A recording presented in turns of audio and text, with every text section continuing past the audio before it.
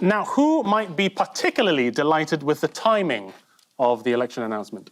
Paula Venables from the post office, because she was up in the inquiry and it blasted her off the front pages and she would have got an absolute shellacking. That's right, former post office head honcho and national sweetheart, Paula Venables. She cried 4 times for herself. It was a really disgraceful performance. And I think, yeah, it was appalling. She said things like, I didn't know that they were prosecuting these people when I took over. And you think, that just isn't true. It's all lies. I mean, she is now in the inquiry trying to blame her colleagues, which is the entire point of the inquiry, is that she's already blamed people who didn't do it in an attempt to cover herself, and now she's doing it again. I also just don't understand how you can come and take over an organisation where suddenly, out of nowhere, after a new computer system comes in, 1 in 12 people that work from you has got their hands in the till and you never previously noticed, even though they worked for you for 30 years before that. And you work for the Tory party. I know! Right? But if what is happening is that the amount of money that you claim they've stolen is returned to the post office and then you take it out as a bonus, which they did, that's straightforward theft. I was going to call it corruption. That's worse than that. Is it worse than corruption? Yeah. This is the guy's in charge of North Korea. He's disappeared, hasn't he? As hard as that to believe, looking at that picture. But he has... Why has he? Well, they think that he's quite overweight and he may be in poor health. This was taken shortly before he perched himself at the end of the conveyor belt with his mouth open. This is the news that Kim Jong-un is not well, bringing back memories of his father, Kim Jong-il. It's cheese, though. Yes, well done. Cheese. It's cheese. Yes. You Kim watchers have decided he's eating too much cheese. Yes. Well, according to the Metro, Kim has... Ah, well, they know. They would There's nothing like a giveaway London Free know, newspaper actually, to give you the lowdown on North Korea. North Korean correspondent. Anyone know what kind of cheese he's particularly addicted to? Camembert. No. Camembert. Thank you very much. No, according to the Metro, yes. Is it Korea Philly? Oh, dear, I'm terribly sorry. Yeah. This could be a spin-off programme, you know. With a bit of luck. He is, in fact, addicted to... Poison cheese. An Emmental cheese. He has an Emmental cheese addiction. In a rare display of openness, what did North Korean TV show? His digestive tract. They released a documentary showing Kim limping around factories. Blimey. I just think he's got baby bells stuck in his shoe. Next, huge duck army. What? Huge duck army absolutely massacres tiny duck army. Faces massive bill.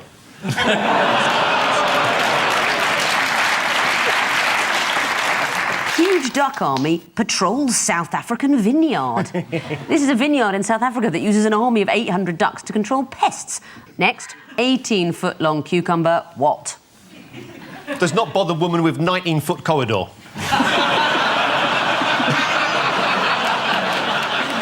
18-foot-long cucumber available for events. The Cucumber Growers Association.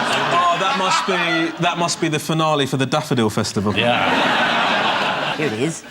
Is that real? It looks a bit like a dirigible. It's got a handle in the middle of it, look. Yeah. Like, it's as if they're going to pick it up there and... Break down the doors of a massive salad. Next, bald men on high alert. What? As seagulls target pates. Good enough. What? Yes. Bald men on high alert as marauding owl attacks.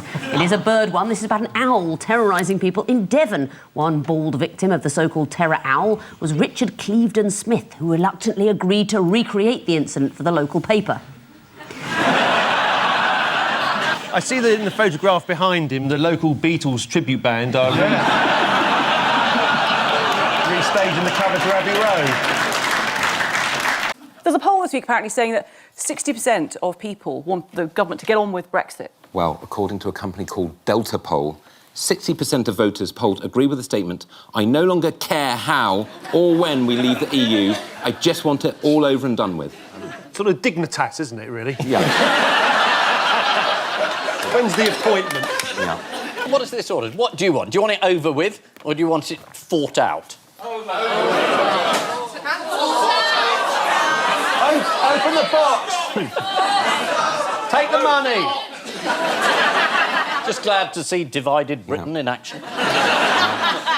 That was a second referendum. That was it. And the BBC's main 10 o'clock news bulletin announced a significant casualty of the coronavirus this week. What was that?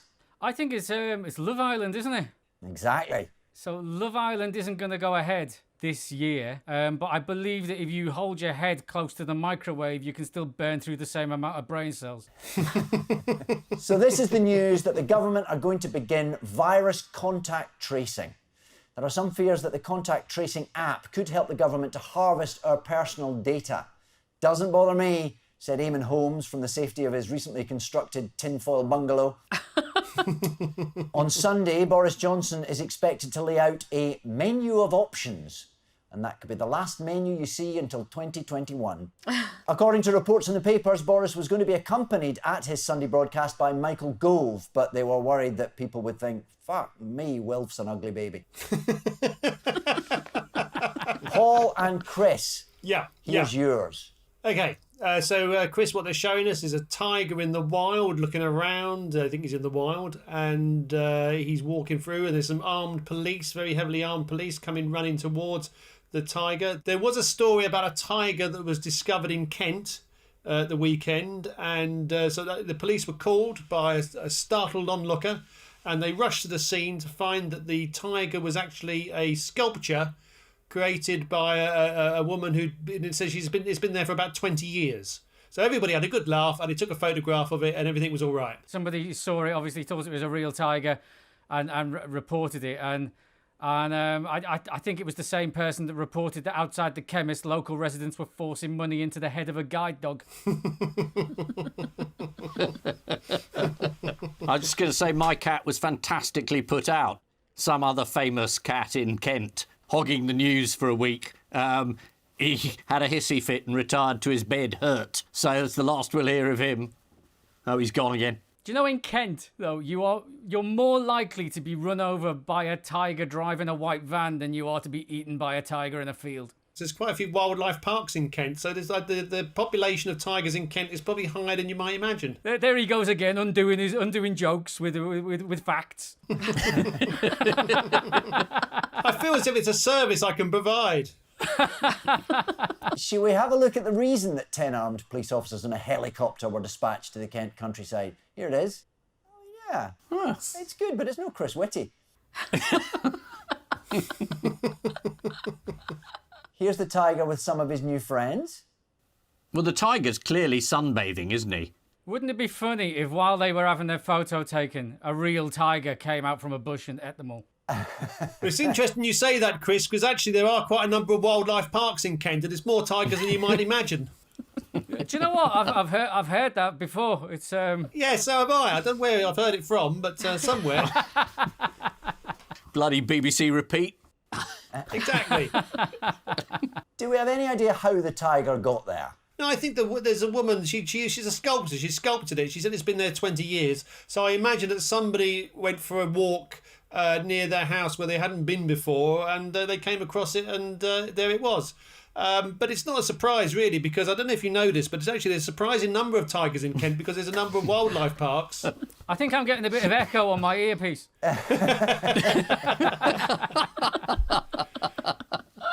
In other news, who can tell me which former Tory MP once scaled a building to break into his own office? It was Rory. It was Rory. Very impressive for a civilian, yeah?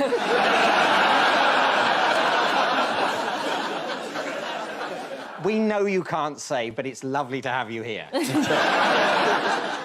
Who has been claiming they're a spy recently? Relative of the fantasist-in-chief? Stanley Johnson. Correct. Stanley Johnson. According to him, in the 1960s, he was recruited while studying at Oxford and giving training which included the task of blowing up the power station in Blythe on the Northumberland coast, which he did successfully. And why was Stanley Johnson only a spy for 6 months? Stanley himself told The Times, "My incompetence might have cost people their lives." It's a bit of a family trait. This is the news that MI5 want to recruit more people from diverse backgrounds. Rory Stewart has denied being a spy, but has considered going undercover. He recently told New Yorker magazine that he considered living on a council estate for 2 or 3 years to better understand British poverty. Well, you could try, Rory, but thanks to your old party, there's a 30-fucking-year waiting list.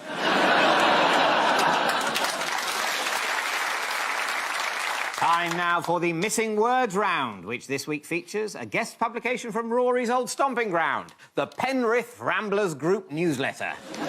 And we start with what mocked for looking like Phil Collins? Lewisham Town Hall. That's right, isn't it? I can tell. It's Lewisham Town Hall. Not right. But then people say it all the time, it's Phil Collins. Oh, no, it's Lewisham Town Hall. The answer is statue of baby Jesus, mocked for looking like Phil Collins. I've got to see this. Oh. This is a church in Mexico who accidentally installed this. OK, give us a clue. Which is which? And it's quite good, really. It's Genesis. Yeah. Time now for the Missing Words round, which this week features as its guest publication Skirmish, the living history magazine. 10.66. That's too much to pay, isn't it? Each issue should cost a £5. And we start with a common question I get asked at battle reenactments is what side are you on? Are you my minicab driver? Weren't I married to you in Maidstone in the 1960s? Any one of the three. I actually went to a living history festival once. There were whole fields full of people, some Vikings and then sort of Peninsular War soldiers and Anglo-Saxon. There was a group of them, and there was just one bloke sitting on a chair, and round him were loads of women, and he said, "I'm the mead lord. Everyone here is just here to serve me mead." And I said to one of the women, "Why do you do this?" And she said, "He's got a car." I went to a World War II reenactment. I was making a film about aspects of Ireland near Cork, and they had all the sort of gear, you know, the right uniforms, the vintage motors. And at one point, a Winston Churchill lookalike came up to me. He had the hat, he had the cigar, he had the waistcoat, he had the entire look. He looked like Winston Churchill, and he said to me, Paul, I'm a big fan of yours." It was very disturbing. OK, well, here we are. A common question I get asked at battle reenactments is, why do you and your mates always play Germans?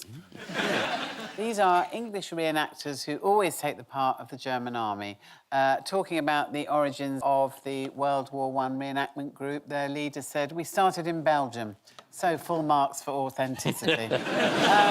Next, penguins in Norfolk are what? Lost. Related?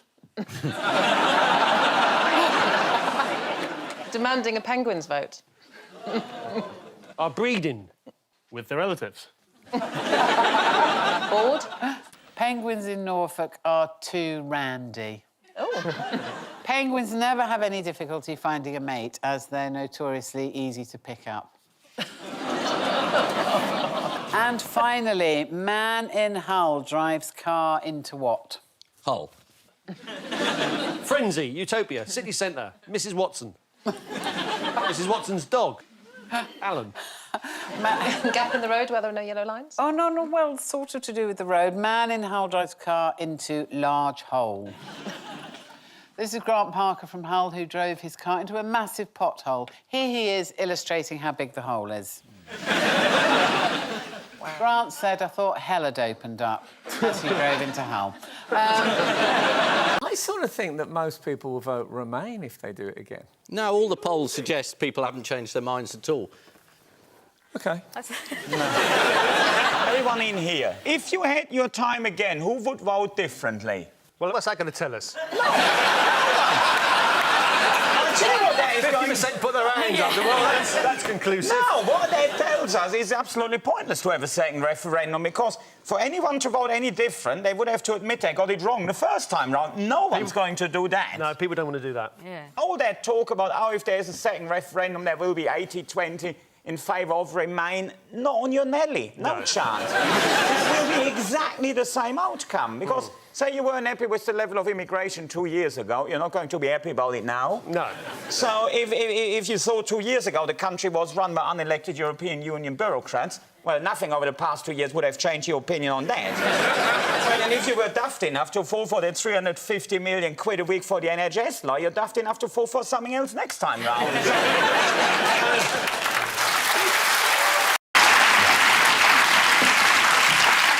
And so, to round 2, the picture spin quiz. Fingers on buzzers, please, teams. Yeah.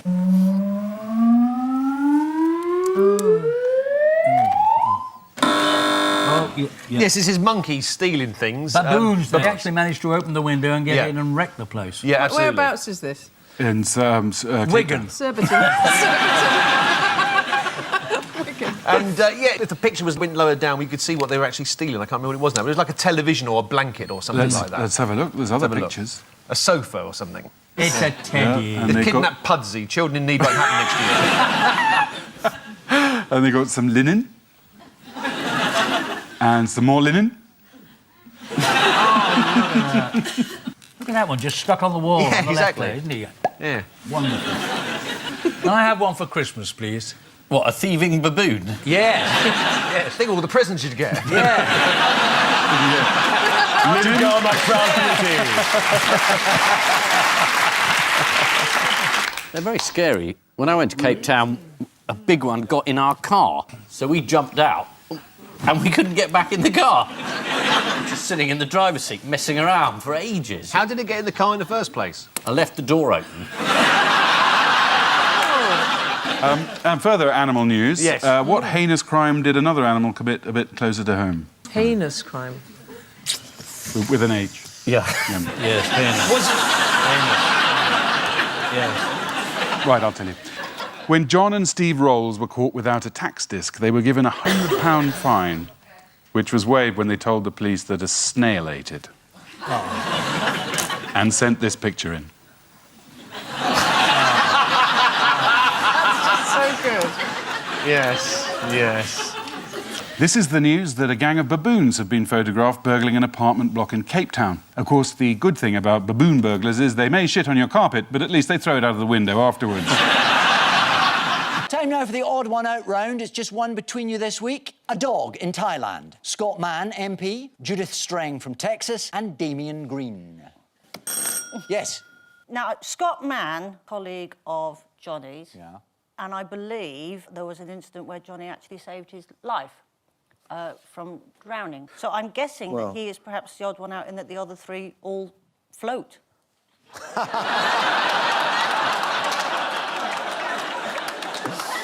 Is that right? Did you save his life? Yeah, I mean, it's just because I thought he had my wallet, actually.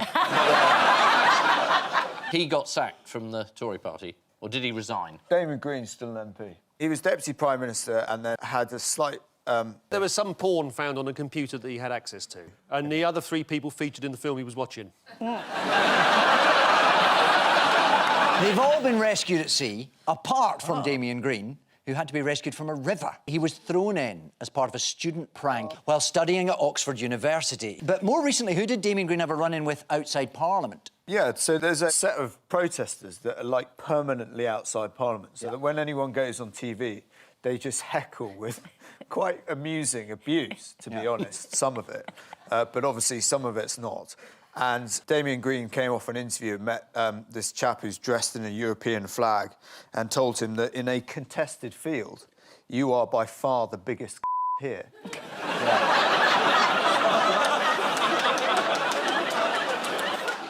No. And he was right.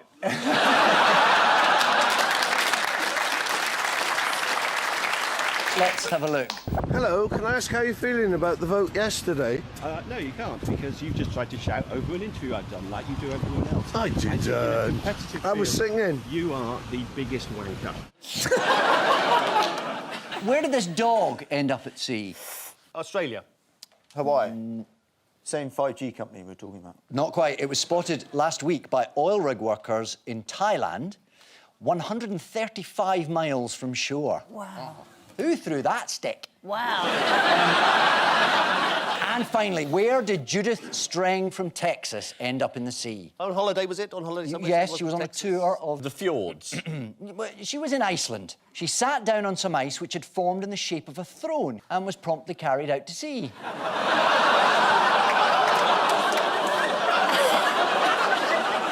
How hot is her arse? The iceberg incident happened a couple of weeks ago, after which the accident-prone granny completed her tour of Europe with a trip to Paris, where she lit a candle in Notre Dame.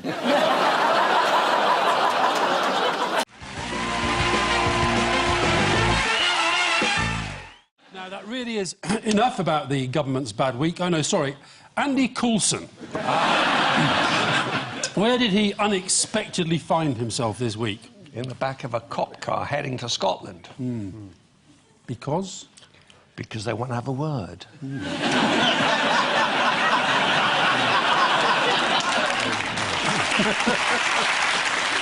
I had absolutely no idea that you were a gangster.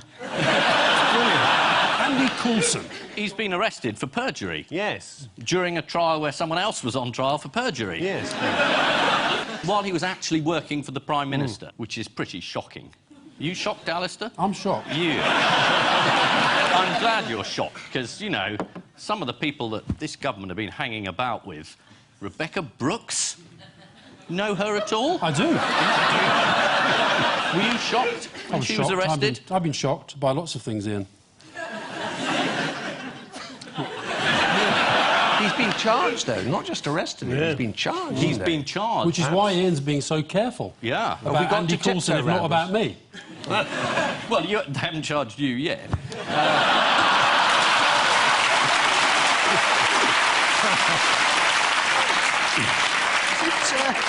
Is it hot in here? In case anyone thinks I'm being gratuitous, I know that Alistair is going to be reasonable tonight, because he told Leveson, I am robust, but I'm not a bully. So no matter what anyone says, you're going to be really reasonable. Tonight? No. That's good, though, to remember. Like, if your kid gets caught, like, kicking a fat kid, just go, no, he's not a bully, just robust. He's robust.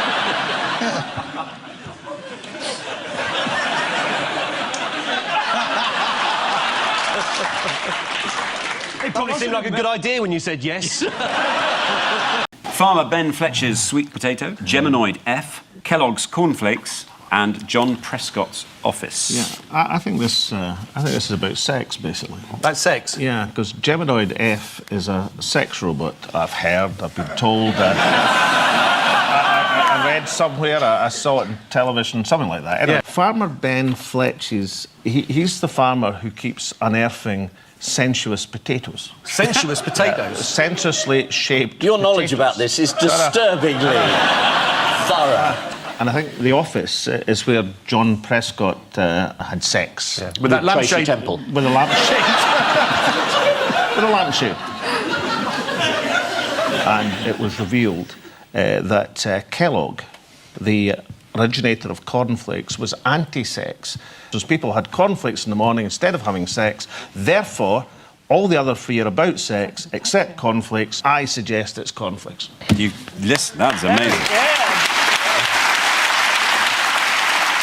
It's like watching a Scottish Columbo. Wasn't it? Because you went through each of the facts one by one, and then I deduce. It was brilliant. If you wait long enough in a programme, you get onto your specialist subject. Sensual potatoes.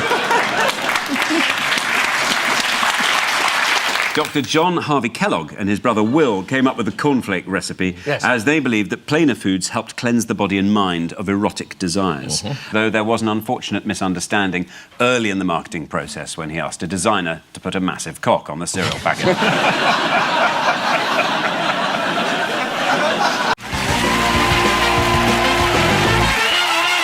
Paul and Nick, here's another for you. Oh, yes, OK. This is a clip from George Méliès's Voyage to the Moon. That's a nuclear explosion. There was some story this week about, was it during the Cold War, the Americans were debating about whether they should blow up the moon with nuclear weapons. I didn't quite see what they thought the point with that would be. It's because Hans Blix had told them that the clangers had weapons of mass destruction.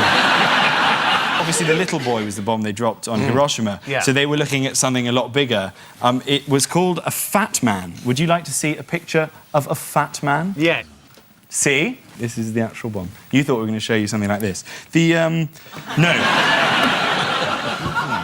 It's Eric Pickles. He's a member of the cabinet. Have you ever heard of him? Yes, I certainly have, but I didn't realise he was that large.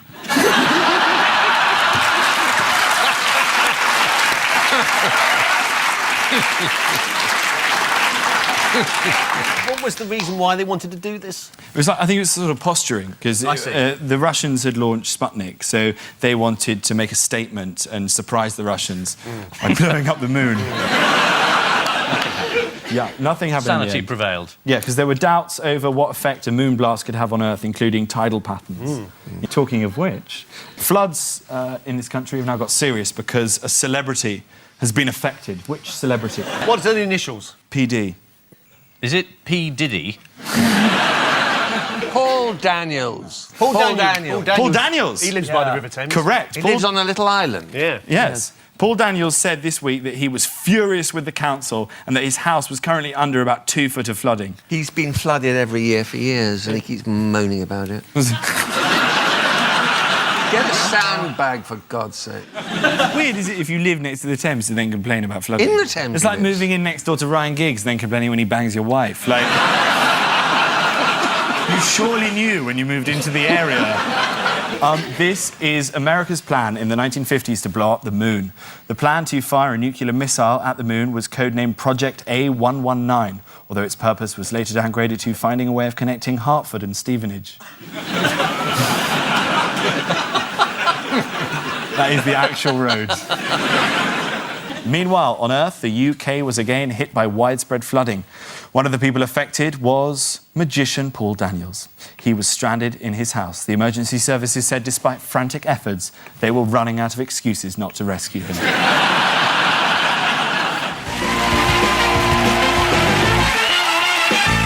And so to round 2, the jigsaw of news. Buzz when you know what it is.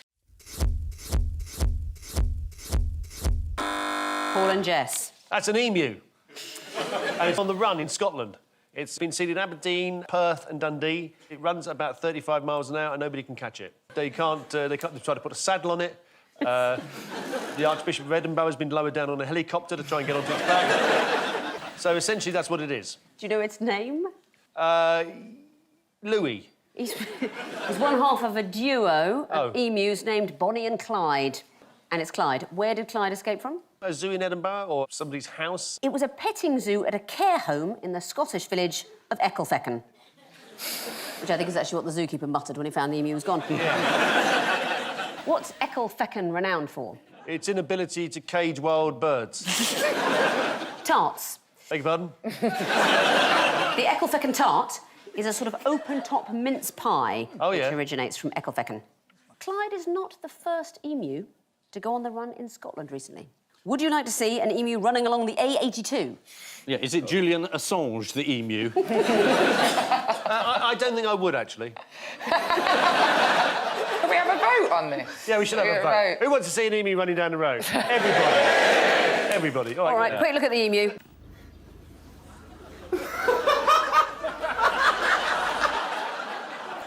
Where was it going? We know there's a coyote behind it. Where was it going? Well, I don't know, whichever way that road is. Aberdeen. Well, it was a trick question because I didn't tell you which way along the A82 it was going. It was going away from Loch Ness towards Glasgow. Are you auditioning some new quiz format? This is the surprising news about an emu at a petting zoo in Scotland. The emu was spotted running down the A82 at 25 miles an hour, but was still overtaken by a local man who realised he'd left his change on the table and a little chef in the Trossachs. Fingers on buzzers, teams. Here's another one. Paul and Jess. This is Amazon and these sort of voice recognition systems that use female voices, and some people have complained that this might be a sexist, stereotypical thing because women as the stereotype might go, always telling men what to do? Or is it something like that? Is it that the sort of idea behind it? I mean, the report from UNESCO says that the default female voice normalises the idea that women are subservient, docile helpers that are available at the touch of a button. I do know, I mean, you know, with the satellite nav most people now have in their cars, when they first came out about 15 years ago, the research showed that most men didn't want to do what a man was telling them. Mine's Snoop Doggy Dog. Is it? My sat-nav, yeah. How'd you get him to do that? He's not got a lot on, really. Yeah. And he knows the Birmingham area really well. He really does. I think it's a load of rubbish, people being upset about whether it's a man or a woman's voice, really. I don't think the worst problem of sexism in the modern era is that Siri speaks with a female voice. No. It's actually a male voice in this country anyway, but... What voice does your Siri have? You've got the voice of Gladstone on yours. I'm afraid that hasn't yet been invented, sir. And what happened this week to show that things haven't changed quite as much as they might have done? Oh, there was a female producer who didn't take the job that she was offered because she was found that she was getting £12,000 less than a man who was doing exactly the same job. That's right. Karen Martin, a BBC News producer, was offered the job of deputy editor for the BBC radio newsroom, and a man was also offered it, and she was offered £12,000 less. Even though, as she said in her email explaining why she was turning it down, they were offered the same job on the same day after the same board during the same recruitment process. Will the BBC never learn? How many times do we have to say, pay us the same as people with balls? Thank God, Jess, that you and I are both getting 20 grand for this appearance. That's right, isn't it? You've got other things against you that means they wouldn't pay you as... We're in this together, Flower. Tim, have you ever sort of backed the wrong horse, or...? I make a career of backing the wrong horse, yeah. Which particular horse are you referring to? Well, I was wondering if you're delighted to see Theresa May, you know, Prime Minister. Did you She's back fantastic. her campaign? Love Theresa May. Fantastic woman, making a great Prime Minister. What I don't understand is how... What are you laughing about? It's true. Sorry, no, Fantastic. it's the best joke I've heard yet.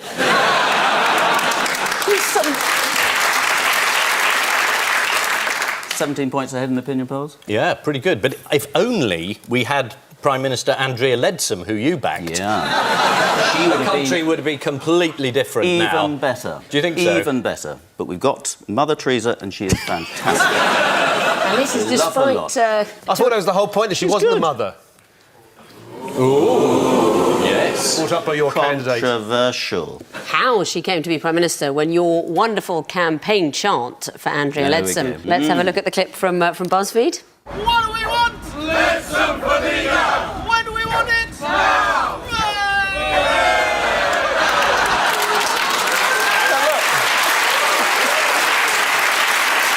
That's the way you have a demonstrations. No police, no Molotov cocktails, no need for water cannons. Not many people. Middle class. It was a great march on Parliament. Everybody had a very nice afternoon out. Are you allowed to march on Parliament? No, you're not. without telling the police? Apparently I Isn't that committed an against the law? offence by having an unlicensed march. That's a revolution. What we're looking at. So, in a bid to make sure this never happens again, of course, Lord Strath Clyde has announced he's going to do a rapid review into curbing the House of Lords' powers. I'll give you a bonus point if any of you can give me the real name of Lord Strath Clyde. Bunty. Is it one of those bonkers long names? Yes, he's called Thomas Galloway Dunlop de Roy de Bleaky Galbraith. Another man of the people. Well, he's also got product placement in the middle of his name. Yes. You just can't trust the Tories. Did he change his name in wet weather? Several of the papers identified one clear supervillain in all this. Who was that? Well, apart from the obvious one. Who's the obvious one?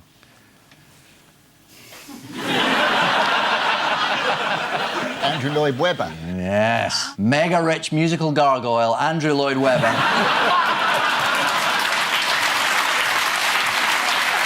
Musical gargoyle. He flew in from New York to vote for tax credit cuts. It was his first vote in over 2 years. He's previously voted just 30 times out of a possible 1,898 in 14 years. But he did deny he had flown back specifically for the vote. Does anyone know why he says he was in town? He was here for an opening of one of his productions somewhere. A new musical called Cuts.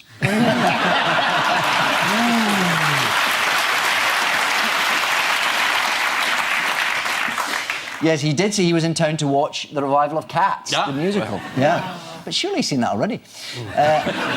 Or maybe he's just got a bad memory.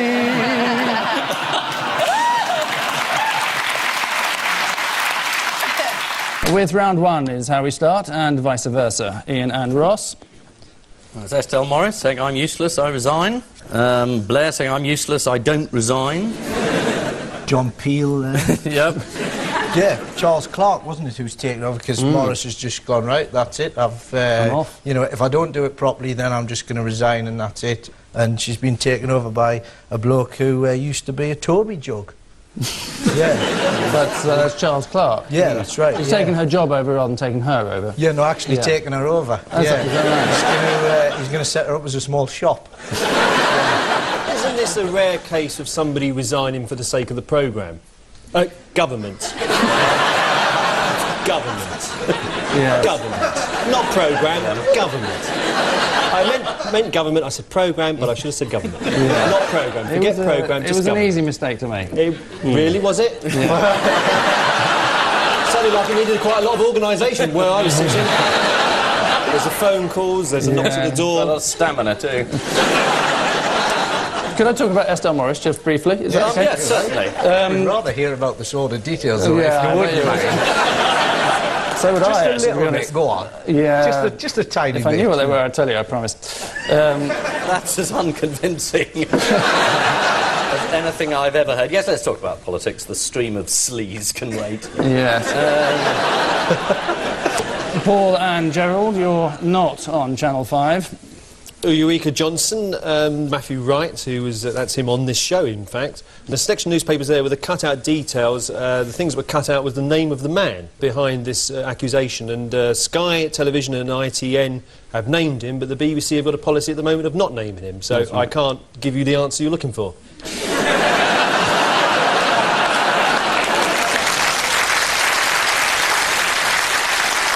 It wasn't you, was it?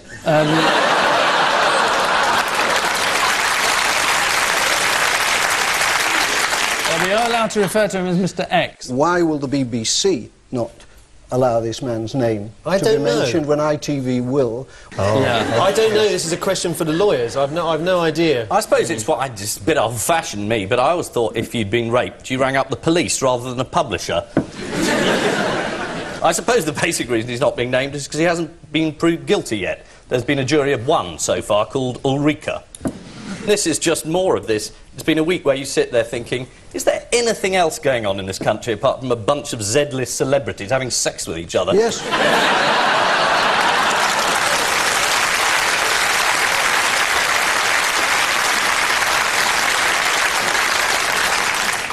The answer depressingly seems to be no. No, yes. Gerald, you were surprised that there was a serious discussion programme, you were saying? Yes, and I'm still surprised. Yes. To be fair, I think that this is as intellectual a television programme as you will find. How dare you! You've come along as a guest and you badmouth us like that. I thought the whole point about being a guest here was either to badmouth or be badmouthed, and calling this programme an intellectual programme was as low as I could sink. Yes. We're following Fame Academy, come on. Apparently the winner of that's going to host this show. Did you know that? Did you know about that?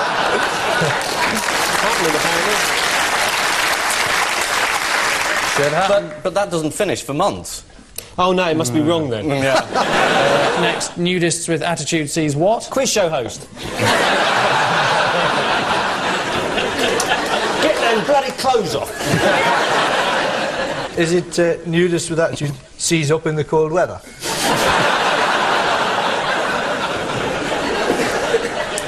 It isn't. It is, in fact, the high ground. Next, I let a robot what? Host my quiz show. And there was a significant improvement. Is it... Relentless. Yes. I let the robot... Says the voice of the people. Yeah. Or was that the news of the world? I don't think they say that. Is he a friend of yours, Angus? That's right, love. It's only another 20 minutes to go.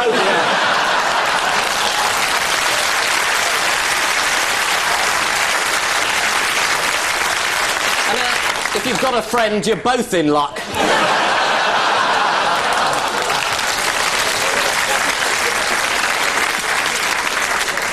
That strange feeling of deja vu. So the rest of the country. Operate on my knee. Before we bid them a fond good riddance, the minor irritation of our caption competition. Prime Minister threatened by tiny comet. Mystery sniper shoots hole in Estelle Morris.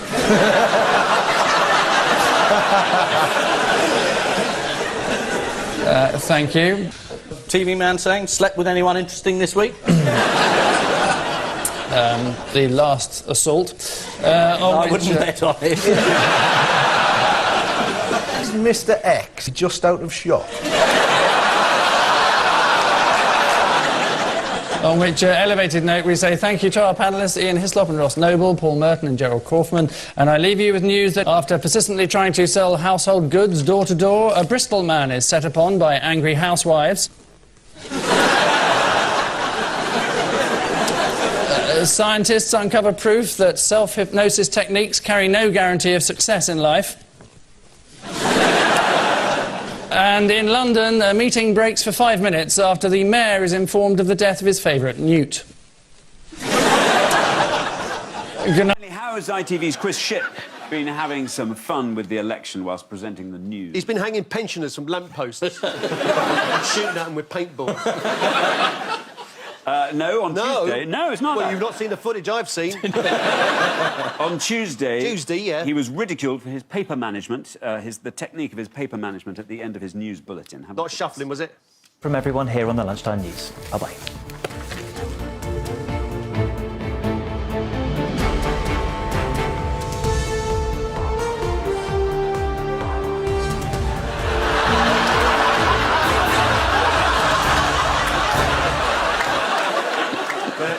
And then on Wednesday, the next day, he did this. From everyone here. Bye-bye.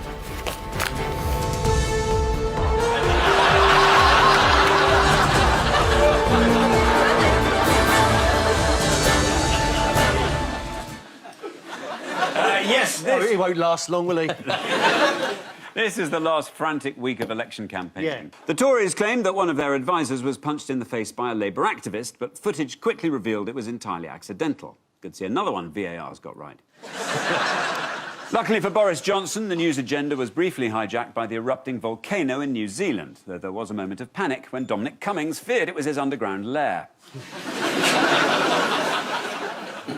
This week, Boris Johnson predicted a post-Brexit baby boom. Just what we need, said a beleaguered doctor at Leeds General Infirmary. So at the end of that round, it is 2 points each. Right, let's get on with the show, and we start with the bigger stories of the week. Ian and Hannah, have a look at this. It's Boris Johnson's first family photo. Are you one of mine? Yeah, I've got to wash your hands of everything, really. And Michael Gove there, looking for someone to blame.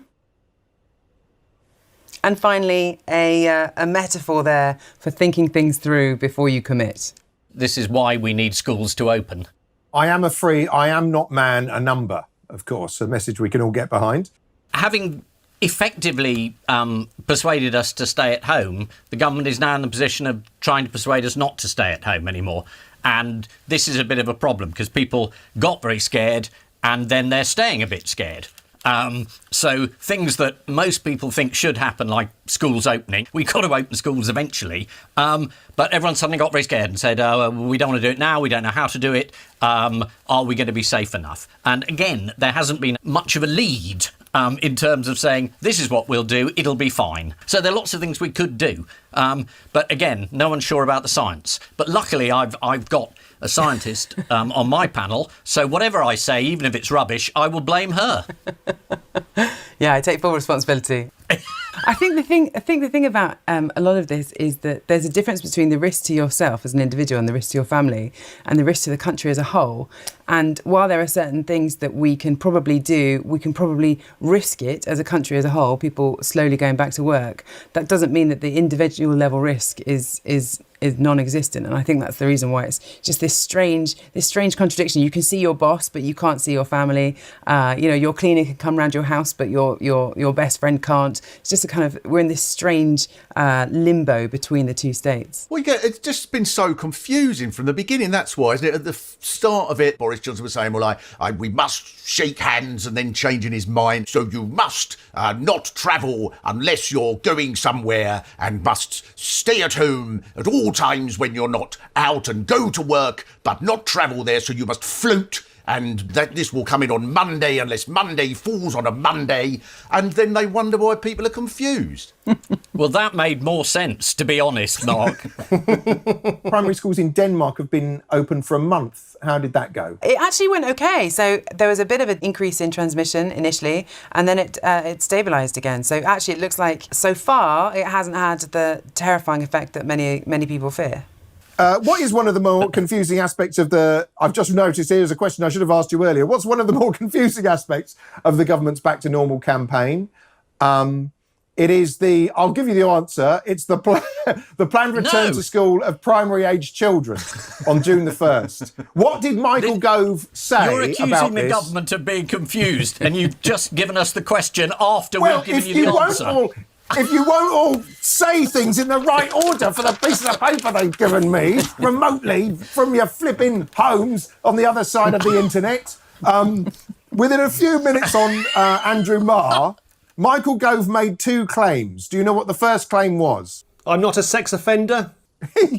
I don't think that... Well, I imagine he may have said that. But he didn't know, did he? There was no risk of sending children back to school. And then he said there was a risk.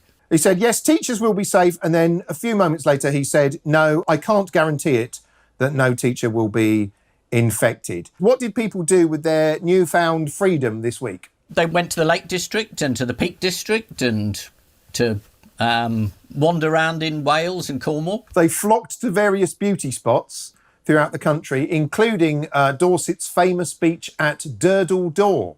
Let's hope they disinfected the Durdle Door handle. Some people are so brilliantly. There's a bloke I heard on a radio phone in, and he said, I'm 83, and he said, and I'm going down the market stall same as normal, because look at me, there's nothing wrong with me.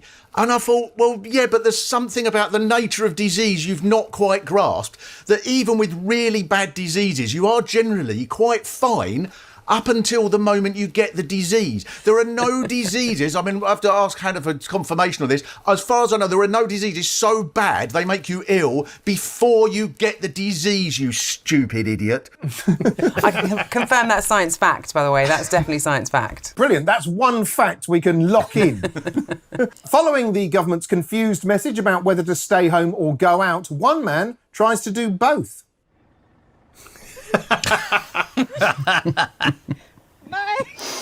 Moving house. Here's Eric Pickles. What has he just been given? His own postal code. He's been given a hat that looks strangely like an owl. Yes, look at the owl's eye, yes. That could be a Russian owl. He's been given a knighthood. That's right. He's now Sir Eric. That's right. Arise, Sir Eric. Which has led to a lot of cheap jibes. Has it? You're going to repeat some? Obviously. About how he was always destined for big things. Or how he could now be called Circumference. Finally, what is Tony Blair going to step down from? Oh, being the peace envoy for the Middle East. As his job is now nearly over. Region is blossoming. Everybody's happy. How did Guardian fashion journalist Jess Cartner-Morley put the final nail in the Avocado's coffin? She said, Avocado is too reminiscent of the 70s bathroom suite. The Pantone charts of today are all moody lead and greys, chalky whites, blues, every other shade.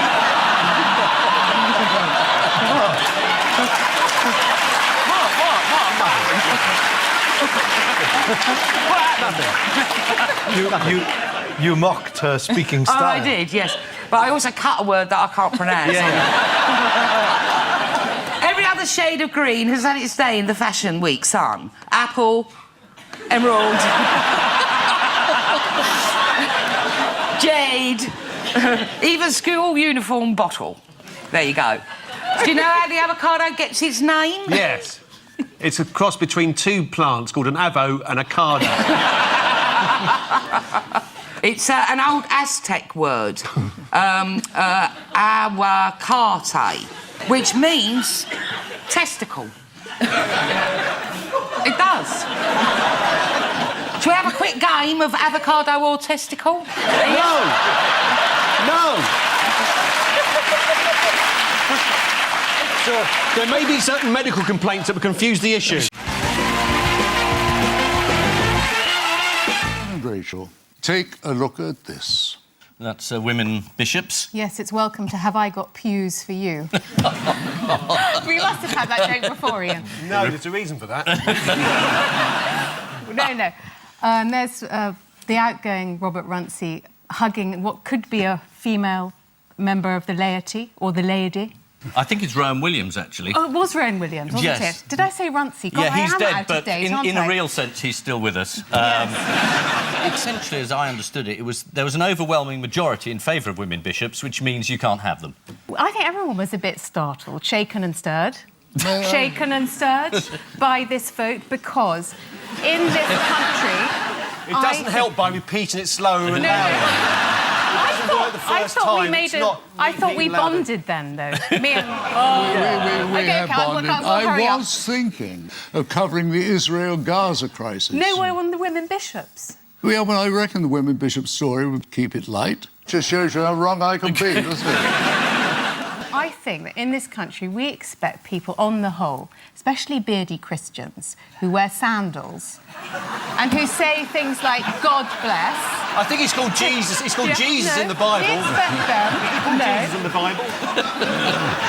I know you're a Christian, Ian. What would you have voted for Well, in the now, bishops? really, in this country, you can't go around throwing that sort of accusation at people. You are openly I'm a Christian. member of the Church of England, which is very, very different. Is it? Well, it is now. There are three houses. There's the bishops, and they voted for it, and the priests, and they voted for it, and the laity, they didn't. It's a very, very peculiar decision. But as it happens, everyone's very, very sad and very, very disappointed. They're going to do what the C of E does, is they say, we're going to take our time, we're going to pray for each other, we're going to bitch about each other really badly in private, and then in another 100 years, we'll have another vote. Yes, but as soon as that. Yes. No, it's all go. Reform's just like that amongst religious Well, groups, I'm never isn't going to it? make it, am I, as a women bishop? Do you know, I think you're not. I tell you what, though, this has opened the door for women imams. There's a whole gap in the market Well, what there. I think is that the women in the church... They haven't quite got round to that yet. But it was stymied by the laity, whatever that means. Whatever it means, it happened. Who are the laity? They don't know, they specialise in stymieing. Next, Basil Brush brought out of semi-retirement for what? Mating. Boxing Day hunt. Sneaking out the back of the bush going... Bom, bom. The big puppet off with spoon. Who is it? Sue, the other one. Yeah. Sue, Sooty and... Sweet. Sooty, Sweet, Sue, all of them. Yeah. It's for Prince William's 5th birthday. This is from an article in The Puppet Master about the history of Basil Brush. Basil Brush has since fallen on hard times. I saw him only the other day, going through my bins. So time now for the Missing Words round, which this week features as its guest publication, the Herefordshire Beekeepers Association's buzzword. Worth buying for the page 3 honey. And we start with, unlike man, bees do not what? Unlike men, bees do not walk around the house feeling the radiators, leaving the loo seat up, turning the thermostat down, telling you how to drive your car, mansplaining. Bees don't do any of that. Am I close? No, because it's too long for that bit. Well, you like judging distances, love. You see the gap there?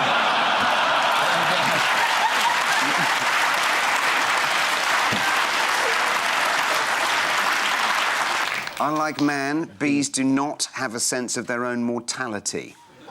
I must apologise to any bees watching. That must have come as a nasty shock. Next, to really impress the family this Christmas, why not what? Why not roast a bee for dinner? Yeah. Introduce them to your secret family from Hull. Drop dead. What sort of funeral directors sort of advertising campaign for Christmas? Yeah. We call it Boxing Day in our trade. In they go.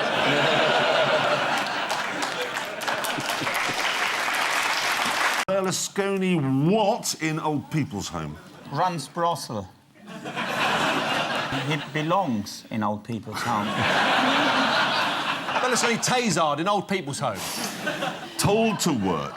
Told to, yeah, it's community service. Silvio Berlusconi has been sentenced to do a year's community service in an old person's home. The 77-year-old will learn to cope with a regime of bed baths, help with dressing and wiping up drool. And once he's been got ready, he'll do the same for the residents. Next, scientists discover why what? DFS leather sofas are never full price. Scientists discover why, but can't find how, when, or who. It is why limoncello never tastes the same at home. The Bernie Eccleston turning up for his Oh, case. yes, it was great. He was rather baffled by the concept of revolving doors. Here he goes. There he is, and he goes... Here he goes, like, no, so far, so good, you see. There we are, now. Now, just come walk out. No, no. No.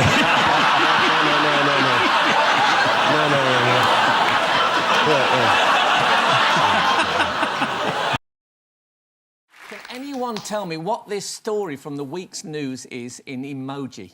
There was a couple of guys who wanted to celebrate getting married together, and they wanted a cake, and this was in on Northern Ireland, I believe, and the catering firm were very angry. They said they couldn't do this, but there's a court case, and they have to do it because they have to be open to anybody that wants a cake sort of made, so they can't sort of say you can't have your cake. That's correct. Let's have a look at a picture of the cake. Beautiful. This judgment is probably going to be reviewed. It is the equivalent of going into a Muslim-owned cake shop and saying, I'd like you to have a face of the Prophet on the cake. You're open for business, make me the cake. Otherwise, it's against the law. So this is creating quite a difficult area. It's freedom of expression versus freedom of religion, which, again, is difficult to explain in emojis. So why Bert and Ernie? Well, I hate to tell you, Frank. I hate to be the one to break it to you, but they're together. Yeah, it's that kind of talk that ruins people's careers. Do you know that Sesame Street have issued an official statement on this incident? Absolutely true. Bert and Ernie are not officially gay. They've said Bert and Ernie are best friends. They are not gay, they are not straight, they are puppets.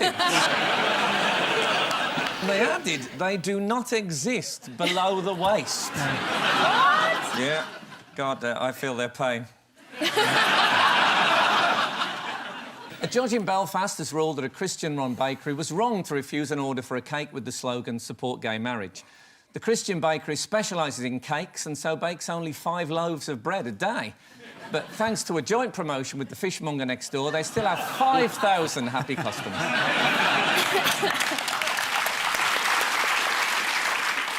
After winning the case, cake lover and gay activist Gary Lee said he'd be celebrating tonight with a candle in his brownie.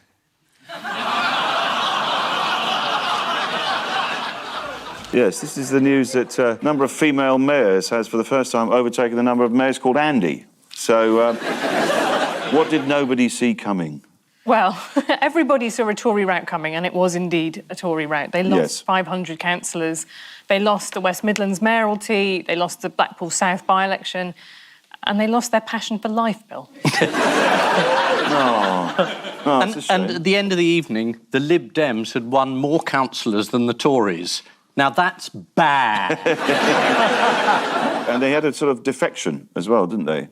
Yeah. They did. Natalie Elphicke. Yes, let's have a look. Yeah, there she is. At the last minute, just before Prime Minister's question time, she defected. She crossed the floor, which is amusing because she's the MP for Dover and she's used to people crossing her.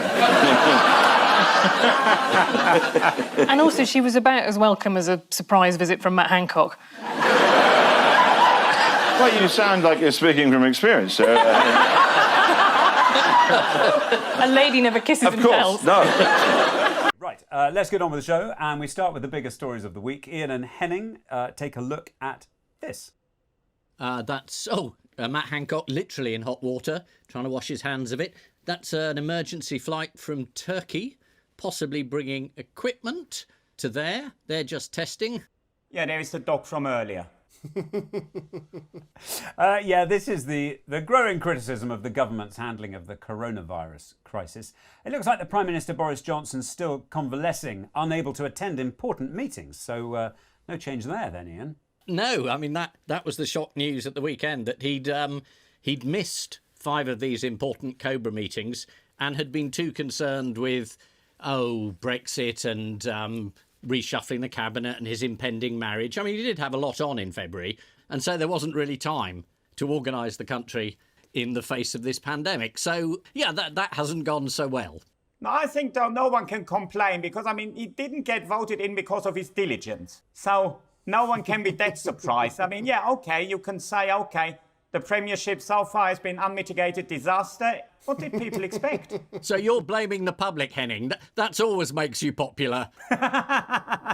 Although there was one crucial decision he was involved in back in March, which was to keep Britain out of talks with the EU to bulk buy protective gear at the beginning of the crisis. That's according to the most senior Foreign Office civil servant, Sir Simon MacDonald, who told us Commons Select Committee this was not a communication error, it was a political decision. Although later he admitted that he'd made the claim inadvertently and wrongly. So a communication error of his very own. What is going on, Emma? What's happening? Well, it's quite an odd thing that after something goes out like that, you can make the claim inadvertently. Were you actually wrong? I don't know. It now just looks quite odd that he said with full confidence to a select committee one thing, and then afterwards it wasn't the case. But the thing that they've been very lucky about with that particular situation is no one who signed up to it on time has yet to receive a containment. So what they can now say is, well, look, it didn't make any difference anyway. Do you not think that everybody's been just looking at old episodes of Yes Minister, in which in the first 5 minutes the civil servant says something that's clearly true, and then the minister tells him that it isn't true after all, and then he remembers that it isn't true at all? And I love the idea that it's, was this a political decision? We could ask him now. Was the fact that you said the opposite straight afterwards, was that a political decision? Michael Gove's performance was fantastic because he's essentially being asked, is the Prime Minister trustworthy? And Gove has spent the last couple of years telling us he isn't. That's why he ran against him. So he had to sit there and say, I can't imagine why any of this would be believed. Well, we can. Health Secretary Matt Hancock has also been criticised for failing to provide essential equipment for NHS staff. He responded by saying, I would love to be able to wave a magic wand and have PPE fall from the sky in large quantities. Well, if they haven't locked the doors properly on that flight from Turkey, you may be in luck. There was a thought, though, that ministers in a report this week in the Telegraph were hanging Matt Hancock out to dry, obviously unnamed ministers. Yes, there was a big promise about testing, and we were going to have 100,000 tests a day, but so far we haven't done that. We've been something like 18,000, is that right, Emma? But in the first PMQs, Dominic Raab committed to meeting that target. So, you know, it's only a few days' time, we'll find out. Thoughts inevitably are now turning towards unlocking the lockdown. The Mail reported that the government are considering a traffic light system. Any idea how that might work, Paul? Yes, red followed by yellow followed by green. And then repeat the process. Yeah, and the idea is you sort of gradually ease the country back into go mode. So in the red phase, basically, shops will be allowed to open at first, and hairdressers, thank God, Ian, eh? Then... in the next amber phase, the schools might open. They're talking about May the 25th as a provisional opening date for those. And then finally, the green phase is when the pubs will open. Here it is, as the Sun's report. Pubs shut till Christmas. Oh, don't worry if you were worried about keeping up with the death toll. They've got that covered as well. How did David Cameron vote on the high-speed rail bill's second reading? Well, he's all for it, isn't he? He didn't turn up. Oh, he didn't turn up? No. He didn't actually turn up. He was on a train, it was late. Well... He didn't bother, even though he lives just across the road. Apparently he was having a date night, and Nick was really looking forward to it, so he... Mayor of London, Boris Johnson, is a supporter of the high-speed rail link, but how did he sensitively answer those voicing environmental concerns? He said it's absolute bollocks. All these environmentalists, they don't care about butterflies and trees. All they care about is their house prices. Do you know what? If Boris Johnson was like a woman or a poor person, they wouldn't get away with the things that he says. But because he was, like, well-educated and posh, I think people think... Is there a problem coming here? No, but I think... No, but we wouldn't get away with it. But people assume that his stupidity is deliberate because he's been so well educated. He basically said that trees were stupid and that they didn't need to be saved because there are no trees in this country older than 200 years old. Why is he so anti-tree? He hates trees. They all hate grit. They all think the environment is like for pussies, don't they, and girls and stuff. No, they do. It's all money. Who's They they? make me sick. Oh, you lot. It's the next episode of the demise of Theresa May, who's gone from being the Iron Lady to sort of flatter version, like the Ironed Lady, instead. So nothing is happening. There was a big coup. We thought we were going to get, you know, a new Prime Minister, but no. It's a bit like a very dull, slow Attenborough, isn't it? Where the same wounded wildebeest just keeps limping across the plain, and the hyenas can't quite get organised enough to kill her off. Basically what it is now. Yes, it's about the week of plotting and infighting in the Tory party. There was speculation this week that Teresa might demote Boris Johnson in a reshuffle. Why might that not work? He said he won't be demoted. That's absolutely right. According to the Telegraph, allies of Boris warned that if May tried to demote him, he would just say no. We learnt more about the principal stance Boris Johnson took when he decided to back Brexit last year. What was that? Well, he confessed to someone that he changed his mind and became a leaver just to annoy Cameron. Yeah. Sorry. He confessed it in an interview. Yes, well, according to the Mail, so... Do you call that an interview? Can we edit that bit out so people believe it? Yeah. Well, according to a reputable paper... Can we edit that bit out as well? It was to Lord Adonis. Lord Adonis. Can you imagine being called Lord Adonis? Hey. It's quite a lot to live up to in the morning. Lord Adonis. That's my safe word. I'm only joking. You're never safe with me. So, to further endear themselves to the electorate, a number of MPs have been found to have done what? Oh, they have tried to claim speeding fines on expenses, haven't they? And parking tickets. Yeah. Yeah. It's 4 of them, and a government minister. Presumably these people went for the points and went for the fines because they didn't want to do speed awareness courses, didn't they? Because presumably they were available.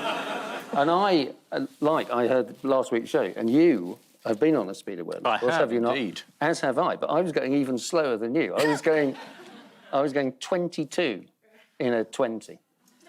I was doing 24, Speedy Gonzales. Yeah. Interestingly, in the speed awareness course, literally no one recognised me at all.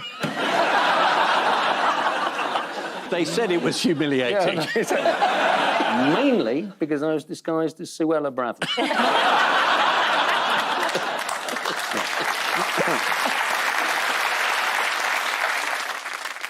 He's only handing over his WhatsApp messages from 2021, from when he changed phones. So, yes. Is that right? So a lot of the messages we're not going to see, and the original phone he had, he was on a boat with Rebecca Vardy.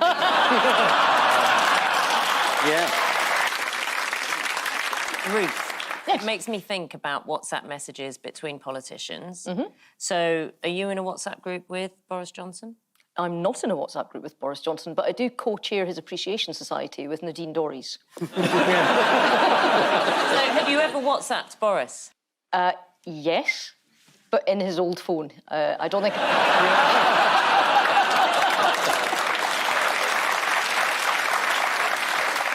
What has the Prime Minister had to say about this COVID inquiry going back and forth? I feel quite sorry for Rishi, because he's in Moldova with Zelensky and the European leaders trying to do big boy politics. And once again, he's clearing up and being asked about Boris Johnson, and he's not getting to do the Prime Minister thing at all. And you feel sorry for him? Well, I do, because he's like this earnest and industrious little chinchilla that works really, really hard. Yeah. And then there's just this big looming gorilla behind him that just takes up all of the space and all of the lights, and he just, you know, he can't get on his wheel. It's a shame. It thought it should have an inquiry into COVID and appointed Baroness Hallett, and she said, well, can I see all the evidence? And they said no. But it's even more complicated than that, isn't it? Because she said, can I see all the evidence, please? And the government have said no, but Boris has sort of said, yes, I will hand over all my evidence. And he's handed it over to the government, but the government haven't released it. And the reason he has handed all his over is because he kind of wants Rishi to hand over all of his evidence and all his messages, presumably including loads during lockdown, which went, oh, that bastard next door's having a party again.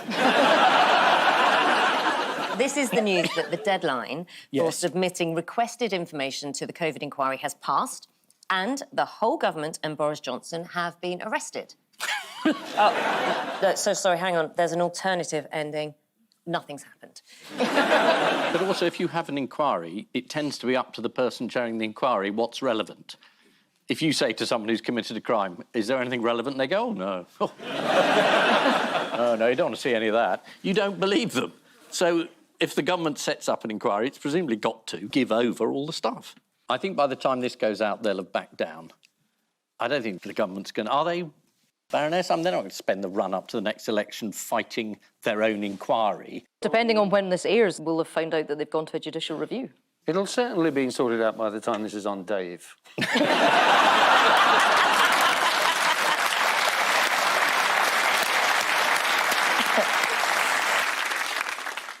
Jennifer Arcuri, who is definitely not a close pole-dancing friend of Boris. And definitely there is no conflict of interest at all in anything that Boris ever did with her companies, ever. They've admitted that they obviously have been lovers. That's No, not... they haven't admitted. What, haven't they? No. Oh, OK, a different WhatsApp group. No. Sorry, OK, no one... What I mean is no one knows, and... He took her around some of the sights of London, apparently. Oh, I see. It's like... Up the gherkin. She went on the Piers Morgan show. She was given a chance to deny it. Yeah. 6 times she didn't deny it. She said, Yeah. I'm not going to weaponise this by giving an answer.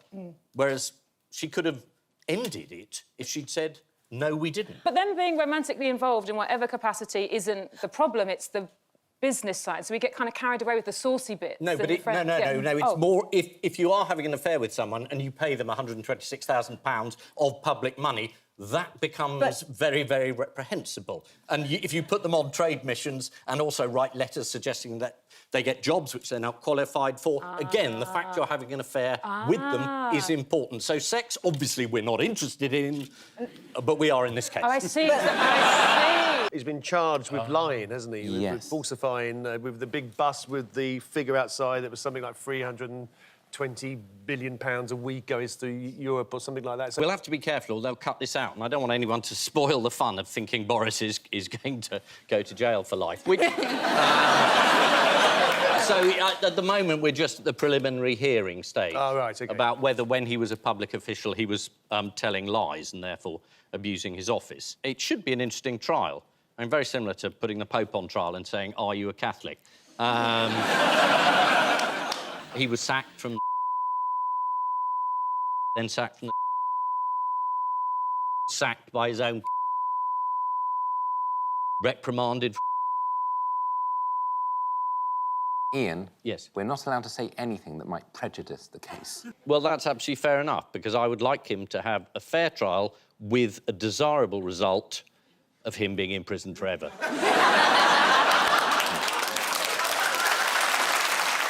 Without wishing to prejudice the outcome of the case? No, because we mustn't do that. I'm not saying he's guilty.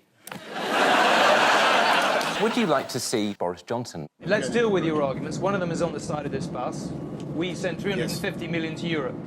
We don't, and you know we don't. No, we don't. You know we don't. No, Admit that figure is grotesquely misleading at best. I won't.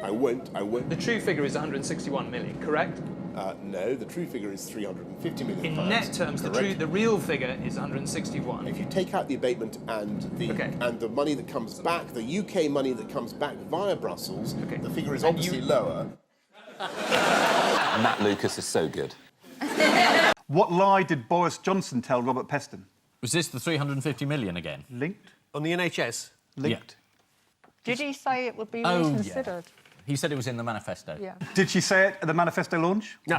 Not only did he lie, but he actually cheated as well, because he looked at Peston's notes in the hope of finding out what the question was going to be, and he was caught. I didn't know what cheating you were referring to there. You've suddenly adopted the character of a northern housewife. Oh! Have you heard about... Well, no surprise to me. He was rinsing out his own gloves last Saturday. We haven't talked about Labour very much, so to head off any accusations of bias... Are you leaving now to be replaced? The next round will be hosted by Michael Portillo. Come on, we can have a train round. When it comes to Labour's manifesto promises, how did Shadow Foreign Secretary Emily Thornberry muddy the waters? Was this Trident? Yep. She said there'd be a review, and the review might include scrapping it. Was that the problem? And do you know who contradicted her and said it was Labour's policy to keep Trident? Shadow Defence? The Shadow Defence Secretary, that's Yeah. right. This was Nia Griffiths, the Shadow Defence Secretary. Emily is not the Shadow Defence Secretary, I am. You're doing it again! I don't know who that man was. She was in the pub on Saturday, but it wasn't her husband, I'll tell you that much. I know full well he's got a job in Peterborough.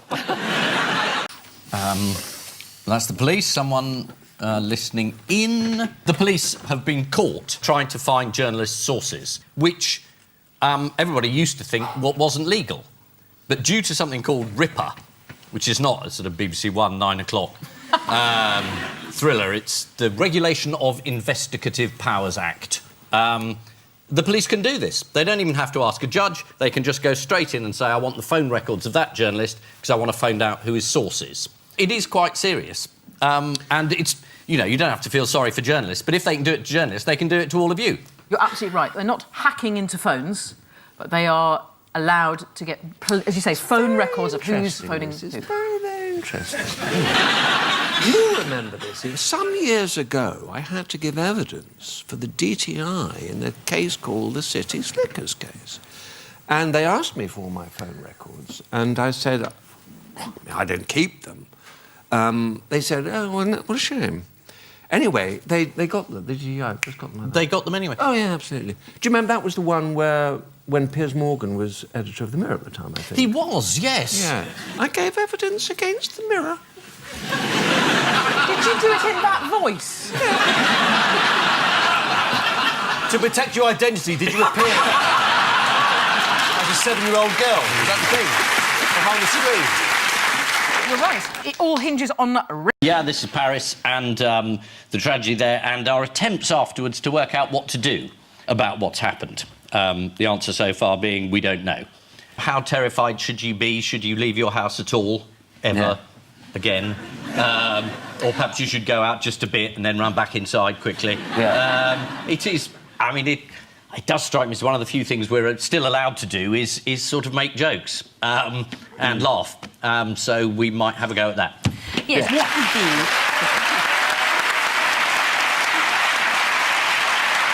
But we have to talk about the aftermath of the events in Paris. What has been the British government's immediate response? Who have they hired? Who have they hired? They've hired 2,000-something. SAS. Spies. Oh, spies. Not one. 19, Should we know that? 1,900 extra.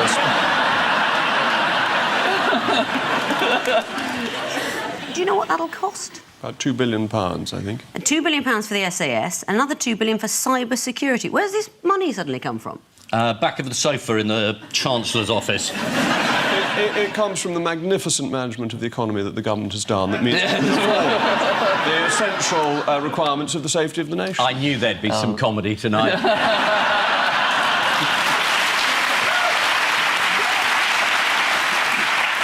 So where did David Cameron decide to start pumping himself up? Where did this happen? Yes. I mean, geographically, where? Was it in the Ghoul area?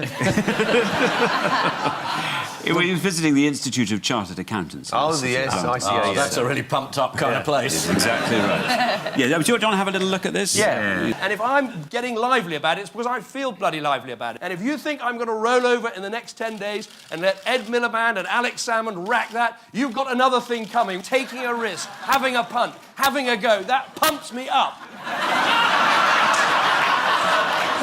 I think that passes for hysteria amongst the accountants. Yeah. As well as being bloody lively and Yes. pumped up, what else is David Cameron going to do? He's not going to put up taxes. He's not going to put up taxes. It's more than that, But how though. is he going to ensure He's that going he to does? pass By an a act law of Parliament. to stop people like himself putting up taxes. It's the most pathetic gesture I've ever seen. Saying, look, I can't be trusted not to just whack up income tax as soon as I get in, so I'm going to pass a law to stop me. Income tax, VAT and national insurance, yeah. You know, in any government that comes in, historically, the first thing they do is they put up taxes, because they have to. And it's the only year you can do it where you're not worried about the election. So taxes will go up. He'll have to find some other ones. Or break the law and be arrested. Or maybe he knows he's not getting in anyway. Oh, the Kent police. George Osborne was very good on this in 2009 when because Brown was talking about passing legislation. Yeah, Gordon Brown outlawed child poverty. Yeah. Gone. Thank God for that. Don't have to worry about that anymore. It's against the law. No, it's finished. The low point of the media coverage this week, I think, was the analysis of Samantha Cameron's feet.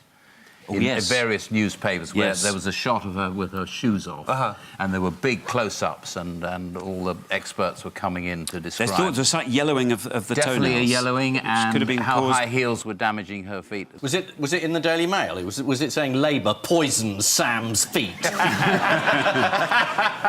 Which football team does David Cameron support? Aston Villa. Well, he doesn't really know, does he?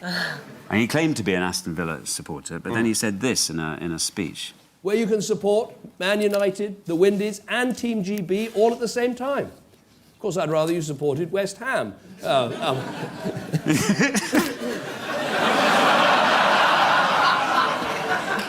He seemed to realise he'd said the wrong thing. How did he explain his mistake? I don't support West Ham or Aston Villa. I'm no interested in football. We played rugger where I come from. But a lot of people watch football, so I pretended to have an interest in it in order to gain their votes. Paul and James, take a look at this. Yes. OK, there's clearly an animated rocket taking off. Yes, this is Rocket Man. I think this is a Republic serial called Revenge of the Rocket Men. No, that's the man that Donald Trump thinks is the leader of North Korea. Little Rocket Man. Little Rocket Man. It's about transport, flying. There's yes. a guy that claims you're going to be taking people from London to New York in half an hour, something like up into space. So he's a Rocket Man. So, yeah, it's essentially you're going to be able to get from New York to London and back in half an hour, although there's no reason why you wouldn't want to do it necessarily. But it's one of those stories, it's in 5 years' time it's going to happen, in 5 years' time. It's always in 5 years' time.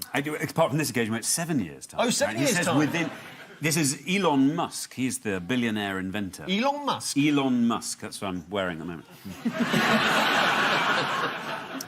And it's his new space rocket travel service, operational, he reckons, within 7 years. Yes. Do you know what the rocket is called? Big effing rocket. BFR, which stands literally for the big fucking rocket. How big's the milk bottle it's going into? Is it actually what he called it? Yes. Yeah, it's the BFR. So it's not the big friendly rocket. You mustn't go on Instagram. You're not ready, Ian. Look, this is how it's going to work.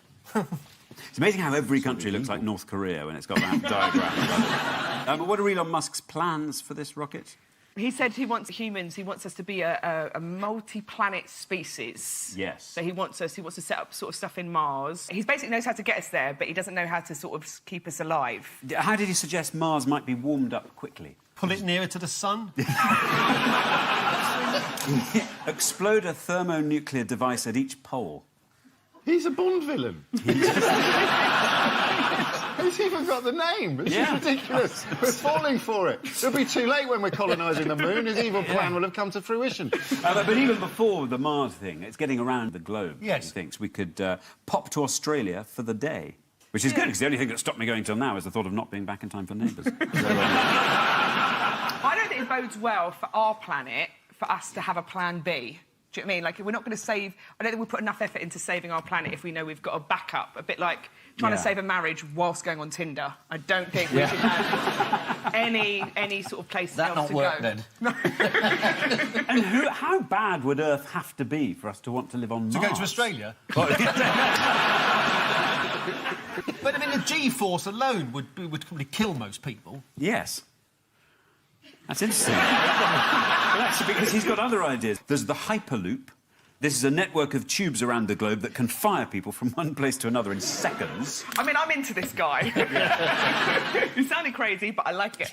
And he's building something absolutely remarkable right now. What he's building, which I think is brilliant. This could be fantastic. Yes. Do you know what it is? It's the world's biggest battery. BFB. There we are. What's the battery going to be powering? The little windmill? It's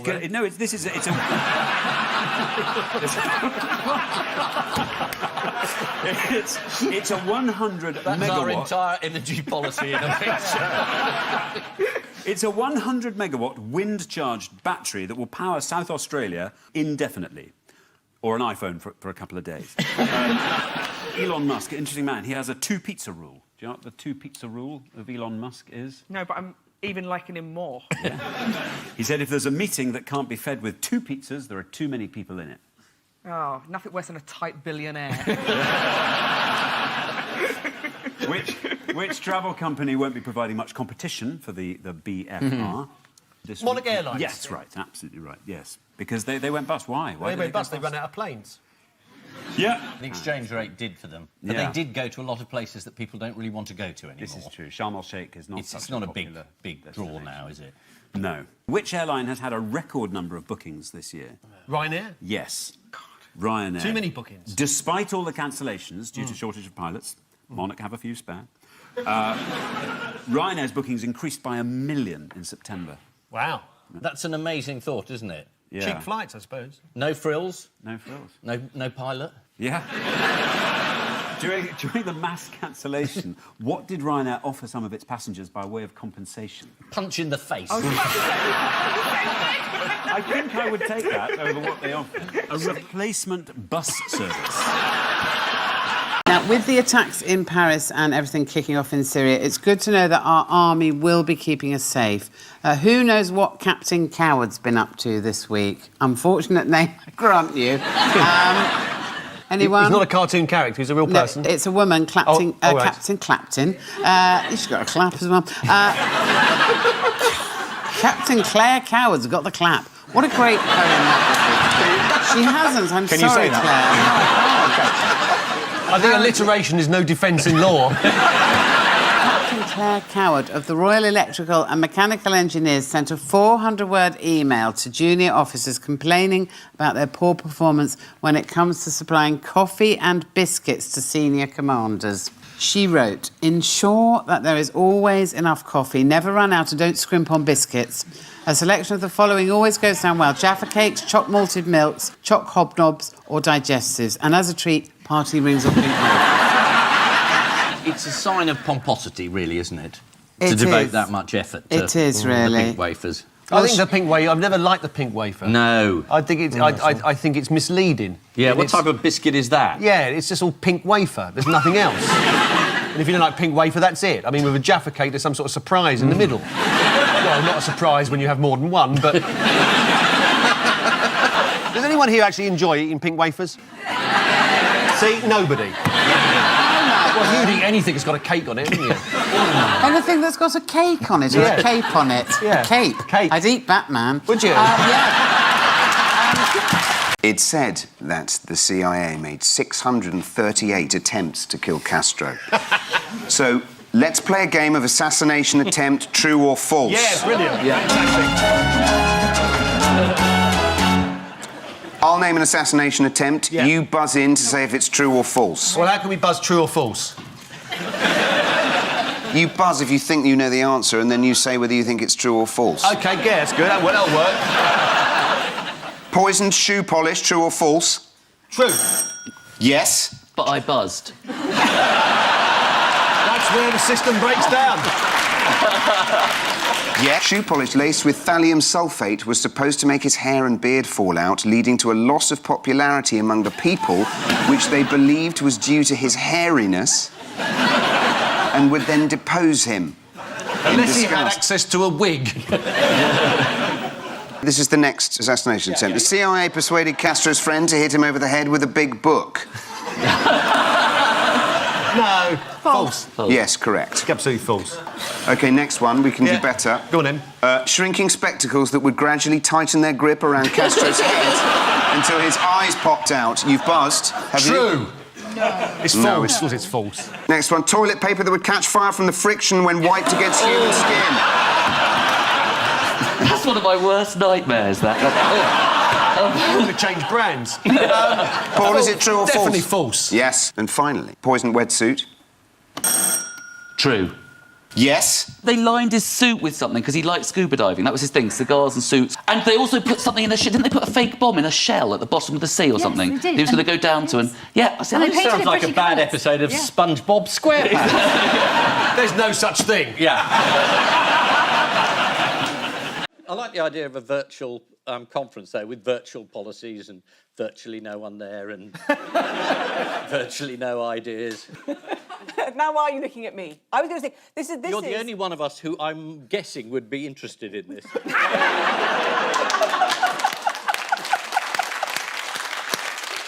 thing about the conference, they're showing the wrong rooms, because the room that is packed at party conference is the main hotel bar at all times of the day and night. Sometimes What, even... including this year? Well, no, not this year. Not this year. That is very true. But this year, they had to go online, and it didn't work. Depends what you mean by work, Paul, in the sense of, did the speeches get delivered? Well, Ian, for a Did we start.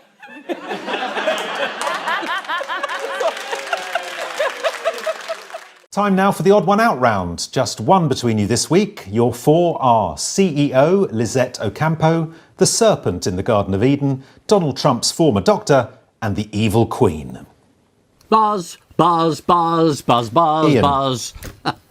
Ian seems to be attacked by a swarm of bees. This is about people smuggling something into a plant. So the serpent is disguised in the Garden of Eden. The Disney Queen is going to poison Snow White with an apple. Trump's doctor famously said Trump's diet was so bad he had to put vegetables inside each other to try and make Trump's diet better. I mean, literally smuggling a vegetable into the White House, which had been done before, but only during an election. And this woman, who I think I don't know anything about.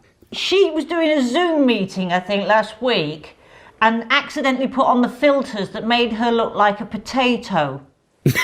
And then she couldn't turn it off. So she's the odd one out. Is the correct answer.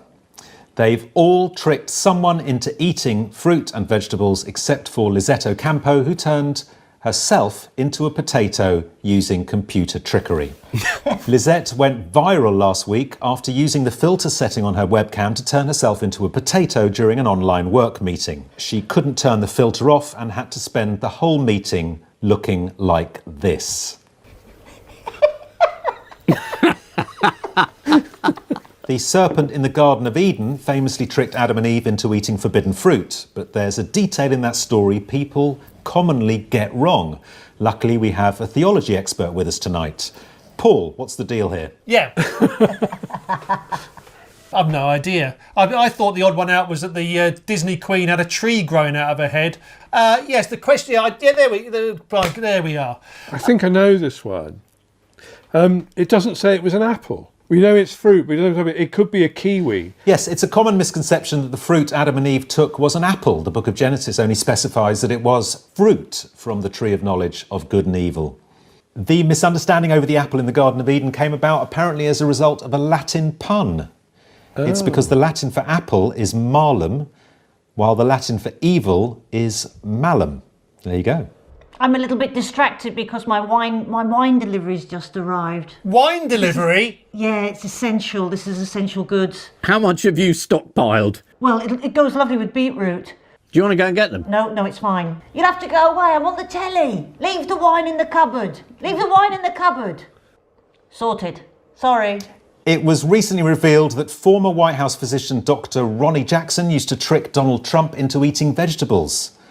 According to the Daily Mail, he was so concerned about Trump's diet, Jackson took to hiding cauliflower in the president's mashed potato. While Sky News revealed that Jackson had also ordered Trump's staff to make ice cream less accessible, presumably by hiding it behind a book. After a year spent trying to get Trump to lose weight, Dr. Ronnie Jackson resigned to run for Congress. He said he didn't call in any favours from Trump as he had so much on his plate. In the book of Genesis, a serpent tricks Eve into eating some forbidden fruit. Not sure where Adam was at the time, busy burying all the fake dinosaur skeletons, I'd imagine.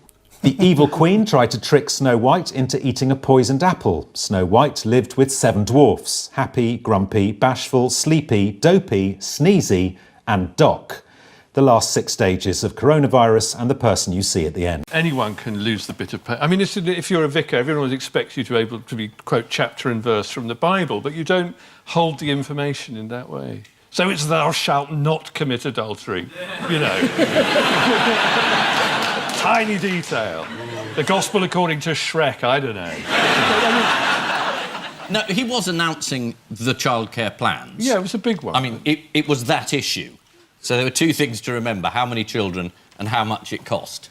It was poor. I mean, it's difficult to spin it any other way. I've just heard that Theresa May's now pulled out of doing Woman's Hour herself. She's been replaced by Justine Greening. What do you think of that? Do you know that's in the same studio as Saturday Live? So I'll be detecting signs of nervousness on the seats when they go in. That's really disgusting.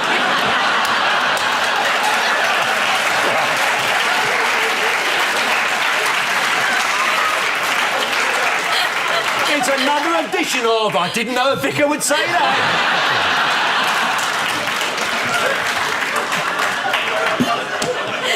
Do you usually sniff the seats?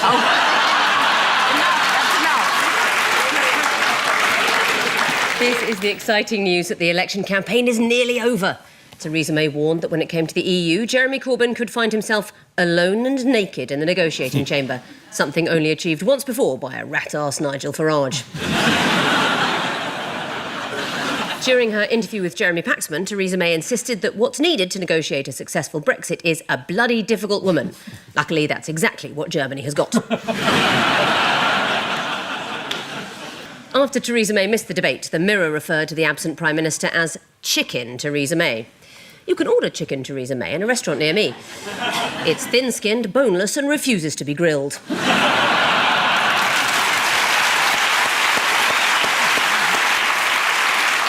Who has had to go? Is this the Scottish Health Minister who was seen flouting her own rules about staying close to home to save the NHS? And not once, but twice was caught at her second home in Fife when she lives in Edinburgh, and it's a good hour's drive, even in light traffic. So she had to step down. Her and the New Zealand Health Secretary, he was also caught doing the same thing. Exactly, and it's a much longer journey for him to get to Fife.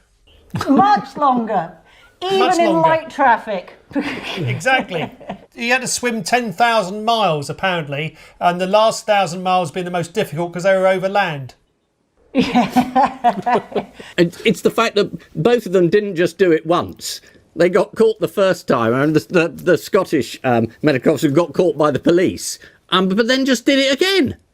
And he thought that's pretty bold. And the New Zealand guy was caught going to the beach, so he thought, oh, all right, I'll go for a very long bike ride and I'll take my car off first. It's the message. It's very odd when the message doesn't go in, even though you're delivering it. Yep, he called himself an idiot for going out mountain biking in defiance of his own lockdown measures. He was spotted after he drove his bike to the mountain in a truck emblazoned with his own face. The idiot. I found a wonderful way of ensuring social isolation, by the way. I'm teaching myself the accordion. No one has been within 500 yards of the vicarage for the past fortnight. It's going very well. How did Matt Hancock stick his oar into football? Oh, this was about footballers' wages, wasn't it? That footballers should give up 30% of their wages to pay for the NHS, or, you know, support the NHS, and also perhaps individuals that work at their own clubs who are not being paid £70,000 a week. It seems to me a fairly good idea that the footballers can take a pay cut to support the other employees of the club. That wouldn't be too difficult, I would have thought. So I'm not sure what the complaint is there. Well, Matt Hancock didn't ask other millionaires to take a pay cut, did he? No, he didn't, no. I think you missed the one where he asked Jacob Rees-Mogg and the other hedge fund managers to take a pay cut and give the proceeds to the NHS. That was a good speech. We enjoyed that one. A lot of Tory donors have been asked, basically, not to take any money in the next year and to give the money to the NHS. It was a great speech. A lot of people didn't hear it, but I thought it was terrific. How has Manchester City's Kyle Walker been helping and hindering the crisis? Didn't he get caught going out in his motor car to a party or something, or some barbecue? Anyway, he was associating with people in a way that broke every single regulation that the government recommends, and has been rightly and soundly scolded for it. Yes, it was a little more than a party. He's been hindering social distancing by hosting, according to The Sun, a £2,000 sex party. He's been distributing cash to local sex workers, which is good, who might otherwise have been furloughed. I mean, maybe they were furloughed. I don't know what Kyle's into. What's been the good news for Jacob Rees-Mogg? Good news for Jacob. It's an opportunity, the global recession following the pandemic. I mean, there's nothing like following the Four Horsemen with some handy investor tips. And I think Jacob's firm has said there's money to be made in that there bug. And he's advising people how they can do it. The investment fund he set up and still owns 15% of, Somerset Capital Management, have issued a statement saying that the current crisis is a once-in-a-generation opportunity for supernormal returns. Super spreading the money. What's supernormal? Isn't supernormal? You'd either have super returns or normal returns. What's a supernormal return? One would rather expect the honourable member to be more precise in his use of language. This was another week of lockdown, which included the Queen raising morale. According to The Times, Her Majesty and Prince Philip are in isolation in Windsor with a skeleton staff. Well, that's one way of making sure the staff can't catch it. According to The Sun, professional footballer Kyle Walker broke lockdown to have a £2,000 orgy with two hookers at his flat. See, if he'd done it in the park, it would have counted as exercise. Chris, how much do you blame Corbyn for the referendum result? You even thought Corbyn voted Leave, didn't you? I think a lot of the arguments that Jeremy put helped the Leave campaign. Do you still think he will go down in history as the man who broke the Labour Party, as you said? Well, everything's to... The Labour Party's got to be mended, that's the truth. And I don't like Mrs May and the way she's leading the country, so I hope that Labour can pull itself together. That's definitely not a straight answer to a straight That was about as skew-if an answer as I could possibly give.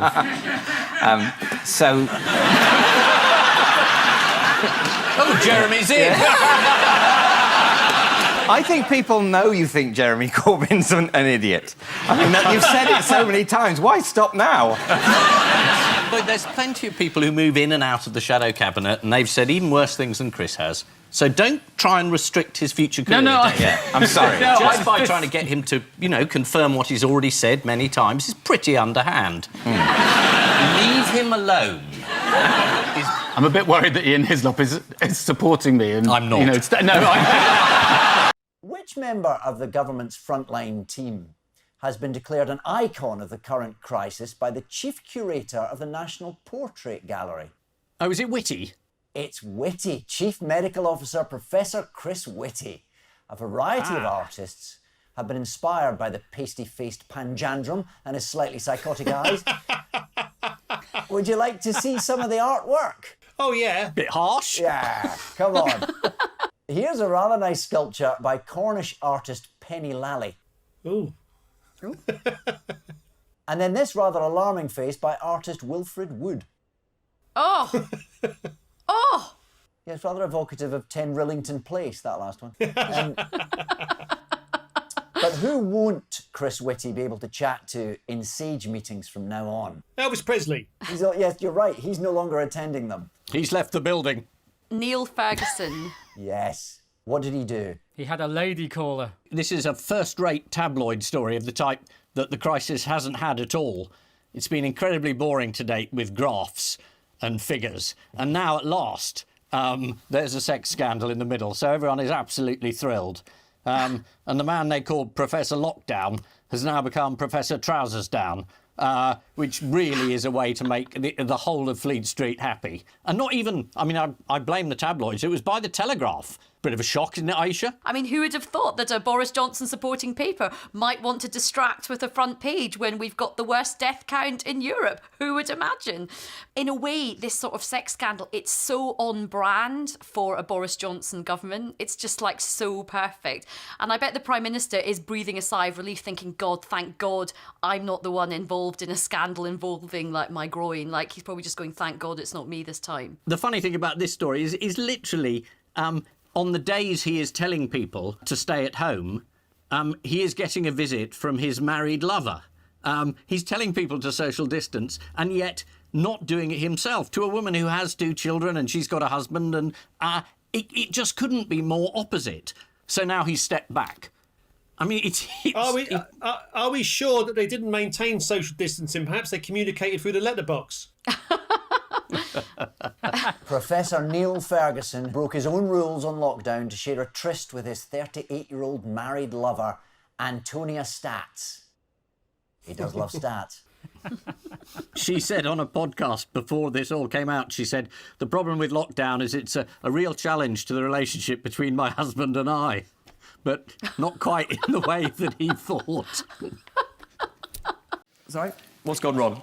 What did I do wrong? No, nothing. I think nothing. No, they're admitting it. Are we It's moving made on? up. No, it's just... What, today? Yeah. Well, extraordinarily, over the last 5 minutes, Chucker has actually withdrawn his candidacy from the Labour leadership.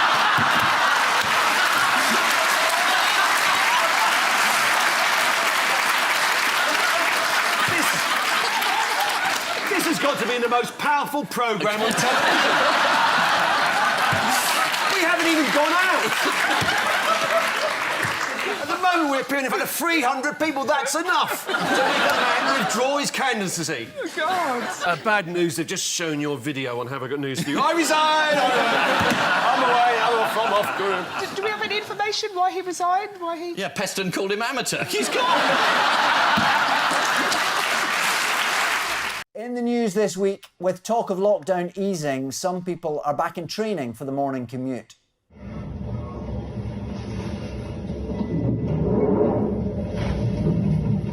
This train terminates at West Hampstead.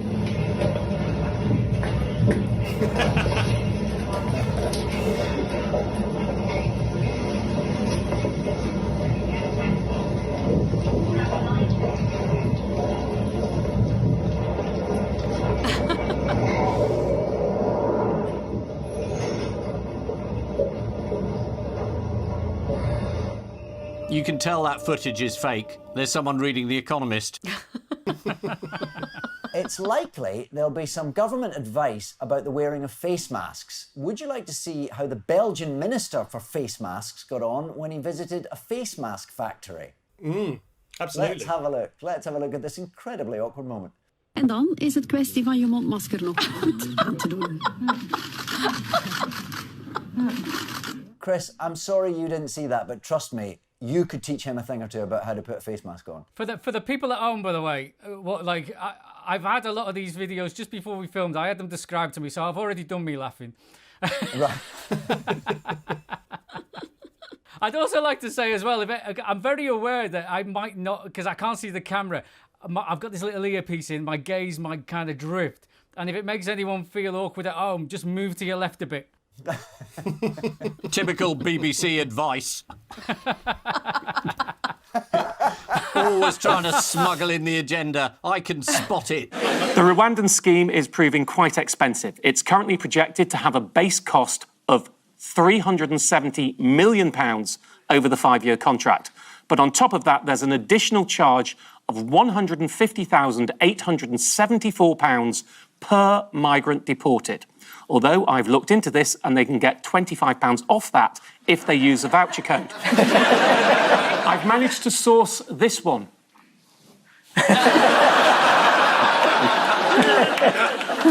At the start of the week, Rishi Sunak insisted Who is he? Who is Rishi Sunak? I think he's a cross between a sunbed and an anorak. No ifs, no buts. These flights are going to Rwanda. Quite a claim. May I suggest, Prime Minister, you ensure they are ATOL protected, that you pay for it on a credit card so you have Section 75 protection, and of course, you pay it off in full. Grieve Amendment, what's that all about? I'm getting the impression that Ian's been trapped in the back of a black cab with some bloke. I've seen water. What's that all about? Go on, Eve. It's about if Mrs May loses this vote, then will Parliament be allowed to say what happens next, or will the government be allowed to do whatever it likes, i.e. represent the withdrawal bill? And the amendment went through, and it means that Parliament will regain control over the process. But that's a problem for some people, because if Parliament has control, which is largely Remain, then will Parliament enact something that is against the will of the people, as expressed in the plebiscite? You're with me. Which Terminal Leaf Road do you want? Which one is it?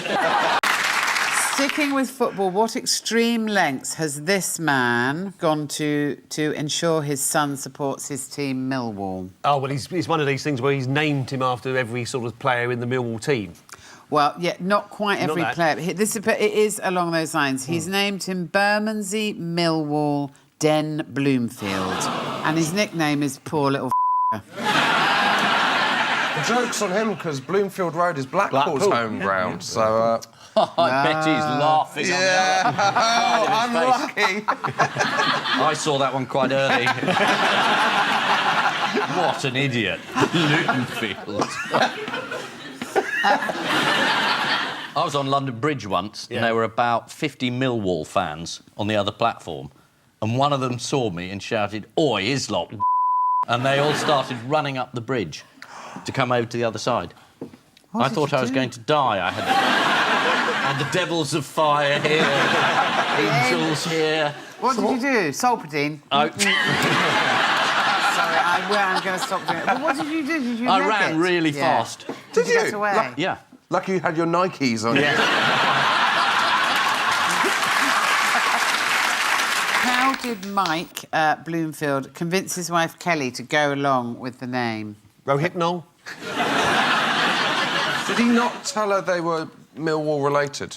Yes, he didn't ask her, actually. According to the Metro, when Kelly was taking a nap, shortly after returning home from the hospital, Mike snuck off to register his new son's name. She was pretty angry at first, but has since come round to the name, saying, "It's growing on me. I think he looks a bit like a Bermondsey." David Cameron was kind of the main act. What did you make of his speech? Well, I mean, again, he's quite competent. He doesn't mess up the autocue. He got some applause. He did some stuff in the middle. He quoted Kipling, the poet, not the cake maker. Don't patronise me!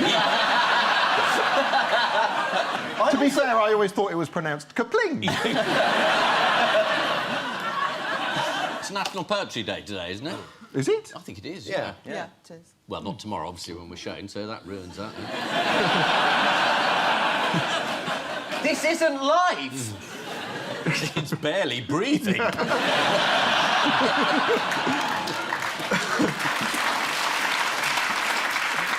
How did you feel about him having a go at your friend Jeremy Corbyn, Diane? Well, it's certainly not the kinder, gentler politics. He did say in his speech of Jeremy Corbyn, he said, "My friends, we cannot let that man inflict his security-threatening, terrorist-sympathising, Britain-hating ideology on the country we love." This was in reference to an interview Corbyn gave in 2011 where he said it was a tragedy bin Laden had been assassinated rather than tried in an international court. BBC News didn't mention that nuance in their coverage of Cameron's speech because they've still got a licence fee to defend. It's David Cameron, who gave an interview this week to... He's given a lot. He gave this one to Heat magazine. Ah, the tough ones first. Yes. David Cameron's in Heat. That's why that lamb looked so petrified. Indeed, yeah. He began the interview by saying, "Wow, Heat must be where it's at. When I'm interviewed by the BBC, there's only one person. You've got a whole film crew." But they make television programmes, do they, Heat? It's a magazine, isn't it? Yeah, but they make everything... There's not a magazine that doesn't have some online... It's multi-platform. Multi-platform. It's 360. They do the lot. 360. 360 commissioning. 360 digital. Yeah. Private Eye, I think, has just hired a town crawler, haven't you?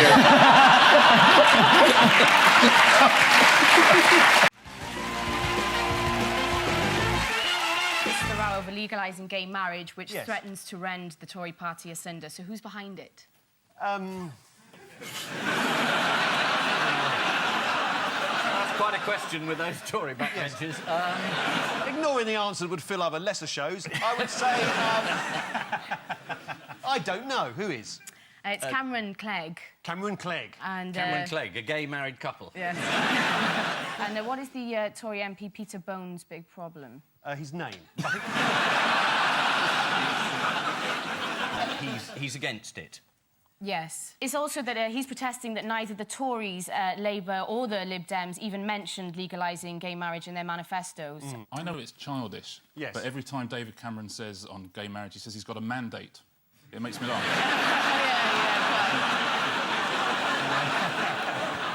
So what was the compromise position the government have worked out? You can't ask these questions.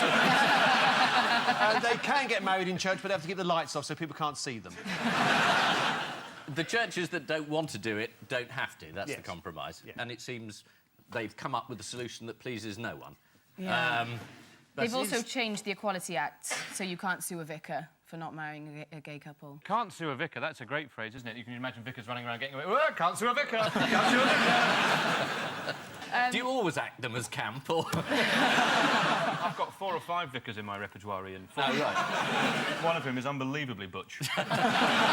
Meanwhile, the How has Labour activist David Lewis managed to get on a women-only shortlist for the job of local Basingstoke Labour Party women's officer. Oh. Did he put a dress on? Did he make himself up as a woman? And took a photograph? Well, what he did was he applied under party rules which allow candidates to apply if they self-identify as a woman. Oh, yeah, so he said he identifies as a woman one day a week, didn't he? On Wednesdays between 6:50 and midnight. and let me guess, is that when he gets everything done?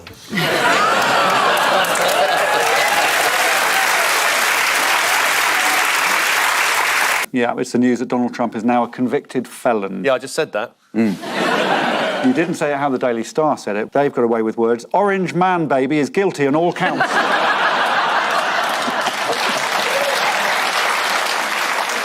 Did anyone see that thing when it said, I've 34 charges? 34. No president has had that many. To be clear, it's not a good thing, is it, being charged? Do you think he's going to jail, Jack? He possibly could. I know that if he does, he will be permitted a security brief. He'll have what's known as a ring of steel, which he'll need in prison, I imagine. You know, in all the films, when the new person comes into the prison, you get all the other prisoners at their bars going, new meat, fresh meat. I just can't. They all come together. Isn't there a thing they do every year with the president on Thanksgiving Day? He has to sort of like pardon a turkey. Yeah. Wouldn't that be funny if he had to do that from his prison cell? You're free! 34 counts of fraud. He could get 4 years in prison for each count. How long could he get, Carol? 136. Correct. Right. Very good. She's still got it. However, Ed Balls was remaining optimistic. Mr. Balls, thank you very much for joining us. First of all, there's been this story going the rounds on Twitter and all the rest of it that you've been defeated. Have you heard anything about your result yet or not? David, the ballot boxes haven't even arrived in the count. And they've got to be counted, and then we'll get the results. So I think maybe you should spend less time on Twitter and more time reporting the results when they're actually declared. Let's just see how that's the Shadow Chancellor. So good of him to explain the whole process. They get the votes in and then they count them. Well, thank you, Ed. Thank you for your insight, you little expert. He's an economist. He's good with figures.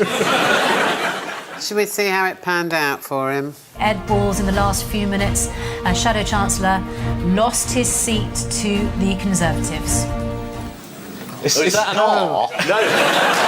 I think This some is people the Shadow Chancellor. No, some people were genuinely surprised, I think. There were some people who didn't know. I'm sorry.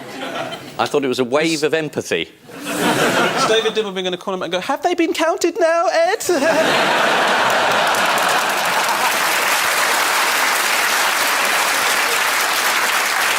Vince Cable says what? Goodbye! Vince Cable says, I'm absolutely sure we're going to bounce back. Oh, he did say that afterwards. Doesn't make any sense, does it? You're optimistic before, then you realise you've done shit. Stop being optimistic. Yeah. It's all gone wrong. But that's real grit. Just stop for a minute, please. Yeah, it's too much, isn't it? The Miliband has resigned. Oh, my God! As unexpected as I am to take on the leadership of the Labour Party, and indeed the Liberal Democrats and UKIP as well, I will emerge more together into one almighty union. Everything we said is completely irrelevant. So out of that 7, who's left? It's like the Magnificent Nicola Seven. Sturgeon. 3 women are left. Natalie Clyde Bennett. Cumberry. Has she not resigned yet? Leanne Wood. Oh, come on. So that's... A lot of pressure, isn't there? A lot of pressure. So They've got one seat. Give it back to Caroline all Lucas. the men have gone except Cameron. Only the women have staying power. You'll do anything for applause, won't you? I'll do anything for a woman. Well, the polls are all pointing to a big Conservative majority, but what might prevent several Conservative MPs from standing? Is this the electoral fraud? Yes. They might be in jail. They could be. And technically you're not meant to stand. They haven't been from charged prison. yet. No, they haven't. So No. let's be very, very careful. And not suggest that anyone's done anything wrong. Although they totally did. Don't look at me, I've been nothing to do with this. I'll come and visit you, but I'm not having anything to do with this. Lucky 13, Conservatives may be charged with electrical fraud from... Electrical fraud?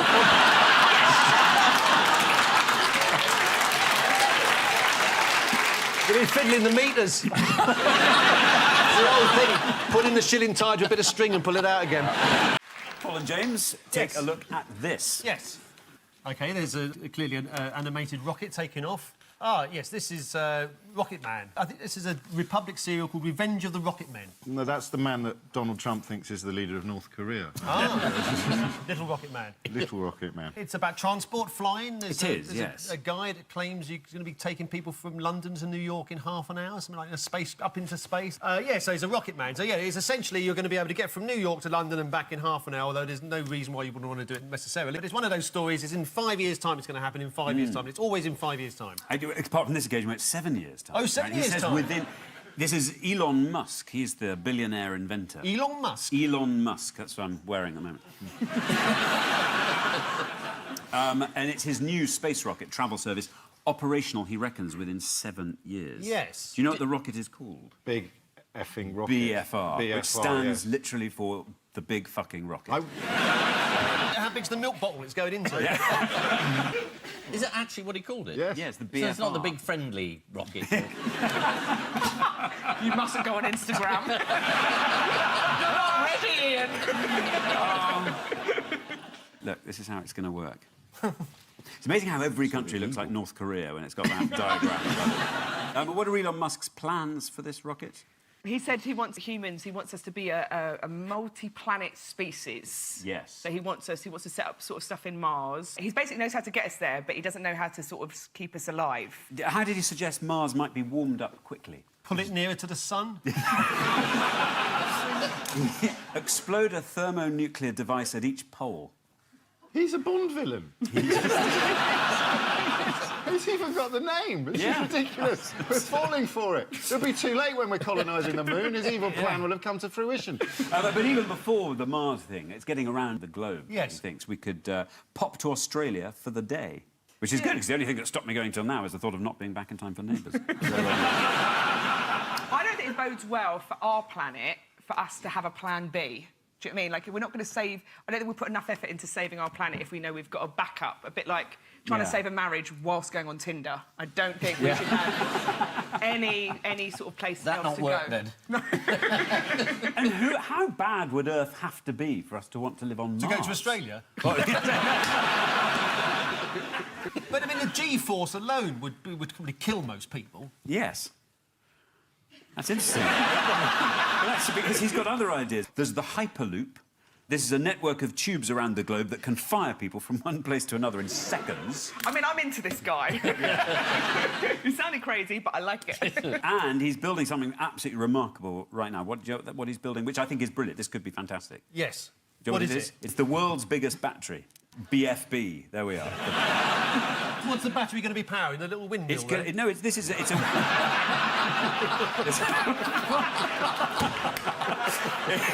It's a 100 That's megawatt... our entire energy policy in a picture.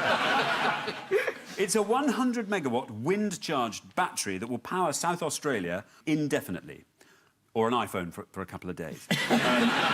Elon Musk, interesting man, he has a two-pizza rule. Do you know what the two-pizza rule of Elon Musk is? No, but I'm even liking him more. Yeah. He said if there's a meeting that can't be fed with 2 pizzas, there are too many people in it. Oh, nothing worse than a tight billionaire. Which travel company won't be providing much competition for the BFR? Monarch Airlines. Yes, that's right, absolutely right, yes. Because they went bust. Why? They went bust, they ran out of planes. Yeah. The exchange rate did for them. But they did go to a lot of places that people don't really want to go to anymore. This is true. Sharm el-Sheikh is not It's not a big draw now, is it? No. Which airline has had a record number of bookings this year? Ryanair? Yes. God. Ryanair. Too many bookings. Despite all the cancellations due to shortage of pilots, Monarch have a few spare. Ryanair's bookings increased by 1 million in September. Wow. That's an amazing thought, isn't it? Yeah. Cheap flights, I suppose. No frills. No frills. No pilot. Yeah. During the mass cancellation, what did Ryanair offer some of its passengers by way of compensation? Punch in the face. I think I would take that over what they offer. A replacement bus service. That's not going to get you Australia in a day. This is the news that billionaire Elon Musk is planning to build a rocket known as a BFR, or Big Fucking Rocket.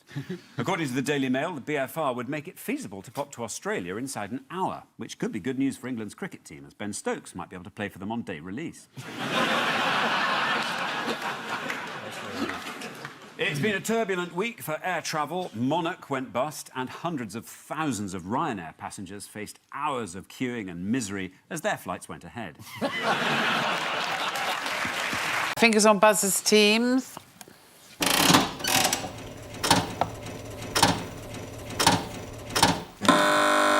A goose has been travelling on the train without a season ticket. It's been travelling from Brighton to Guildford for the last 5 years, and it's not its card, it's using somebody else's. Well, that's nearly right, but it's a duck on an aeroplane. Oh, it's a duck on an aeroplane. This is the news that a duck has been providing comfort to nervous flyers on a flight across America. The duck has an official title. Does anyone know what it is? Steward Ducky McDuck. He quacks to soothe his nervous owner and is called an emotional support duck. I just made this up. A much bigger source of pride to Mr. and Mrs. Duck than his poor brother Toilet. Does anyone know what an emotional support duck actually wears? It's not even a real thing. An emotional what's he support wearing? duck. According to the Telegraph, Daniel the duck was wearing little red booties. Brilliant. Well, if I was having an anxiety attack on a plane, the sight of a duck in little red boots would not calm me at all. Well, and also, hang on, he had a sign saying "My first flight." Oh. And a Captain America diaper to make sure he didn't go to the toilet on the floor. Why does Captain America need to wear a diaper? I don't know, maybe he's got IBS or something. Who knows, Paul? It's not usually considered a superpower, is it? I don't know, I think... Stand back, citizen, my bowel is irritable. So let's make the most of this, our final chance to talk about the EU. Oh, God, if only it was the final chance to talk about on the this EU. on this programme it is. Let's see it off with a quick-fire buzzer round of E-University Challenge.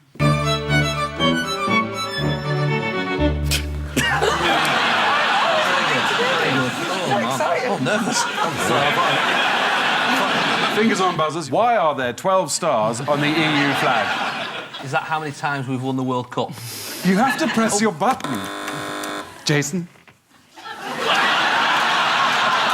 us. It's us. What? Oh, sorry. That's one of the things they test you when you go into university. Can you spot a light coming on? I was looking over there. I didn't know there were lights. It's nice in the winter months, though.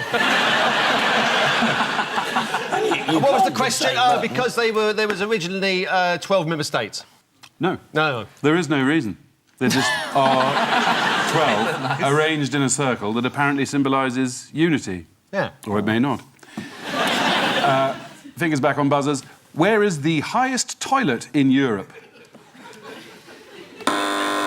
Merton? How do I have to go like this? He wasn't at Merton. Merton, life. Yeah.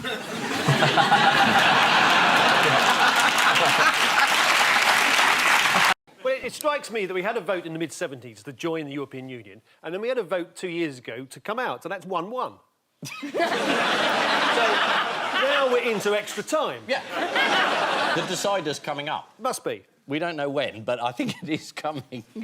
Speaking as someone who gets extra time on exams, all that happens is you have a bit longer to sit there and go, why didn't I prepare for this? I knew it was coming. Are you suggesting the government didn't prepare? I'm suggesting they probably have the same kind of learning difficulties that I do. In a rare bit of good news, the continued global lockdown has seen an increase in birds singing, and one rare specimen has re-emerged in India. Let's have a listen to its enchanting song.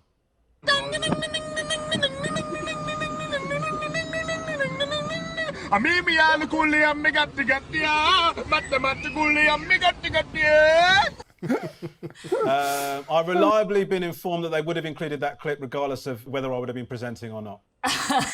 It's good to see, though, that the emu's career wasn't cut short by the death of Rod Hull. Following the cancellation of his flight to Magaluf, one man refused to let it get in the way of his holiday plans.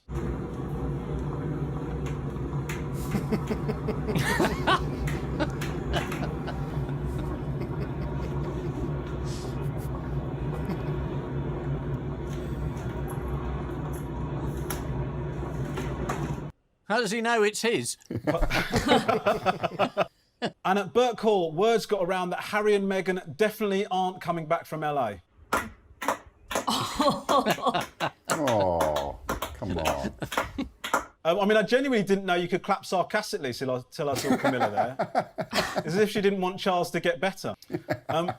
Right, let's get on with the show. And we start with the bigger stories of the week. Ian and Maisie, take a look at this. OK, that's Boris saying he's delighted to be back before he announces that he's got to go again because he's had a baby. That may be the baby, but who knows? This is the 2020 Ryder Cup being held indoors. And this is bleach. This is Trump's recipe for defeating bowl cleaning. They've dropped the E from bowl. And there he is. And there's someone who knows what they're talking about, looking incredibly embarrassed. Look at her legs. Oh, God, don't say that. Yeah, this is the return to work of Boris Johnson on Monday, just in time to go on paternity leave on Wednesday. The first thing Boris did on his return to work was to chair a meeting of the Cobra Committee. Boris had lots of questions to ask, the first one being, where do they hold them? I'm surprised that it's such big news about him having a baby. It's his 6th or 7th baby. I was quite disappointed they didn't announce the baby weighing in at 6 or 7 pounds. No, they're going to do it with the name. Well, Rees Moggs called his 6th baby Sextus. So I think Boris is probably going to call this one Septimus or possibly Octopus or even Decimus, depending on your counting system. Big decision for Boris is how to keep control of the pandemic without frustrating people desperate to get out of lockdown. Everyone agrees that things won't be the same again for a long time. What's the phrase that everyone's using, Ian? Is this the new normal? Yes, the new normal. I mean, it is extraordinary. I mean, the press in this country, having spent a couple of weeks saying, why didn't we have lockdown an awful lot sooner? They're now saying, why can't we stop lockdown an awful lot sooner? But it's balancing whether we slowly, I mean, let all under 30-year-olds out and they can do what they like and the rest of us have to be locked up for a couple of years. I think that's one solution, or do it regionally. Like when my grandparents talk about what they did during the war and all of their national service, and then ours is essentially, oh, we just had to stay indoors and binge watch Netflix to the point where we were watching documentaries on the Panama Canal. When was that on? That sounds terrific. It's amazing, Ian. Honestly, it's amazing. Get involved. Fantastic. Panama Canal, for God's sake. The first wartime analogy was that we didn't close the pubs during the Blitz. That was the reason why we shouldn't have the lockdown, which kind of missed the point that the Germans weren't really trying to kill Londoners by infecting them in pubs. And then I heard another character saying that I think it might have been Farage, saying that we didn't have social distancing during the Blitz, and I still haven't quite worked out the logic behind that idea, as if maybe it would have helped. The bombs would have landed in between people if they'd all stayed 2 metres apart. I love the 10 o'clock curfew, though. That's another of those things that when they instituted the curfew, they had no idea that everyone would leave the pub at the same time and hang around on the pavement all together, hundreds of people, not socially distanced, breathing. How on earth are you meant to know these things as a scientist? But I think now Boris Johnson's coming under pressure to simplify the rules. But it's quite good because now they have the benchmark, which is they just need to ask themselves, are they simple enough for the Prime Minister to understand? So the grind of government goes on, but who's on manoeuvres in the party? Oh, right, the Prime Minister's neighbour, Rishi Sunak. Yeah. Right. Well, it's quite an easy job at the moment, being Chancellor. I mean, you say, would you like an enormous amount of money? And everyone says it's not enough, and you go, OK, here's some more. And then people go, that's fantastic. As Chancellors go, he is extraordinarily adept. It'd be lovely if he'd help out the live entertainment industry a little bit more, though, you know? Yeah. Rather than just letting it die a slow death.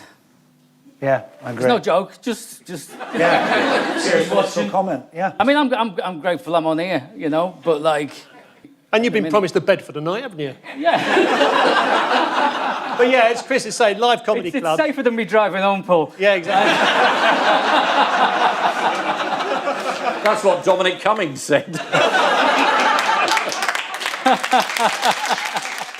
Why did someone from Hounslow get accused of pinching money this week? Because that man the flash crash trader. Yes. Navinder Singh Sarao, a British trader facing extradition to America over claims he deliberately triggered a flash crash. He has this extraordinary lifestyle, which is so incredibly penny pinching. He's worth something like 30 million or something like that. But he always wears a sort of tracksuit, and I think when he made one big avalanche kind of sort of had a windfall, I think all he did was go out and buy another tracksuit for £100 or something. This is from Sports Direct. Write it down, Ian. If you're looking for a new pair of tracksuit bottoms, give the ones that you normally watch television and have worn out. You can...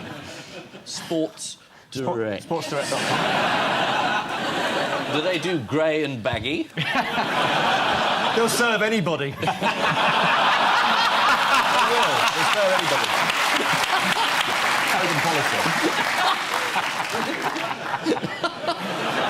They're serving their food out of bowls. That's the word on the street. Yeah. Well, it's not a sit-down afterwards. No, so afterwards, they're standing up. Yes. And, sorry, I'm trying not to get as animated. Man, it's important to discuss You're the this. person who's really gripped by this story. I just can't believe you're serving food in bowls. Like, imagine you've got a glass and a clutch. Yeah. Where do you put your bowl under your chin and just like a trough? Do you know what the term for this meal is? No. Bowl food. Is a queen going to stand up and eat it out of a bowl? No. No, she'll have a footman chucking cheesy not. watches at her.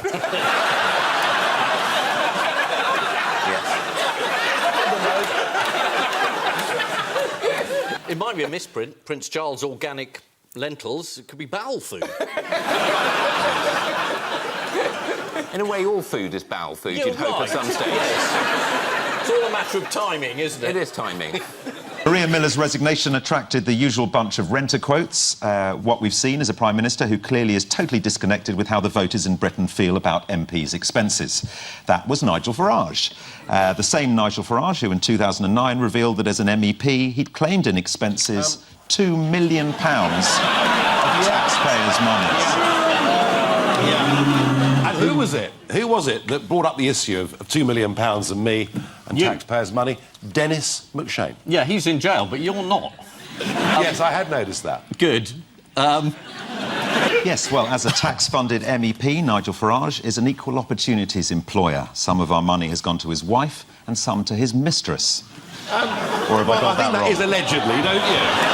I think that is allegedly. We can set the record straight right now. Yeah, I think it is. I think you ought to say allegedly, quite honestly. Can I say, as a member of the press, I think, you know, actors really are in need of a royal charter. I mean, that sort of allegation is pretty distressing. What, is it true? No, afraid not. Not true at all? Not true at all. Any of the good bits?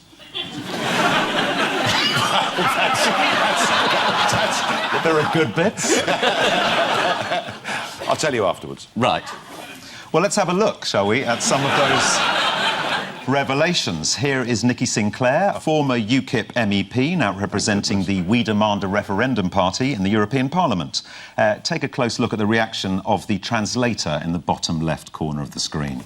Does Mr Farage think it's a fair use of taxpayers' money, namely his secretarial allowance, not only to employ his wife Kirsten, but his former mistress Annabel Fuller?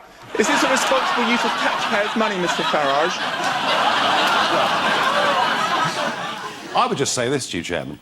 This is somebody who hid under the cloak of parliamentary privilege to make those comments, and when asked to repeat them publicly, refused to do so. Quite funny, though. David Cameron was very rude about your people, wasn't he, Nigel? Oh, he always is. Yes, he said... He can't help himself. He can't help himself. He said they were all fruitcakes and loonies. And loonies, and Yes. worse. He said worse than that. He did, right. Extremists. Extremists? Yeah. Shocking. Yeah. Well, I think it's time... I think it's time for a game of fruitcake or loony. OK, everyone, fingers on your buzzers. I'll show you some UKIP party members. You have to buzz in and tell me whether they're a fruitcake or a loony.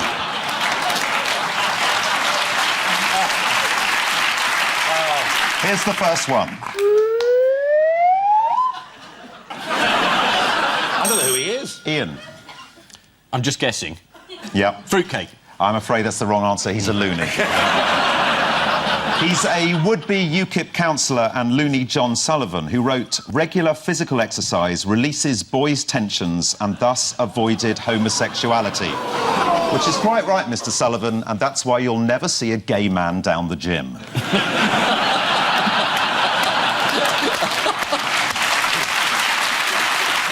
Fingers on buzzers, here's your next one. Nigel Farage, UKIP party. This is a bit tricky, this one, because he's the treasurer and one of our biggest donors. And I wouldn't really like to call Stuart Wheeler either. I'll have to go for fruitcake. Is the correct answer. You got it right. Yes. This is UKIP party treasurer Stuart Wheeler and fruitcake, who said that women had no place in the boardroom and couldn't compete with men at sports, even when they're not physically disadvantaged. He said, chess, bridge, poker, women come absolutely nowhere. I think that just has to be borne in mind. Final go, fruitcake or loony? I don't know the chat. No? Anyone? I'm going to go for loony. It's the wrong answer. It's actually a trick question. He's not a fruitcake nor a loony. He's a closet racist. At a public meeting about travellers, he said, "The Romanians, they'll stick a knife in you as soon as look at you." His name is Rob Fraser. Well, thanks for telling me. Well, there you go. UKIP supporter. Nice chap, buys his round. And we start with Gary the cat has eyebrows that what? Distract you from the fact that Gary is a ridiculous name for a cat. I've got a cat called Colin. Well, that doesn't mean that it's OK, does it? Are you serious? Colin? Yeah. So when he's out, you open the door and go, Colin! People just think you're looking for a bloke. There's no way they think Colin's a cat. Well, the judge believed me. Gary the cat has eyebrows that always make him look confused. Here is confused kicker. He's probably thinking, why the hell am I called Gary? After the poisoning, the Russian ambassador was asked about diplomatic relations between Britain and Russia, and he said they've become rather poisonous. I mean, he's auditioning for a Bond film now. Why didn't they just shoot him in the head?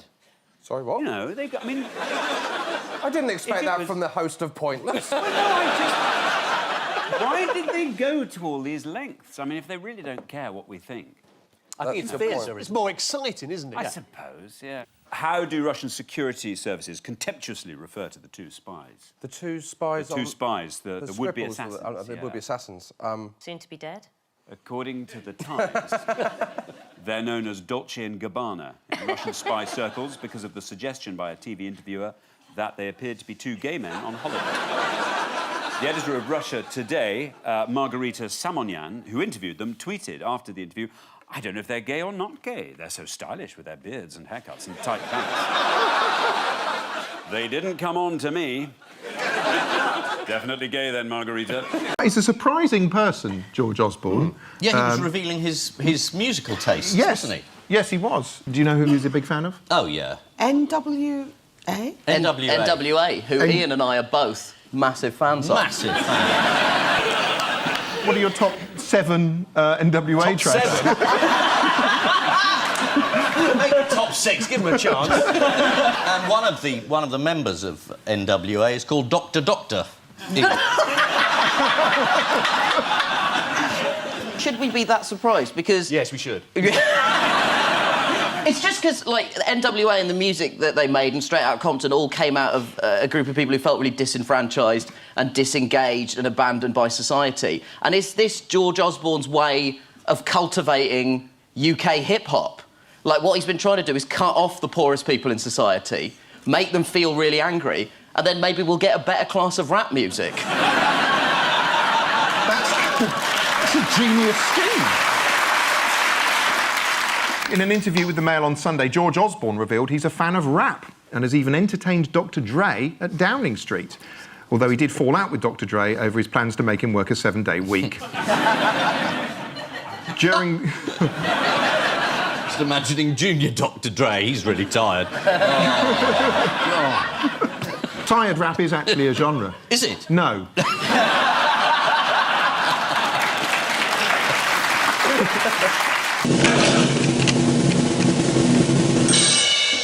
Goldman Sachs, they've been caught out, and the Americans are charging them with fraud.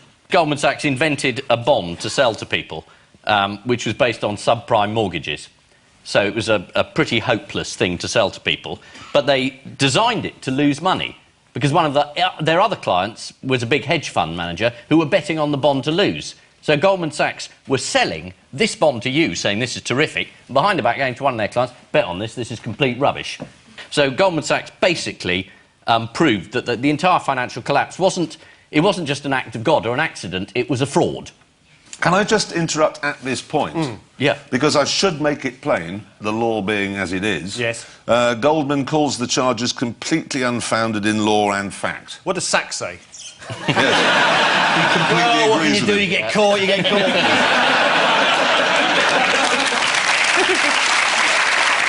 Frankly, I can't see any of this making it into the finished programme. Are you worried about libel? Yes.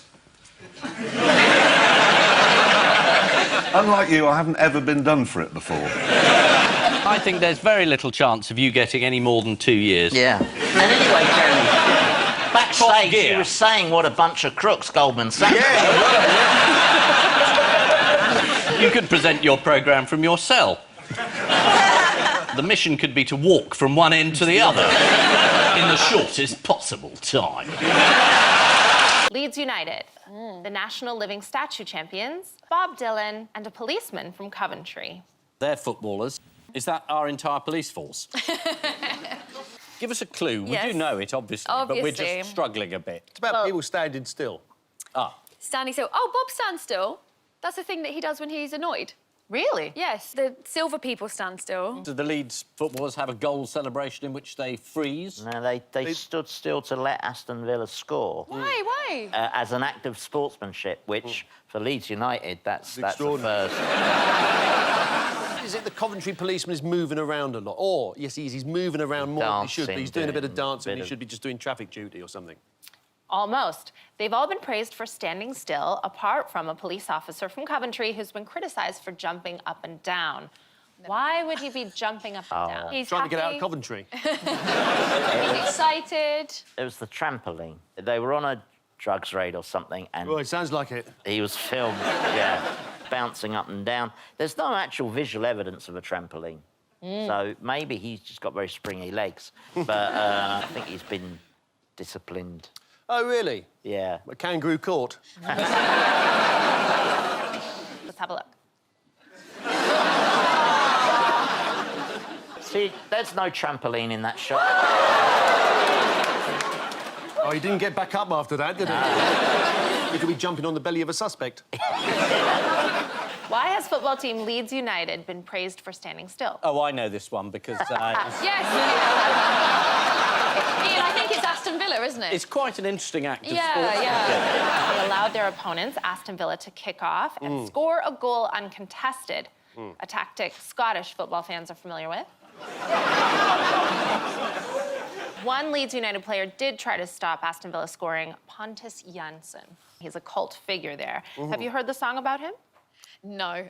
It goes, Pontus Jansson's magic, he wears a magic hat, and if you throw a brick at him, he'll head the fucker back. That's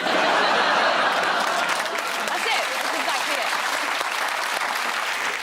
it. Here are the living statue champions. This is live footage, it's a video. That's impressive. Did the runner-up come as a tree? Why did Bob Dylan stand still this week? He does get grumpy these days. I mean, he was always grumpy, but he's got more grumpy.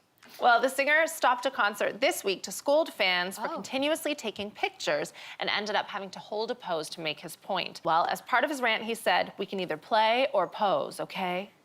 Unfortunately, none of the above was not an option.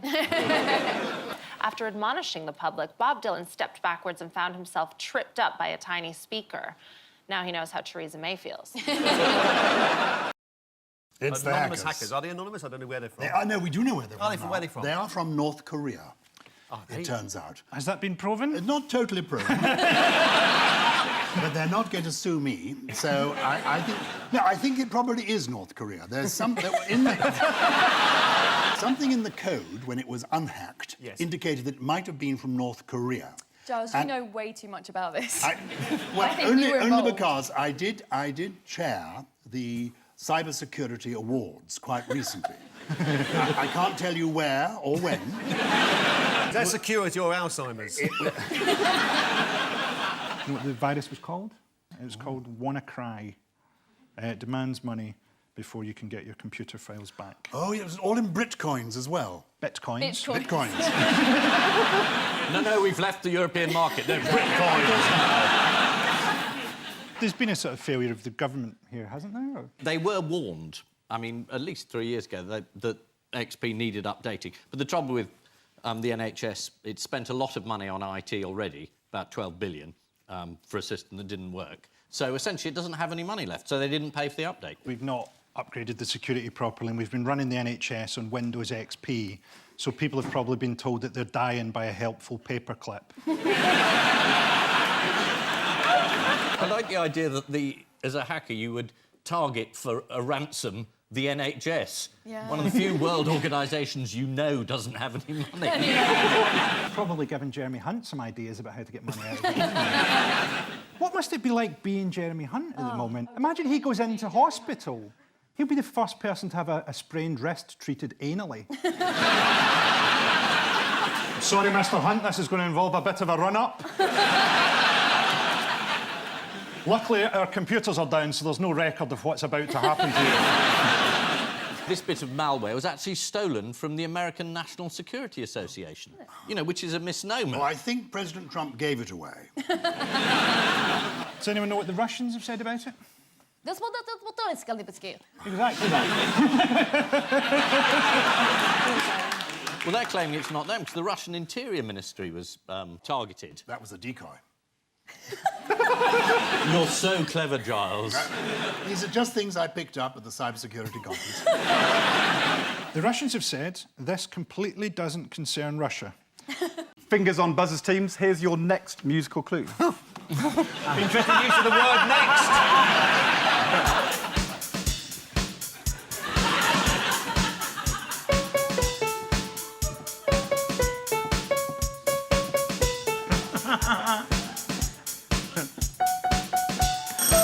Oh, it sounds like something. I'm joining in. I've not finished. Oh, I think you have. I think you have.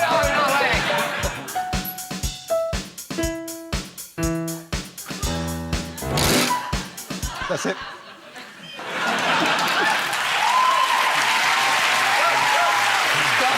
It sounded like something. So the song was Pretty Woman. Here's a picture. Well, it's Pretty Woman, isn't it? Jane Austen. Oh, yeah. That's going to be a bit big for the machines, isn't it? Hasn't there been an argument that she's been slightly... Might as well not be here. It's a buzz around. Yes, Henning? Oh, sorry. No, go on. Oh. Just making a point. My point is that there's been an argument that she's been slightly prettied up for the £10 note. This is the news that the image of Jane Austen on the new £10 banknote has caused controversy after being airbrushed to make her look prettier. Here's how she is on the new £10 note. And here's the original portrait that's based on. That was drawn by her sister. Yeah. Well, it's similar, though, isn't it? Similar, but if you're on Crime Watch, would you say it was the same perpetrator? The 72 safety deposit boxes were left empty after they were raided over Easter weekend in London's Hatton Garden. The police revealed photographs from inside the scene of the crime this week. What did they show? Oh, they showed this amazing tunnel that had been dug out by the people who were involved. But the odd thing was, I read somewhere that everybody was confused because apparently one of the men would be too large to fit in it. They just need one little chappie and he opens the door, doesn't he? One little chappie? Yeah. He goes through this hole. I'd be interviewing jockeys. In my experience of blowing safes, yeah. Just one of them needs to be, like the little chap in Ocean's 11. Yeah. Now, the police have put out a notice. They are looking for a little chappie to help them with their inquiries. Do we know who any of the victims are yet? Mostly jewellery owners. Mostly jewellery owners. lots of gangsters. Lots of the things in safety deposit boxes are stolen, aren't they? Just because you know you're not allowed to go and look in safety deposit boxes. So anything you steal, Stephen, you can put in a safe deposit box. It could be a material thing, could be a concept, somebody else's idea. You put it away in there. Could be the best dressing room. Yeah. Tonight we whiff-waff goodbye to Boris Johnson and look back at his life and career as a father, husband, journalist, Mayor of London, husband, Foreign Secretary, father, Prime Minister, father, husband and father. What will you all miss most of all about Boris, the Prime Minister? Ian? I suppose I'll really miss being able to say this will end badly. Because it did. Yeah. And I suppose I'll miss his use of language. Tonight, I'm wearing a tie with balloons on it, but it's not a party. This is a work event for me.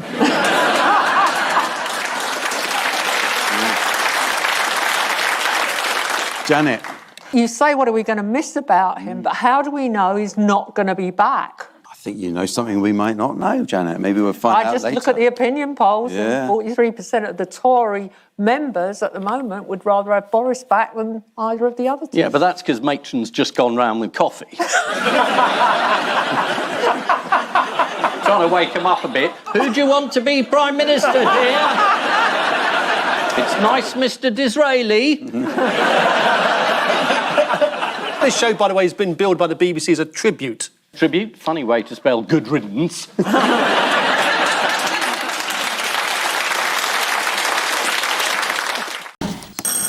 This is the most powerful number, 7. Is that right? They did a survey. I must have read this somewhere. They have. They've done a survey, and 7 is the world's favourite number. Ah, favourite number. Yes. Alex Bellos asked 44,000 people to submit their favourite number, and 7 proved the most popular. He describes it as the loner, the outsider, the Nigel Farage of the number 1. Shall we go through the top 10 world's favourite numbers? Yes. Yeah. Absolutely. What's at number 1? Number 10, sorry. So, number 10, what do you think? Number 9's number 10. No. Number 8's number 10. No. Number 10's number 10. No. Number one. No. 2. No, all numbers are available. Oh, 128.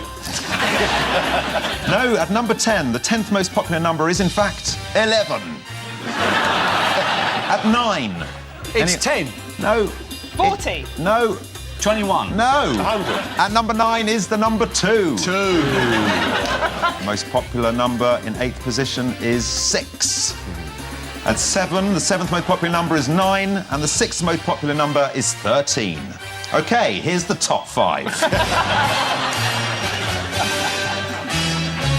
This is going to be on Channel 4 for a whole evening. There'll be some talking heads in a minute. What do you think of 6? Yeah, love it. I've always liked 5 because it's a working class number. That's what I like about 5. Well, I think that 3, for me, I mean, when I was first growing up, I thought 3 was a magnificent... Oh, sorry. I've started auditioning. Sorry. Where am I? But let's firstly complete the top 5. Yeah. At number 5 is 5. Yeah, And number 4 is 4. Yes. And number 3 is 8. Oh. At number 2... 1. Is 3. 3. The magic number, and of course 7 is the top one at number 1. But the study did ask people to describe the numbers between 1 and 10. 2 was thought to be cautious, wise, fragile and sympathetic. How do you think 3 was described? Nostalgic, sexy, unreliable. 3 is pretentious. Oh, God. 4, according to the people who responded to the survey, is laid back and a rogue. Yeah, this is absolute bollocks, isn't it? Nigel Forage. Forage.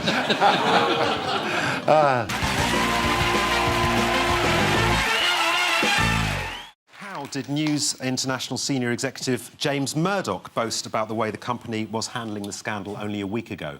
Well, he said that they've contained the scandal and it's now in a box. Yeah. Yes, he said, we were really able to put this problem in a box marked fuck up. He called him a mafia don. Yeah. Which isn't nice, is it? Well, they were very upset about it, and they sent me a letter of complaint. Really? Pinned to a horse's head.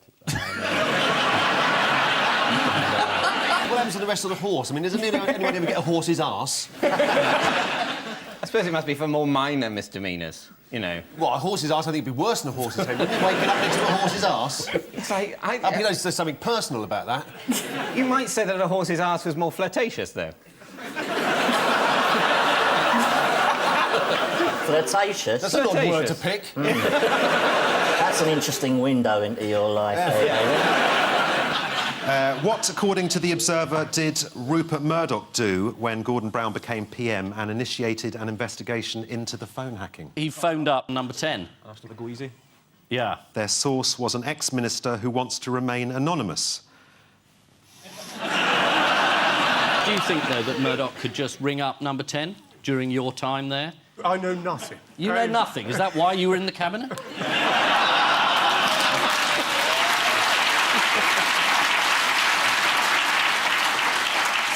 So what did you think of him then? What, Gordon? Yeah, he was all right, wasn't he? He was the Prime Minister. Yeah. And you can't have a more ringing endorsement than that. The News of the World may be dead, but its wretched ghost continues to haunt. The News of the World paid a private investigator to carry out surveillance on the hacking victim's lawyer, Mark Lewis, which involved following the ex-wife of Mr. Lewis and his teenage daughter as they visited a branch of Tesco. Well, if you're looking to intimidate someone, every little helps. Go to round 2, the picture spin quiz, fingers on buzzers teams. Yes. It's a new set Ian's of stamps. Yes. Is it Nigel Farage's nightmare? This is the news that new computer software recognised 21 distinct facial expressions, when before it was thought we only had 6. Ohio State University have discovered that as well as common facial expressions, such as happy, sad, etc., I love etc. I can always do etc. There are compound emotions such as fearfully angry, which looks like this. You just come back from the hairdressers. Right, what do you think this one is? Is that, oh my God, where are my teeth? You saw... No, this woman is sadly surprised. Oh. Right, now, Ian, Yes. I'd like you to demonstrate some of them for me. Here are 3 expressions. This one's embarrassedly wait. apprehensive. Here are 3 expressions you often use. So please show me disgusted.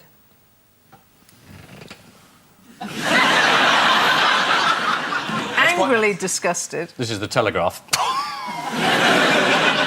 And then disgustedly surprised.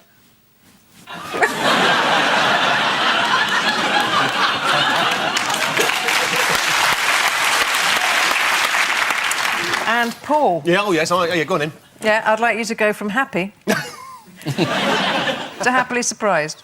Wait, there's a third. To fearfully disgusted.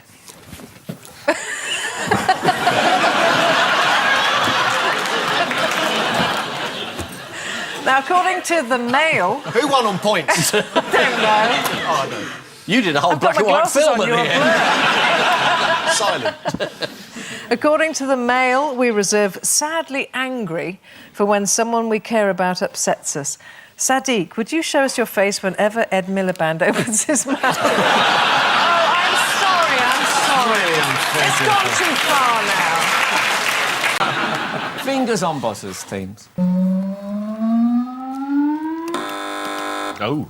Is this Richard III? Yeah. They dug him up and now they're burying him again. Yeah, they found him under a car park, didn't they? Under the letter R. It's an incredible story. Philippa Langley had an odd feeling that Richard III might be buried in a car park in Leicester. A year later, she went back to the site and the feeling returned, although this time someone had hand-painted the letter R over the parking bay. Amazing. For years and years, she was going, sure he's down there. There's an R. Why else would it be there? And they were like, restricted parking. She's like, no, it's too easy. People have had so much fun looking for him. Why don't they hide him again? Yeah. And in 100 years' time, they'll be, hang on, I was in Lidl, I saw this R on the floor. It doesn't seem to be a recent story. They found his remains and they're going to bury him somewhere. Oh, the story is Yes. that they think that it shouldn't be done with pomp and ceremony. Should he have a state funeral? Mm. You know, it's either him or Blair. Chuck them in together. Why wait till he dies? He's going to get 3 days lying in state, first of all. Jimmy Savile actually had 3 days lying in state. Just saying. I think they're wise to have let a little bit of time pass this time. Do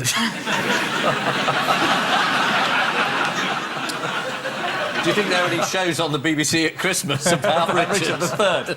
His great career. He'll be transported by a horse-drawn hearse which will visit churches and landmarks from the King's final days on a journey before his reinterment at Leicester Cathedral. So what's ironic about the ceremonial route which Richard... ironic He's got a horse. That was his last request, wasn't it? Yeah. And now they've given him one now, the poor devil's dead. It's a shame, isn't it? Too late. Yeah. Do you know who's conducting the service? Is it St Augustine? You're going to dig him up, especially. Bring him over. That'd be brilliant.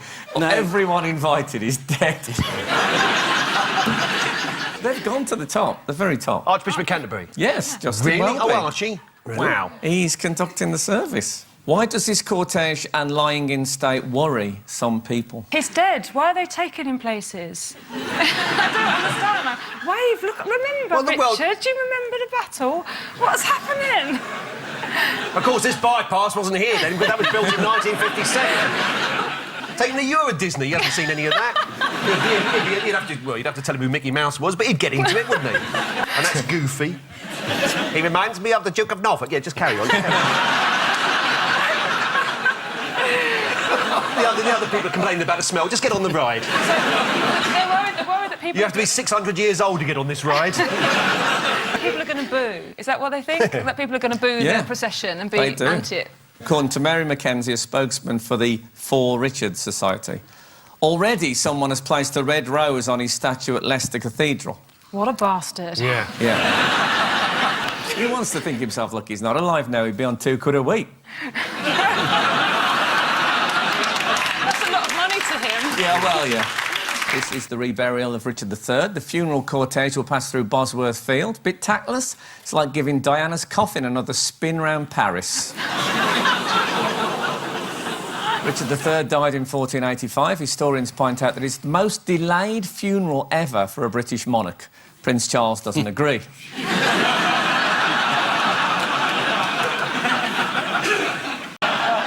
Fingers on buzzers, teams. Here's the next one.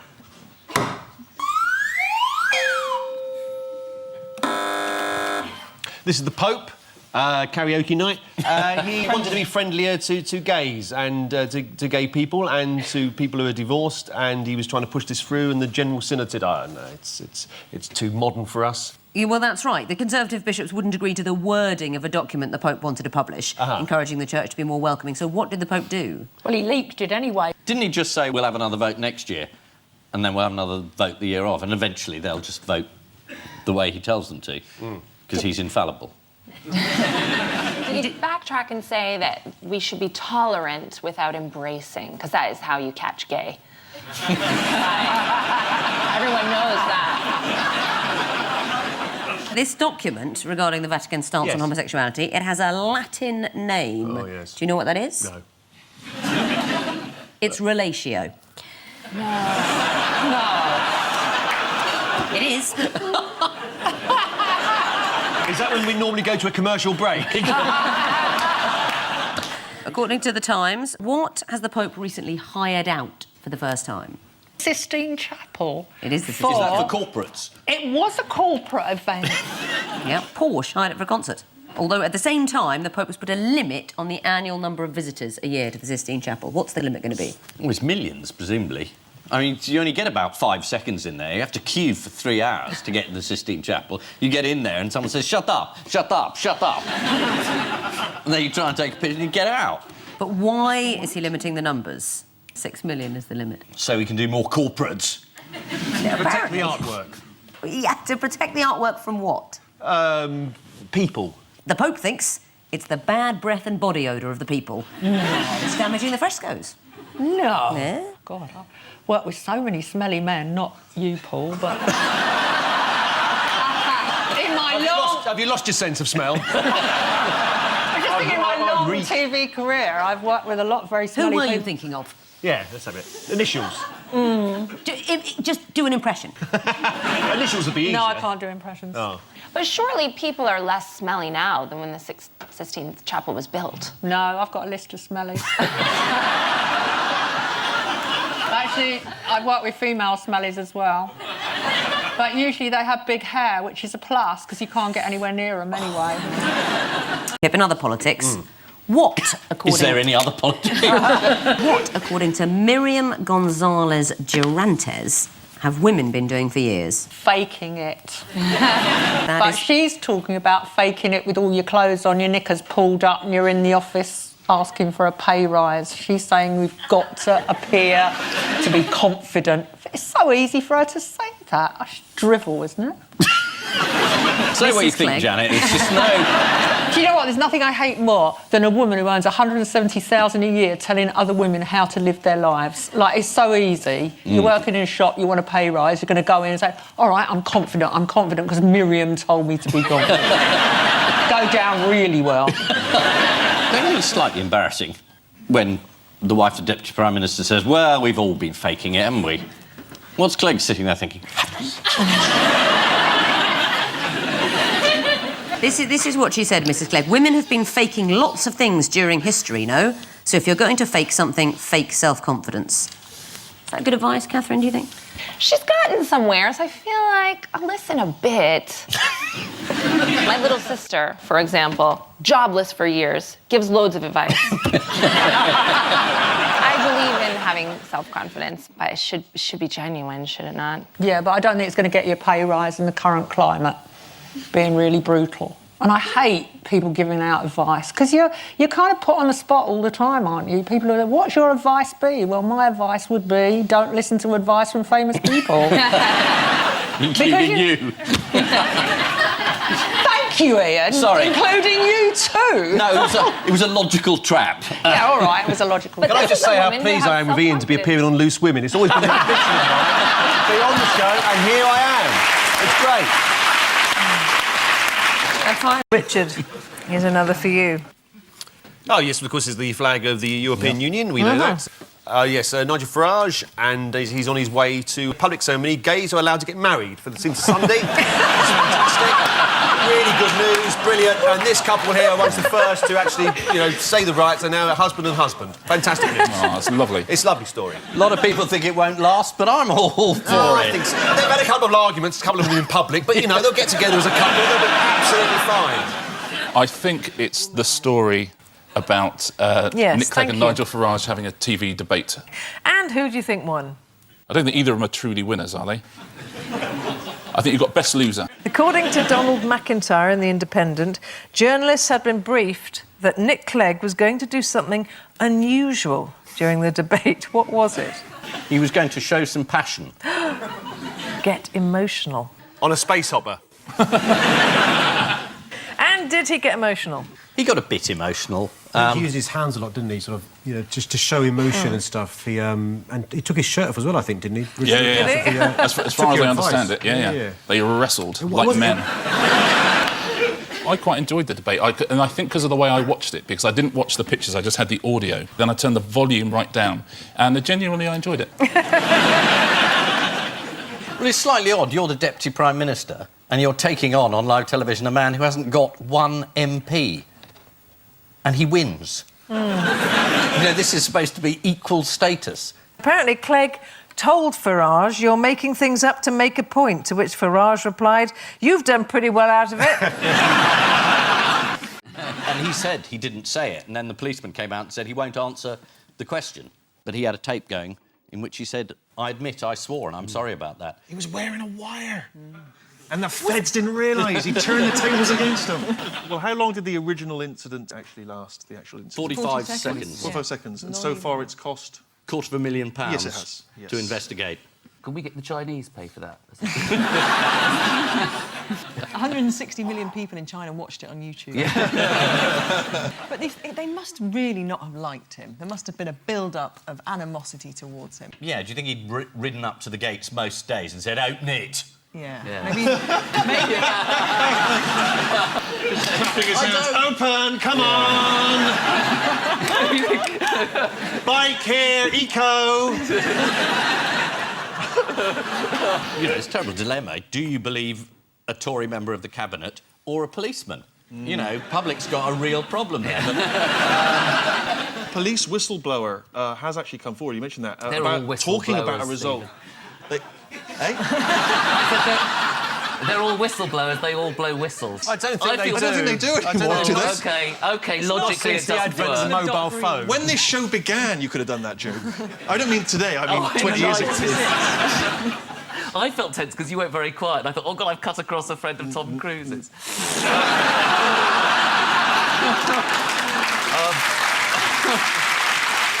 Well, a whistleblower has come forward with the result of a plot to get Mitchell. And he says that Mitchell had a row at the gates the previous evening as well, after which one of the officers had said, right, we can stitch him up.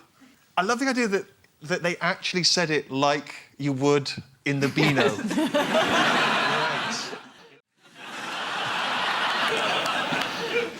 Paul and John, here's another for you. Oh, cricket, obviously, black and white. The Pope. What's that? The Holy Beach Ball of Lords. What's that? Nuns. At least one of them's a man, I can see from here. The Vatican's got its own cricket team. It has. Do you know what they're called? The Angels. The Saints. The Pope's cricket team. The Vatican 11. They're called the St Peter's Cricket Club. And if you ask for an LBW decision, they'll deny you 3 times, apparently. Yes, get those references in. Yes, sorry, Giles. What does the Pope think of it? Have 6-day matches, but never 7. The Pope is really into football. He is indeed, as we can see here in this photo. Oh, bollocks, it's not coming. Let's move on. Yeah. Sorry. I'm being quite unprofessional tonight. It's hormones, everyone. It's not really. I haven't got any hormones in my body anymore, thank God.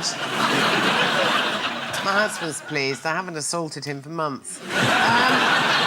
Do you know what Father Theodore Mascarenhas, the Vatican Cricket Club president, had to say? By the way, to give you a clue, he's an Indian spin bowler and he moves the ball in a mysterious way. Sorry. Well, he said, we hope that one day we will be able to translate silly mid-off into Latin. Want to have a crack at that, Giles? My Latin is terrible. For years I thought in loco parentis meant my dad's an engine driver. Julius Caesar used to tell that one. Here we go. There's just time for the caption competition. Say yes, you bitch.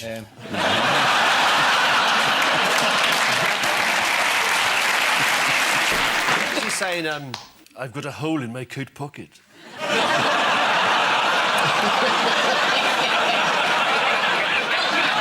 And I leave you with news that at a conference in Tangiers, David Cameron suddenly remembers that the president of Morocco also went to Eton.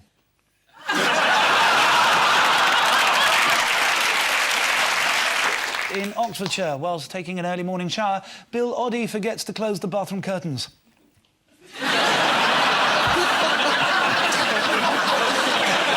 At a Labour Party coffee morning, Ed Miliband suddenly wonders if the good luck gift from his brother really is a fudge cake. And from his office in Westminster, Peter Mandelson activates the remote electrical charge device one more time.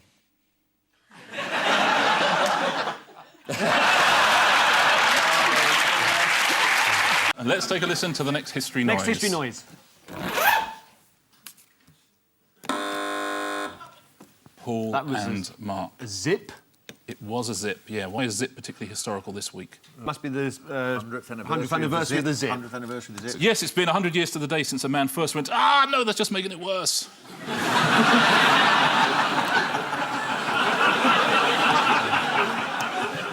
Yeah, I tell you what, if cats don't like being stroked, they should try that.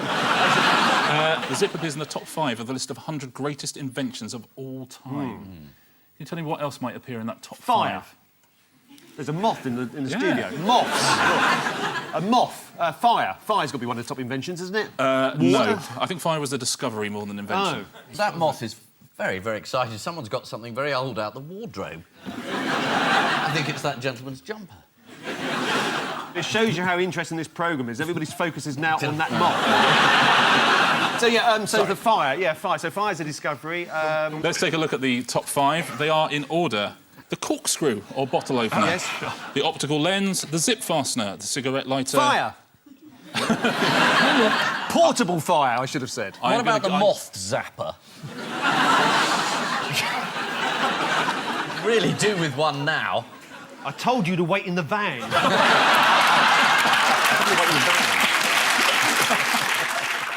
All right, OK. Tittlecott Bridge in West Yorkshire. Yes. That's nice. Marathon bars, the English Channel and the Co-op's ambient sausage roll. Ambient sausage roll. Well, the English Channel was recently in the news this week because I think it's the French or somebody wants to rename it the English Pond. So is there things about being renamed? Like Marathon has famously become Snickers, isn't it, over the years? Gradually, it started off being Sourthon, and it became Snawathon. So it's about name changes, isn't it? All these have been considered for name changes, but the only one that's changed its name is Marathon. It's as simple as that. No. The channel hasn't been renamed. No, right, yes, the channel hasn't been renamed. They've all been renamed, apart from the English Channel, which the EU planners want to rename the Anglo-French Pond as part of an effort towards breaking down national barriers by creating new regions of Europe. Well, that should improve relations between us and France forever. In 1990, marathons were renamed Snickers to bring them into line with the global brand. It was originally named after a horse belonging to the owners. Ironically, the horse had been gelded, so no longer contained nuts. So. Ticklecock Bridge. No one followed the story of Ticklecock Bridge. It recently saw its name restored to the more traditional Ticklecock Bridge. Yes. After angry local residents launched a campaign. Local newspaper The Pontefract and Castleford Express said the council had been embarrassed because Ticklecock is a sexual innuendo. No, it's not an innuendo. No. It's a statement of fact. And which group was particularly outraged? Pedants. No, the Castleford area voice for the elderly. Their slogan is aye. Onto the ambient sausage roll. Ambient sausage roll, yeah. Yes. Managers at the Co-op have agreed to remove the description ambient from its sausage roll labels after admitting they don't know what it meant.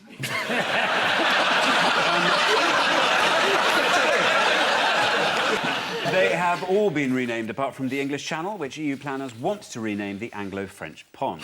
In Castleford, residents fought a campaign to retain the name of local landmark Ticklecock Bridge. Yeah. Of course, there are a number of other places with names that would make most people embarrassed to live there. There's Shitterton in Dorset, Twat in Shetland, Swindon.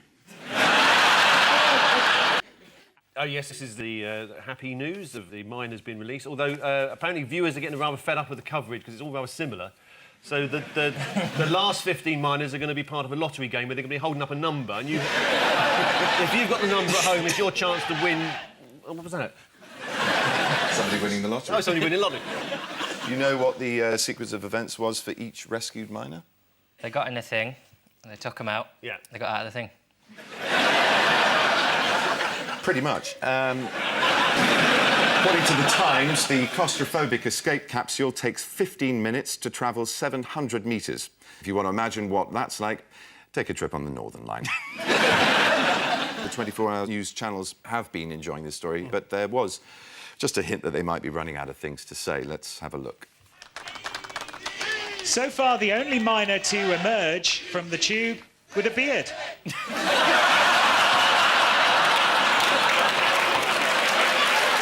For the Missing Words round, which features Lower Extremity Review. One of the leading bottom shelf magazines. And we start with Roomy Socks What? Invite lodgers. Oh, is this Wayne Roomy? Yeah, it's a piece of graffiti, Roomy Socks. Isn't it? That's what's happened to spelling in this country. Now, the answer is roomy socks can be worn by anyone. I used to what? Not now. Vote Labour. Says Blair. I used to love politics, but not now. Yeah, this is Says just... oh, Anne Widdecombe. Yeah. No. Sorry, I got different. this thing where I just suddenly say it. No. This is one of the least embarrassing times it's happened, to be honest. I get quite excited. No, this is according to Labour supporter Robert Harris. Robert Harris's novel The Ghost has just been made into a film directed by Roman Polanski. Yeah. Comes out with a 15 rating, but Polanski swears it was an 18. Biscuit police, what? Crumble under pressure. Caught hobnobbing. Arrest disproportionate number of Bourbons.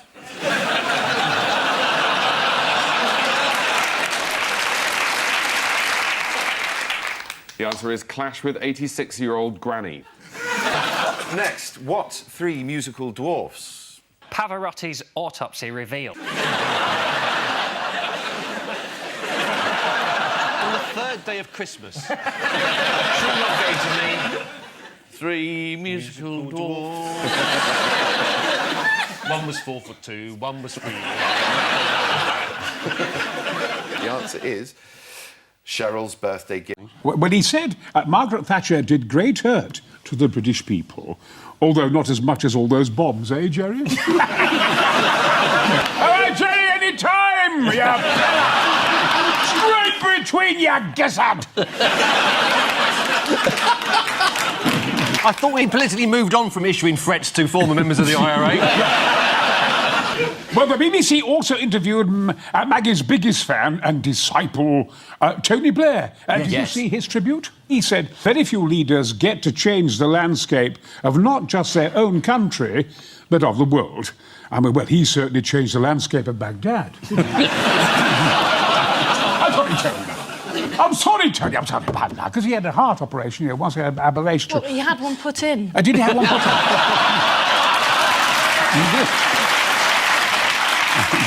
And now, Lord Howe of Aberavon was asked... I'm not going to say that again. Yeah, go on. I'm not, Aberavon... It sounds like you're drowning in a bath. was asked by Sky for his thoughts on his time in Thatcher's cabinet. And he said it was a long time ago. Well, yes, that's the idea when someone dies, Geoffrey. A bit of reminiscing about old stuff. Come on, shape up! I think you're in safer ground attacking Geoffrey Howe than you were with Jerry Adams. Did you hear about Julian Stiles? According to the Mirror, Julian, 58, was made redundant from his factory job in 1984. I've been waiting for that witch to die for 30 years, he said. Tonight is party time. I'm drinking one drink for every year I've been out of work. 30 years? Without a job? Pull your finger out, Julian, you lazy bastard! I'll kill you, you bastard! Let's abandon this show. Brian says, who wants a fight? Line up in alphabetical order. Adams, right. you're first. Next, Peter Adams analyses Reginald's what? It's got to be bonsai, isn't it? Oak. Peter Adams analyses Reginald's tree and finds it isn't bonsai, it's just very far away. No, it was bonsai. It was Peter Adams analyses Reginald's bonsai. Here's Peter Adams in bonsai focus. That's his actual size, obviously. Several celebrities own bonsai trees, such as Ronnie Corbett. He likes a bit of shade. Does Tom Cruise have a bonsai as well? Hey, don't slag Tom off, all right? It was just a normal-sized tree. Leave him alone. Leave him alone. He's suffered enough. Did you go and see him because you're going to have a remake of Twins, the Danny DeVito and Arnold Schwarzenegger film?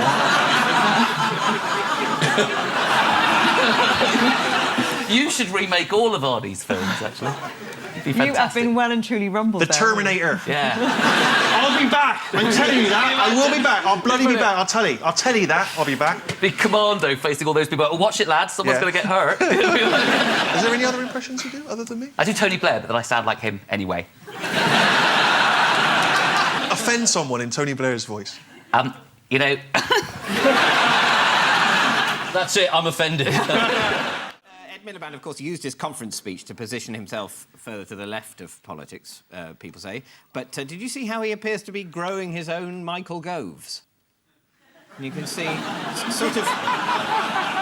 It's like a Gove farm. And on the right, that's a sort of young beginner Gove. And then slightly more mature, further to the left. And then the one on the left of the picture, that's nearly finished. Actually looks like the world's dullest boy band, don't it? No direction.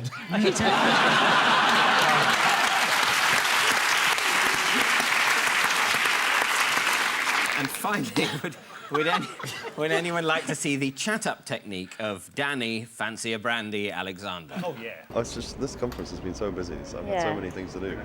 So I haven't been up late.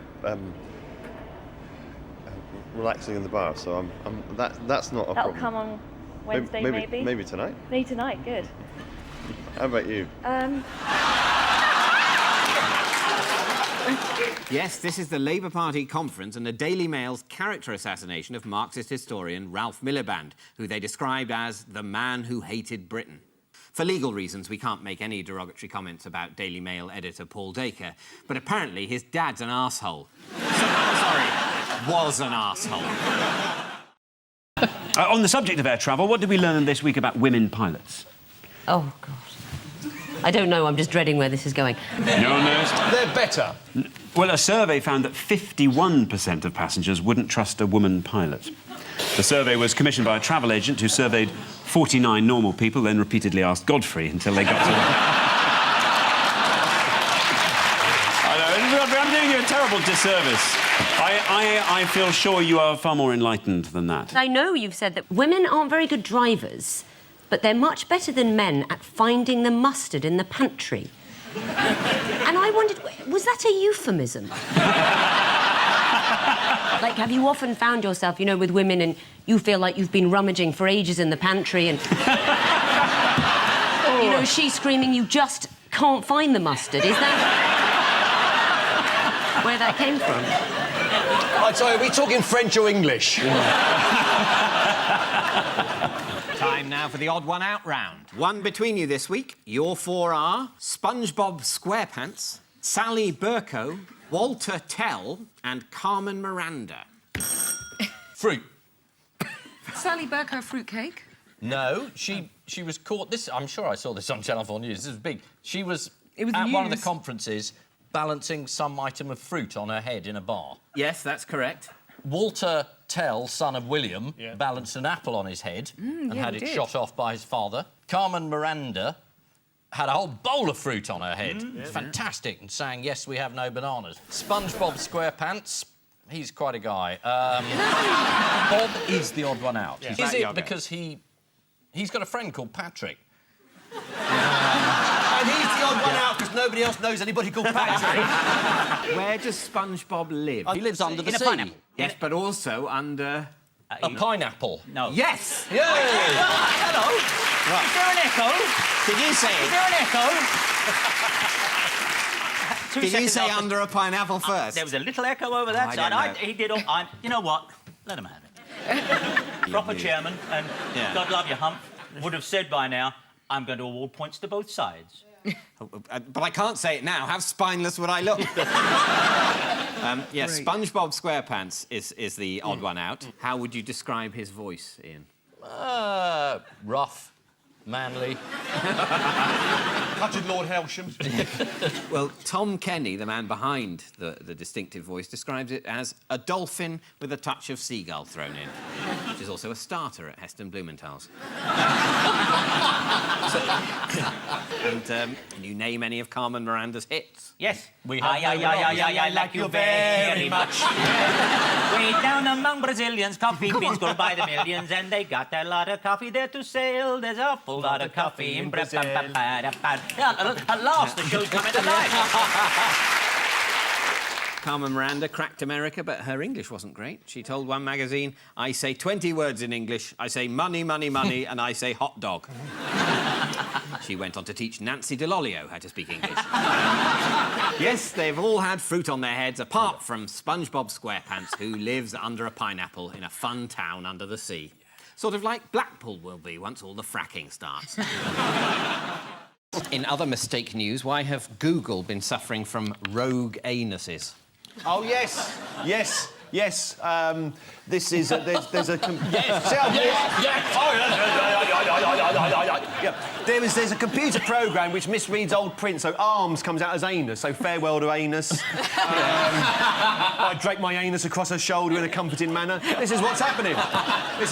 They sound as if I'm making it up, but I'm not, am I, David? You're not making it up. No. The scanning technology they use to turn books into e-books can't differentiate between arms and anus in certain typefaces.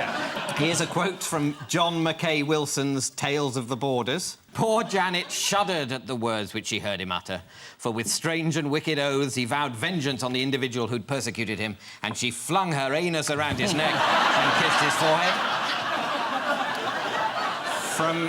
From Georgina Bragg's Matisse on the Loose, she grabbed my anus and positioned my body in the direction of the East Gallery, and we started walking. And in the complete works of Washington Irving, there is a reference to the great captain who had been one of his comrades in anus. Are there any other words that Google Books scanning technology is confused? Yeah, it can't do tax. Yes, it reads tax as free. No, it's burn and bum get muddled up as well, as in a patent for a carrier for an integrated circuit that talks of bum-in electrical contacts. God, Scotland, what happens? It's bums night. Where they all join anuses and sing Old Lang Syne.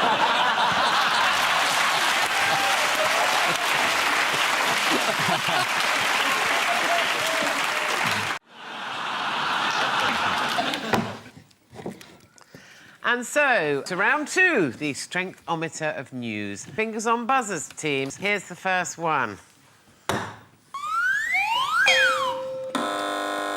That's a cake, isn't it? It's the Great British Bake Off winner, that is.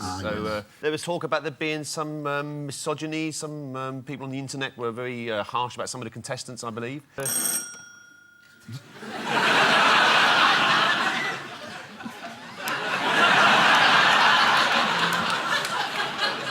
on, what is it now? We were just going to tell you who the people were.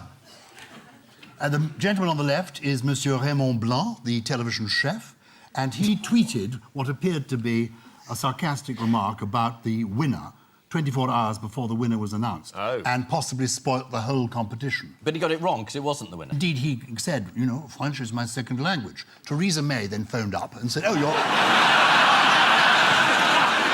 you're some froggy waller, are you? Well, get out, get out. This is what he tweeted. The Great British Bake Off, not much skills, female tears, and a winner so thin who makes me doubt her love for great cooking, baking. Who did that text refer to? It referred to Ruby. That's Ruby. Ah, yes. But you can't really tell how thin she is there, because she could have, like, a really massive body under there. Must have more photos of myself taken from that height.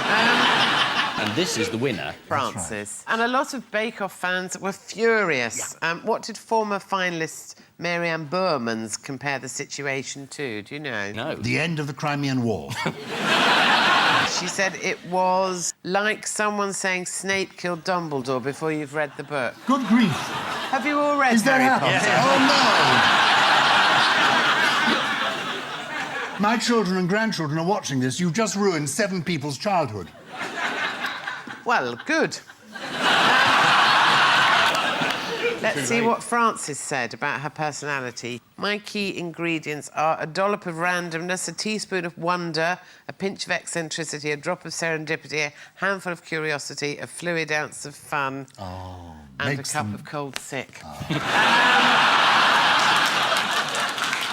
So, this is the grand final of Bake Off, which I watched this week. It was contested by 3 female cooks, which is odd because I happen to know for a fact that the best bakers are all male, and they're all called Greg.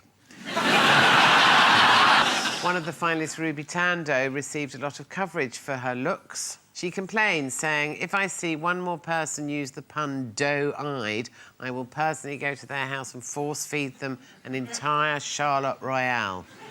Ruby, you're doe-eyed. Yeah.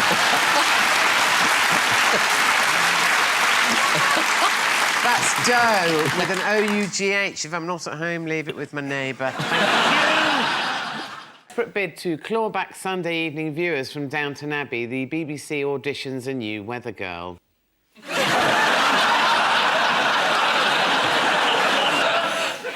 After the sad death of the world's smallest man, someone inquires whether his clothes will be on eBay. And outside a surgery in London, a Strictly Come Dancing researcher awaits treatment after catching a glimpse of a naked Anne Widdecombe.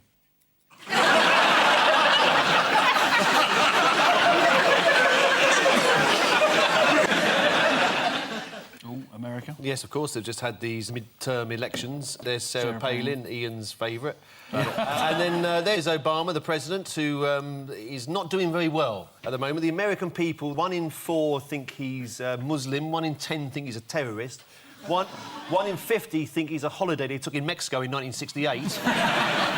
In the last US election, it was Hockey Moms. Who are the rabid right-wing Republican banshees these days? What are they called now? Mama Grizzlies. Mama Grizzly and the Tea Party. Sarah Palin said Mama Grizzlies are ordinary people with common sense who just kind of know when something is wrong. That's good. When she was nominated for vice president, the head of the Republican Party in Alaska was asked what her qualifications for high office were.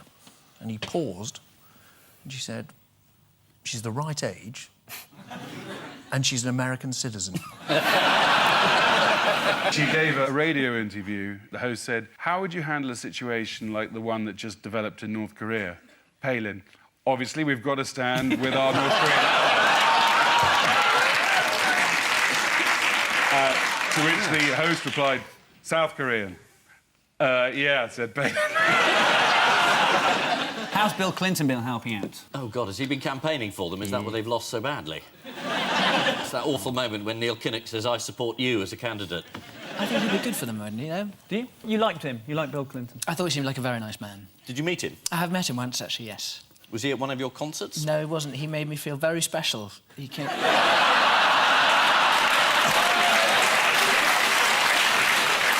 Did you keep the dry cleaning receipt? Yeah.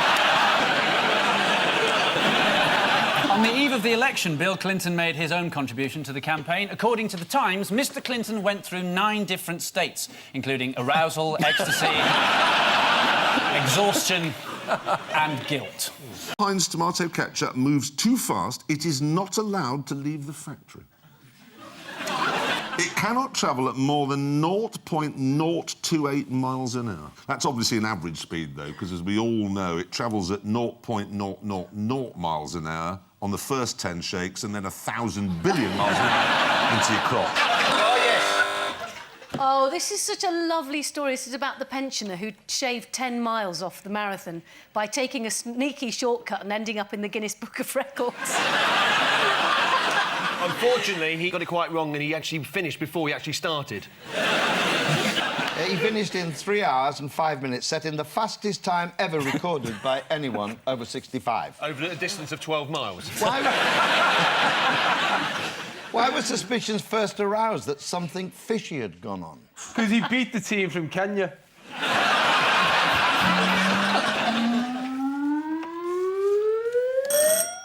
Yes, Ian and Clive? I'm not sure that photo's real. Is it the Bee Gees? These are people who've been released this week. These are happy stories. She's Aung San Suu Kyi, who's the Burmese opposition leader, who's been in prison for 15 years, and she's just been let out of house arrest. House arrest, yeah. After a non-violent protest, which seems to have worked. Is it Paul and Rachel? They were pottering around in their boat. They were taken by Somali pirates, and they've been released. Somebody must have paid their ransom. One of the reasons they're released is that the pirates were getting bored because they've held them for ages and it's not cost efficient. And the intermediary was a Somalian taxi driver based in London. So no wonder they kept waiting. They kept saying, yeah, I'll be with you in 20 minutes. It took 3 months. According to Max Clifford, the couple could make £1 million from TV interviews. Adding a successful book could double or treble that. With a movie, you could go up to 5 million, even 10 million. Then they really will be worth kidnapping. Shall we have a quick Greedy Bastards update? Yeah. Does it come with a signature tune? Greedy Bastards, Greedy Bastards, Greedy Bastards update. Vodafone? I mean, anyone... What have they done? Oh, is this a tax avoiders round? Well, of course, it's bound to be. Vodafone, they haven't paid any tax? Goldman Sachs. Boo! Disgraceful. Someone challenged them, the revenue, because the revenue did a deal where basically Goldman Sachs didn't have to pay interest on what they owed to the taxman, let alone what they actually owe. And the courts decided in Goldman Sachs' favour, which is absolutely extraordinary. And Amazon? I know this one. Look at that. I'm quite nervous. It's my first show. My dad actually rang me and went, "Don't spoil this for us."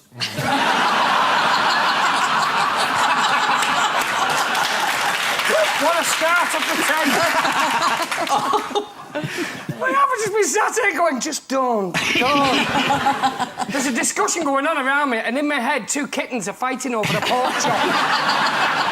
Yeah, they've avoided it by... It goes through Luxembourg, is it? The head office. So everything's processed here, packaged and sent off. But because the sales are processed in Europe, they avoid paying the UK tax. But the man from Google's got to go back to Parliament to explain why he didn't appear to be telling the truth. I'm not saying he wasn't. Just Google truth, see if anything comes up. Sorry for Kate, I don't know. I just saw her this week and I think that she's just looking thinner than I've ever seen her. That's what journalists always say. Oh, she's so thin, isn't she? No, I absolutely don't mean it like that. Have we seen the birth of a new mime artist here? Don't be horrible to me again. You were horrible about me in private eye, and I rang you up. Yeah, it's okay. And I rang you up, and you just went, "Yeah, no, sorry."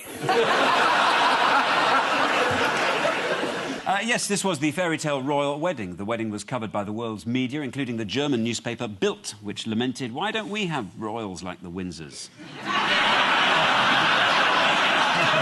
David Beckham wore his OBE, but breached etiquette by wearing it on the wrong side.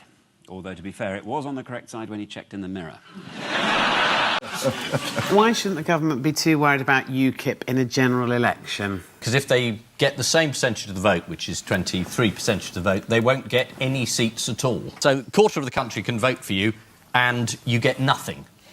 But which shows the system's working. But the good news is that you're still in. Is that the BNP would get in if you went for a proportional representation system. Right. So you're saying better to keep it as it is? I'm just saying that the British public, I'm putting on my Conservative Party voice now, the British public know what parties to support that will be reasonable and moderate. And that's all I want to say at this time. The thing that amazes me about MPs is they don't seem to have any idea how embarrassing they are in public. They have no idea. It's now time for the odd one out round. Just one between you this week. Ming the mollusk, Glenn Greenwald's phone, Bert Quack, and the E. coli 0157. Well, I think it's called Ming the mollusk because it's 500 years old and dates back to the Ming dynasty. And scientists found it, didn't know how old it was, killed it. And then discovered it was the oldest animal that I think has ever lived. Oh, really? Yeah. So you can get ill from eating those. E. coli can make you ill. Absolutely. Bert Quack, is it the actor or is it the part he's playing there in the Pink Panther films as Cato? It's the actor. It's the part. It's he's the playing part. Cato. Give us a clue. Yeah. Containing the answer. Oh, cold. Cold. Oh, right, OK. Yes, Cato was hidden in a fridge. Yes. He was hiding in a fridge in one of the films, shot in the dark, I think, and he comes, bang. So it's about people being put in fridges. The mollusk was should have been put in a fridge and it would have survived. Cato jumped out of a fridge, he was all right. The E. coli bacteria is all right if you freeze it, and it's the bloke with the phone.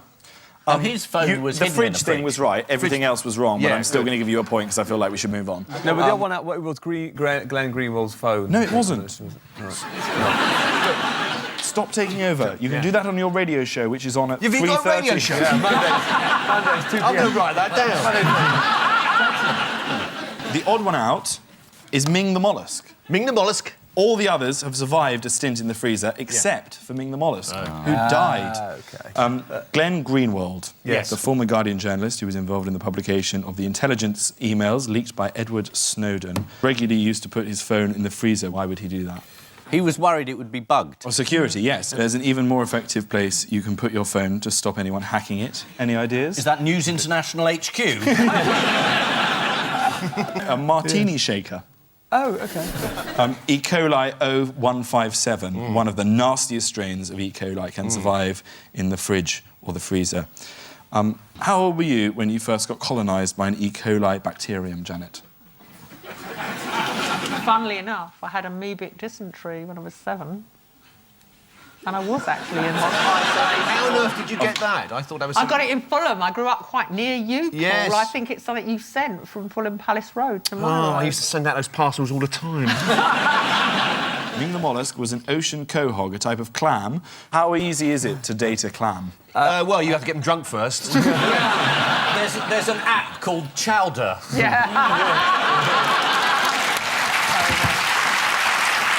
You need to watch out for chlamydia, though. It's quite... No, I've never dated a clam before. No. Pulled a few muscles. But if nothing else, this story brought out a certain solidarity amongst headline writers. What do you think The Independent, The Mirror and The Mail all went with for their headline? Clam dead after 500 years. No, that wouldn't be very good, would it? Shuts. Clam shut. Clam shell, clam shut, clam... Tears, cry. Yes. Clam claps mime artist. No. Are you taking the piss? You know what it is now. No. You do. This is what stupid people look like. I've never seen anyone worse at charades than you. No. That is a very good clam mime. We got the clam bit. Oh, sorry. The sad bit, the sorrow. What would happen? Oh, damn, it's such a... A shame. Crocodile. What a shame! Calamity! No, that's terrible. What is it terrible? It's a calamity! I'm not mad, am I? You all got that. What were the tears for? How would that lead us to calamity as a pun? That was useless. Right, you're all going. You can be the panellist now. Come on. They're not New Labour anymore. No. I hadn't noticed that. They're going to rebrand. Yeah, Labour. Labour Classic. The couldn't call themselves New Labour when Blair left. It's like when Mike Nolan left Bucks Fizz. They couldn't call themselves Bucks Fizz anymore. Labour could go with Bucks Fizz. Champagne socialists, but slightly diluted with orange juice.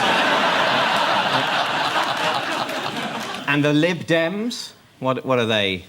I think they're going to sit this election out. It's probably... They've got a note from their mother. I think they'll play the sympathy vote to a certain extent. Just have Nick Clegg topless holding a puppy, just looking into the camera like that.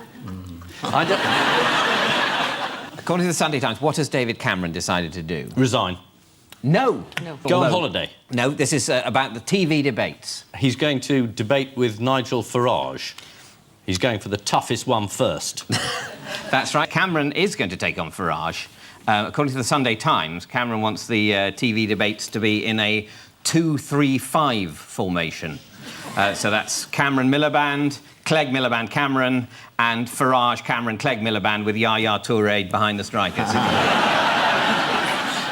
Thank you for laughing. I don't know what that meant. I'm not in touch with Vivienne Westwood. Right. Though I did get married in Vivienne Westwood, so... Did you? You know, yeah. What, inside her?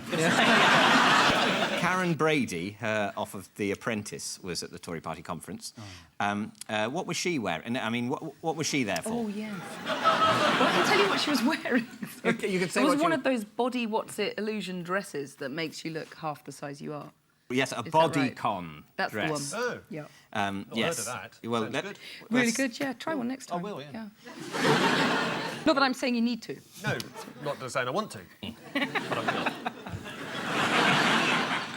will. We can have a look at Karen Brady's bodycon dress. If you believed the bodycon there, you'd just call an ambulance, wouldn't you? Yes. Brady was there to introduce George Osborne. Do you know how she did that? George Osborne. Bill Clinton did Tony Blair once. Really? I mean, introduced him. Get your wife to do it now. That's the other thing at the conference. I think after Justine's performance in the Ed Miliband show, no wife is going to do it again, are they? Did anyone see that? She was told to kiss him. Oh, yeah, and she has to do it. Well, not even prostitutes have to kiss.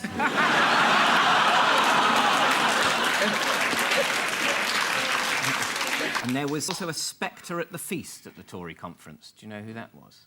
Oh, Nigel Farage. Yes, and I suppose the ghost of Margaret Thatcher was probably because she was there. invoked, wasn't she? Was she? The mummy. They did a séance.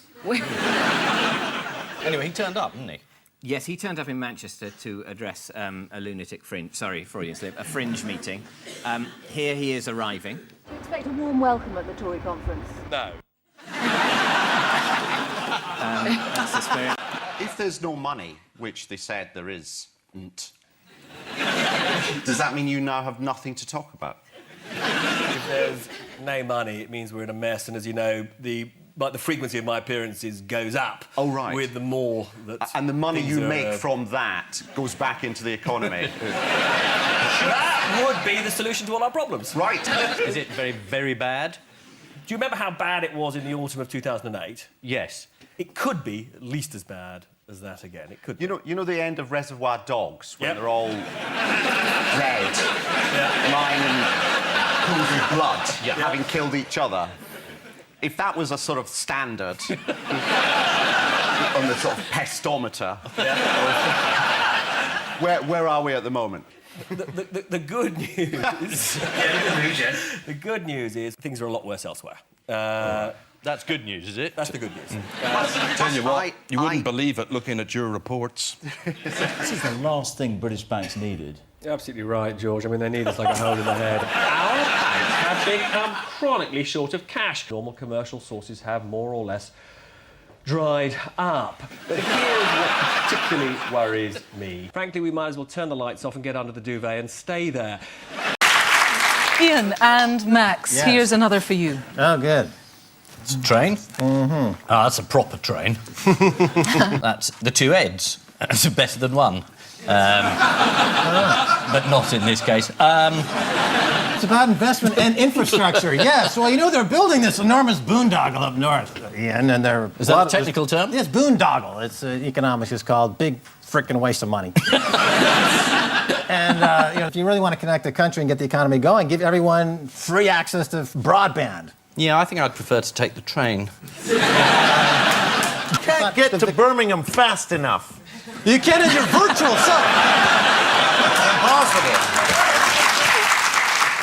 Yeah, so this is the wise investment / catastrophic waste of billions of taxpayers' money. Because the Labour Party have decided now, it was their idea originally to do it, but now that the Tories want to do it, they don't want to do it anymore. And did you hear the actual words of the dire warning from the government about the consequences if Labour do not? And no, I'd like to hear you say it. The precise words were years and years of gridlock, weekend cancellations, hellish journeys and replacement bus services. It's just hard to imagine what that would be like, isn't it?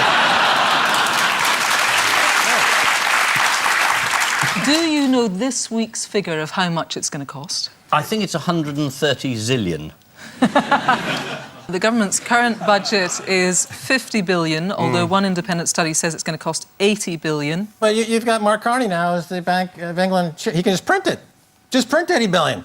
Just print it. That's fine. That's what he does. That's what he's there for. Print more money. Doesn't matter if it's 100 billion, 200 billion. Just print. No downside to that? Well, unless you include inflation. As long as you don't mind paying extra for energy and food, it's okay. Just keep printing money. OK, let's have the train. Bail out the bankers. Bail out. Just print money, it's fine. You put the money in the train and take it to Birmingham. Listen, Max, 1 hour, 20 minutes to Birmingham. It's too long. More like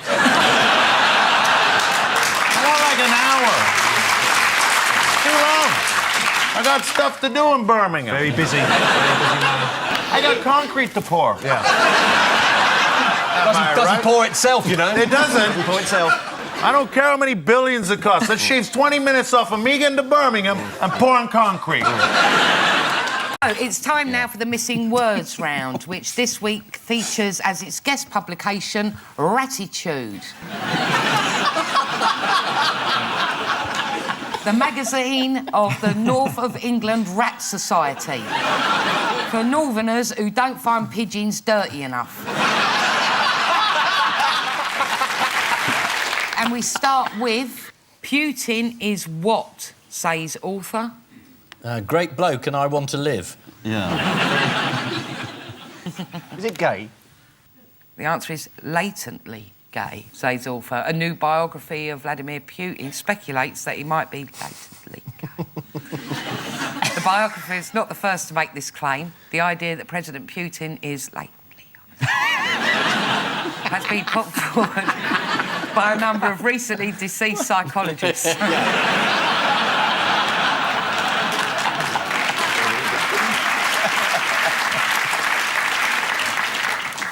Next, chimps take what? Is it the fucking piss? The answer is chimps take their owners to court. No, they don't. This is the story of a court case in New York in which 4 chimpanzees are seeking to be recognised as humans. The complexities of the chimpanzees' case have left legal experts scratching their heads, rubbing their asses on ropes and eating things from behind each other's ears. Next, from a rat PR point of view, what was very negative? The bubonic plague. No,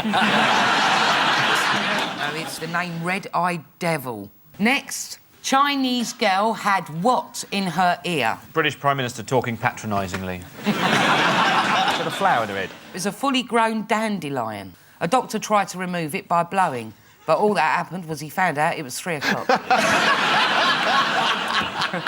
Next, what was high at Thirsk Rat Show? Sexual tension. The body count. It was an absolute bloodbath. Yeah. The safety officer. Looks all right to me. Just up the rats on it. Good stuff. The overall standard of ears was... Next, clown epidemic what? Relatively easy to spot. Clown epidemic in Norfolk, warned police. Police in Norfolk have warned of an epidemic of people dressed as clowns. Clowns are actually fairly easy to capture because they tend to have extremely unreliable getaway cars. Finally, what can add an element of aggression into the relationship which can backfire? Drunken fighting amongst priests. You bastard! You can't have a wedding.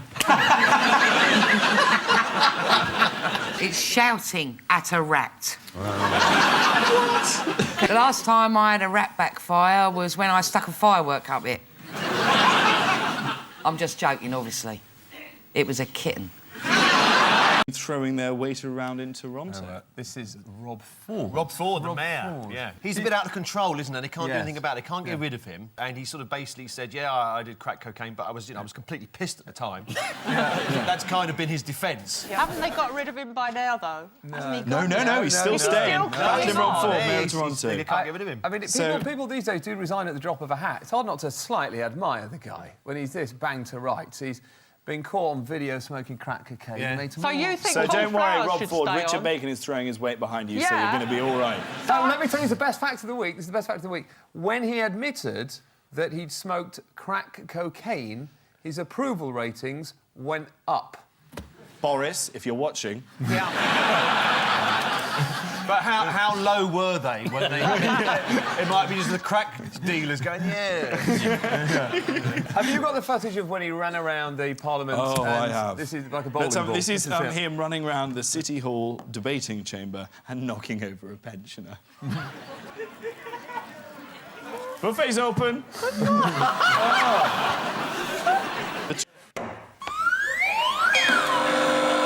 Oh! Right, Paul and Marcus. There's a woman being inflated on the beach. Yeah, that's the girl who was accused of being a Russian spy because she went out with a politician. They found she wasn't a Russian spy, she was just a Russian. Yep, you're quite right. They thought she was a spy. She used to go into the House of Commons canteen and say, these sausages are rather cold for this time of year. The seagull flies high above Krakow. It sounded like secret messages. I think they actually thought she was a spy because she made a beeline for a member of the Liberal Democratic Party. So not very well informed, then? No. They thought, what other reason could there possibly be? It's phoning the Kremlin going, they're going to make corduroy compulsory. Indeed, this is Katia Zytuleviter, who had... I know, you bet you've practised that, haven't you? Конечно. Yeah, it was very good. That's all my Russian. That's very good. You just learned her name and that was it? No, конечно. I just said of course. Bless you. Oh, it was of course as well. Blimey. Здравствуйте. Меня зовут Кирсти. Как тебя зовут? Oh. Very good. Very good. Hold on a minute. I just want to ring MI5. Yeah, exactly. You're filling for the oldest trick in the book. We invited you onto this show. This show's not going out this week. These are cardboard figures. That's not Giles Brandon, that's a puppet. For the Muppet Show. It was. Basically, Ryan Giggs has spent an awful lot of money to ensure that he's become world famous for stuff other than football. Yeah. But people still might be sued for telling people that it was him, so... Yeah, well, that's right. The MP, John Henning, Yeah. he said that apparently 75,000 people named Ryan Giggs on Twitter. It's not possible to arrest them all. Well, I mean, it's worth a go, though, isn't it? I mean, well, the only thing is, the injunction is still in place. That's right. That's the thing. Absolutely. Despite the people keep going blabbing it out, there's a legal expert, Joshua Rosenberg. Yeah. This is what he had to say about it, right? Well, the law is clear. There is still a court order in force which says that we can't name Ryan Giggs as the person who brought these proceedings. Stop! I'm pleased we can say his name, though, because I was getting so fed up. Every newspaper, every day, it was like, Imogen Thomas has been having sexual liaisons with a man who cannot be named. It's like, what, Voldemort? Yeah. I sort of see why he did it as well, Ryan Giggs, because you get the super-injunction. He knows that if his identity was known, then people would know not only who he was, but also that his marriage was on the rocks. And at that point, John Terry would be round his house like a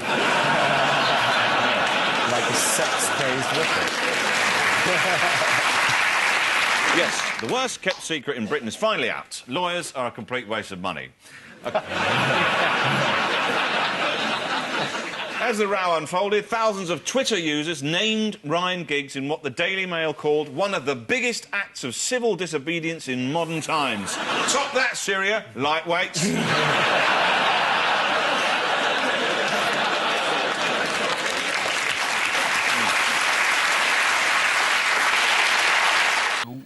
Yes, of course. They've just had these mid-term elections. There's Sarah Palin, Ian's favourite. And then there's Obama, the president, who is not doing very well at the moment. The American people, 1 in 4 think he's Muslim, 1 in 10 think he's a terrorist. 1 in 50 think he's a holiday they took in Mexico in 1968. In the last US election, it was Hockey Mons. Who are the rabid right-wing Republican banshees these days? What are they called now? Mama Grizzlies. Mama Grizzly and the Tea Party. Sarah Palin said Mama Grizzlies are ordinary people with common sense who just kind of know when something is wrong. That's good. When she was nominated for vice president, the head of the Republican Party in Alaska was asked what her qualifications for high office were. And he paused, and she said, she's the right age, and she's an American citizen. She gave a radio interview. The host said, how would you handle a situation like the one that just developed in North Korea? Palin, obviously we've got to stand with our North Korean allies. To which the host replied, South Korean. Yeah, said Palin. How's Bill Clinton been helping out? Oh, God, has he been campaigning for them? Is that what they've lost so badly? It's that awful moment when Neil Kinnock says, I support you as a candidate. I think he'd be good for them, wouldn't he, though? Do you? You liked him? You liked Bill Clinton? I thought he seemed like a very nice man. Did you meet him? I have met him once, actually, yes. Was he at one of your concerts? No, he wasn't. He made me feel very special. He came...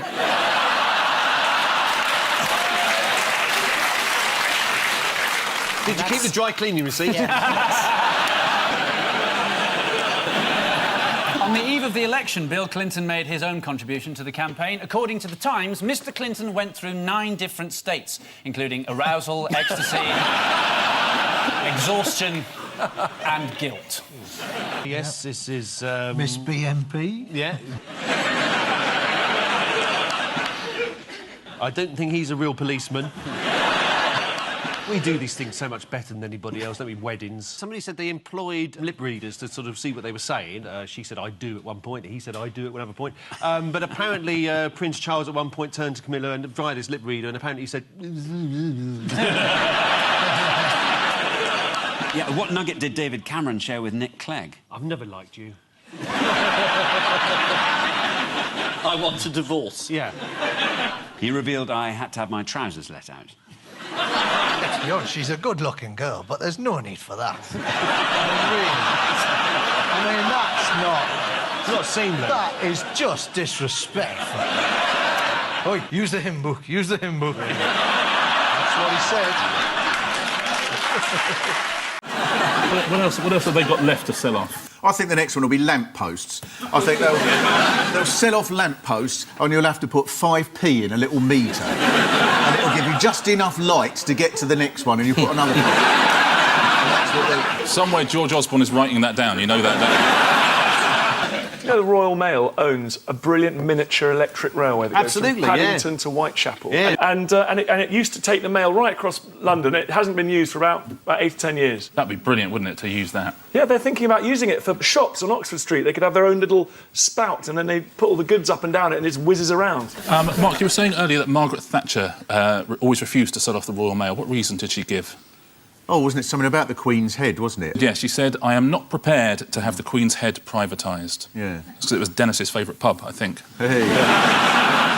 What else did we find out about Margaret Thatcher this week? She swore quite a lot. I bet she didn't describe people as that bigoted woman, though, did she, when the radio mic was left on? Probably not. She probably didn't say we've just won the World Cup either. There's lots of things she didn't say. Can't go through them all now. Oh, go on, just a couple more. A couple more. That's not my kitten. I'm sorry, officer, I had no idea it was hydrochloric acid. Those are the 3 things she's never said. I tell you what, I bet she used to have a ride on that little Royal Mail train there. Exactly, screaming like a banshee. I'm not for turning, she'd say when she was on it. Got to Whitechapel, she'd have to walk back. An American phrase to describe the Tories, beating up on the poor. Why would he say that? How do you beat up on someone? Do you use that in Canada? Is it a Canadian thing? I don't remember. In Trinidad they do, though. They beat up on people? They say beat up on. Do you think Sounds that's where nicer Cleggy like got that. it from? Of course he did. I was with Cleggy out there for Carnival. The guy's nuts. Why do you think he's got no ideas? How many... We hit it hard. Yes. Rum punch click style. Oh man, too much hot sauce on the roti, huh? You're right, it is good accent. What did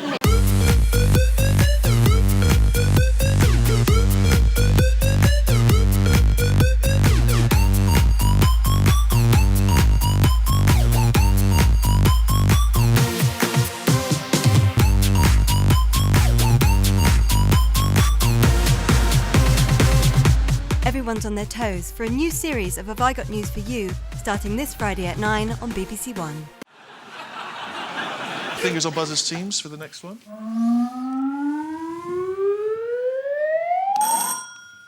Have they shut the Humber Bridge to stop people going to Hull? Stop people going to Hull? Yeah. They don't want any more tourists. They've got enough. Maybe they're trying a new slogan, Hull, one letter different from hell. Could be it, couldn't it? Well, you're in the right neighbour. Both of you in the right neighbourhood. John Prescott's from Hull, or he's MP for Hull. Yeah. That's why they just close Hull. Yes. He's not an MP anymore, is he? Other than being no, he's Member of the House of Lords. Oh right, he's a lord in Hull as well. Is he the Lord of Hull? Well, I don't know. I am the Lord of Hull. It is to do with Hull, but it's actually The Economist magazine. They have a very specific view on Hull. It should be shut down. Is that what they... Absolutely right, yes. The Economist magazine thinks that the city should be closed down along with Burnley, Middlesbrough and Hartlepool. Closed down? Just closed down. Why? The Economist described any efforts to save struggling northern communities as misguided. You lived in Leeds, didn't you? Yeah, I was born in Leeds. You were born in Leeds? Yeah. Should they close that down? Leeds is doing very well. It's Is it doing- thriving. Have you heard of Leeds, Ian? Yes. Yeah. There's a football team in Leeds, isn't there? There is. Leeds United. Yeah. You see? Local knowledge.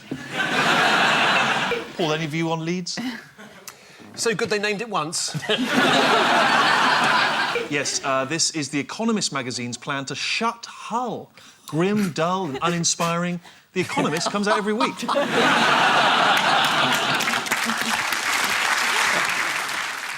Fingers on buzzers teams. Here's the next one. Two lookalikes got married. They were professional lookalikes, and he... I think I got this right way around. He looks like Debbie Harry. Debbie Harry, that's right. And she, bless her, looks like somebody out of Thunderbirds. Here are the happy couple. Yeah.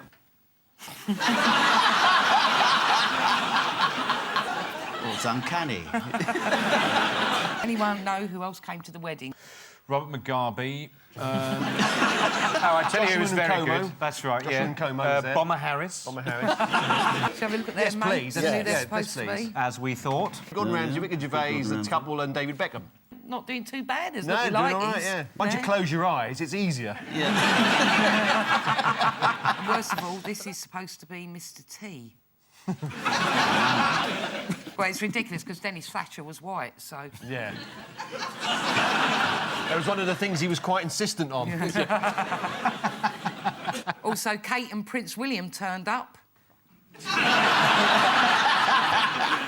Who didn't look like himself this week? Anyone see this picture? Tom Jones. Yeah. Is that real? Yeah. Looks pretty good for a tomato of his age. Yeah. Is he learning Mandarin by becoming an orange? Blimey, students, they've woken up. They've been told that the teaching budget's been cut, they're going to have to pay 3 times as much and pay it back for the rest of their lives, and they're thinking, I'm not sure I approve of that.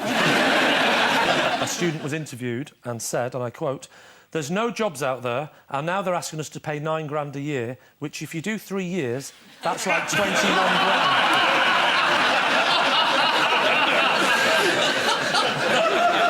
Of course, the Lib Dems were staunchly saying, of course, they wouldn't go up, which is great that they got in power and put it up. Yeah. Well, they had no idea they were going to be in power when they... Well, they could have when they made these promises.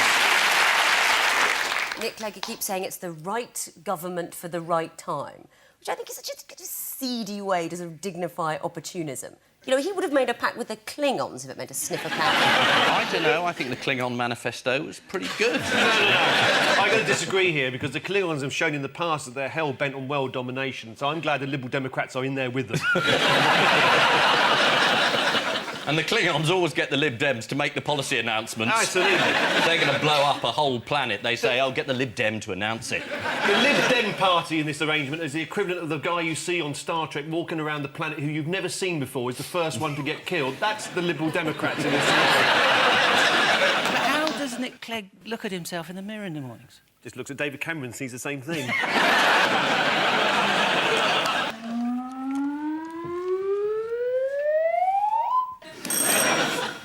It's a new starter home. It's a man who's tried to post himself. Yes. Is it? Yes, it is.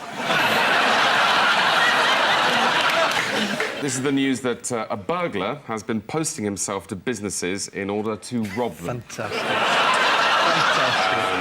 How does he get out with the loot? Well, how does he get himself delivered in the first place? Does he just sort of get into the box outside a post office with the address on it in the hope that the postman will go, I must have missed that earlier.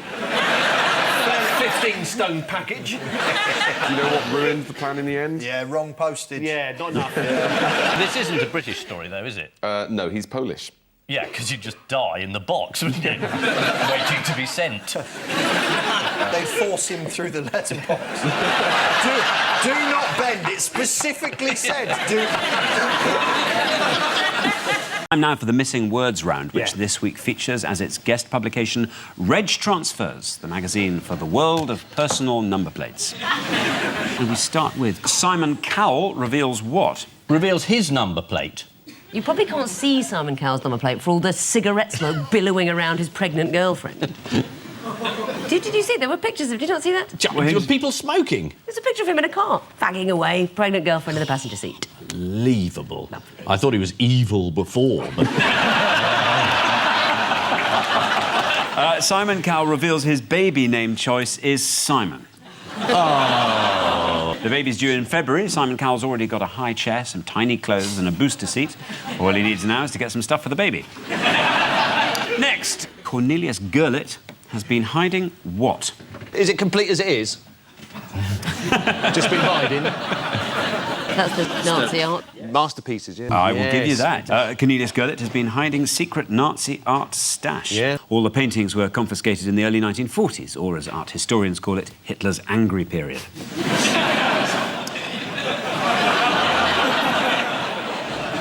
Next, in Essex, we all have what? Automatic weapons. An intrinsic knowledge of our local area. Personalised number plates. Personalised plates. Yeah. There we are, yes. In Essex, we all have personal plates. I wanted my initials on my car, but I didn't fancy splashing out in a personalised number plate, so I just bought a second-hand AA van. Brilliant. Next, police dogs will receive what? I know this. Go on, then. Pensions. They're going to get pensions. Pensions? Absolutely right. And rightly so. Yeah. Rightly so. Yeah. I can't believe nobody said truncheon meat. Now, they did. That response is the reason why nobody did. Next, George W. Bush planning what? A gallery, an exhibition. Yeah. He's going to open an exhibition. Yeah, but that's almost there, yes. He's planning to paint a series of... He's planning to paint a... Oh, Lord. George W. Bush planning to paint a portrait series of world leaders. God, we used to accuse him of not being able to read. Yeah. According to the Telegraph, he is also known to dabble in landscapes, as the people of Iraq know only too well. And finally, David Suchet admits to what when playing Poirot? Oh, I know that one. Yeah. What is it? Yes, he's got a penny up his arse, hasn't he? So it helps him mince the walk. Oh, absolutely right, yep. David Suchet admits to clenching a penny between his buttocks when playing Poirot. Which he learnt from Laurence Olivier. Yeah. Who I think had more than pennies up his arse at one stage.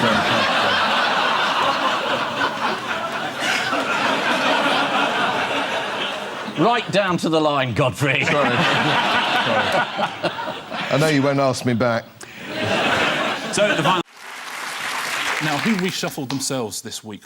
An extremist are you looking for, Richard? I am looking for an extremist, but that's after the show. Tommy Robinson. Oh, the English Defence League. Tommy Robinson, the English Defence League. Tommy Robinson, absolutely right. What did he do this week? He resigned from the English Defence League and... He found out, much to his horror, that a lot of them were racist. And, yeah. I can't... Didn't understand I don't know that what's bit. going on. I mean, we used to march into Muslim areas and that and go Muslims out, and we ate Muslims and we ate Pakis and that, and then it turns out some of them, like, were anti-Islam. So, I went off them. And do you know what Tommy... And do you know what Tommy Robinson does for a living? Does he work at United Nations? Because he could see sick children with Roger Moore and Lulu. He also used to run a tanning shop. Exactly right, yes. What, he changing the runs colour of people's skin? Yeah. So your customer comes in, come in, madam, and next after half an hour later, you can get out. The tragic lawnmower accident involving the royal correspondent, Nicholas Witchell.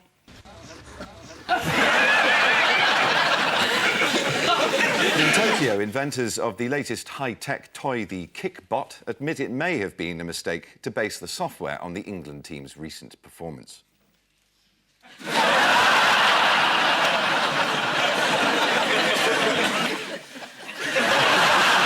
In the kitchen of Heston Blumenthal's restaurant, there's evidence that someone's ordered the slow-cooked lamb.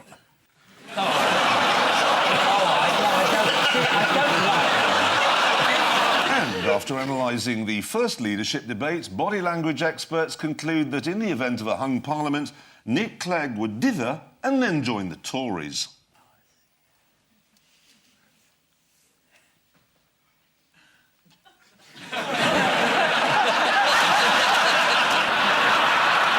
So this is Wayne Rooney, who this week has had a hair transplant. Do you know how the operation actually works? Yeah. They find the hairs on his arse and pull them all the way through.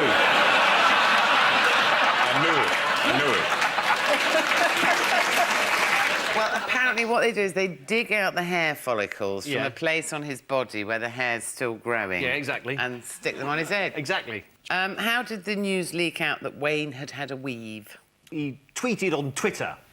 He showed his bonce, his arse bonce to the world. His bum head was displayed. There we are, there he is, old bottom nut. Not bad, but he was actually trying to take a picture of a dog having a shit. What, in his car? What did his message that accompanied the picture say? My head feel great, but my ass hurt a little bit. And how would you describe Wayne's old hairstyle? Defunct, gone. Well, technically it's known as a widow's peak, which usually for Wayne is around 75.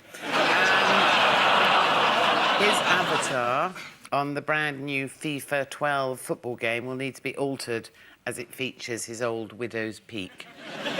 I think actually if you look closer in the background of that picture, you can just make out Ryan Giggs shagging his sister-in-law. The Telegraph, thousands of people lining the streets have given the relay a carnival feel. For example, someone dressed as a cod and another as a chip in Falmouth. You Brits really know how to put on a show, You wait till you see our opening ceremony. There'll be hundreds of chips. Six or seven cod. Boris in a giant cod costume. This is the Olympic torch, which is boldly going where no Olympic torch has gone before. Namely, yes, I agree with you. Namely, Truro and Il Fracum.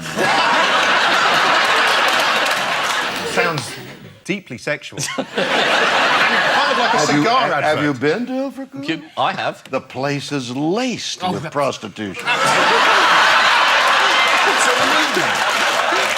That's their new slogan now. That's right. Come and get laid in Il Fracum. There is the happy man. Oh, there he is, look. Yes, it's the new royal wedding for next year to cope with the economic straits, the terrible climate out there. It takes all our mind off it by saying, look, she looks like Diana. Look at her, look at her. And that's what we're all going to do. She's a commoner as well, because she's only upper middle class. What is it they said? She's going to make the royal family more accessible to the public? Yes. I think it sets a challenge for Prince Harry to go and find himself a proper scumbag. What was Harry's response to the engagement? It means I can get a sister. Deep coma. The sheer tedium of the subject. He said, even as a member of the royal family, I've had it up the rear, he said. Or was it up to there? I can't remember. And they promised me I wouldn't be forced into doing any painful puns in light of a recent incarnation of mine as Sherlock Holmes. So without any further ado, let's move on to round 2. The round of the Baskervilles. Buzz when you know what the story is.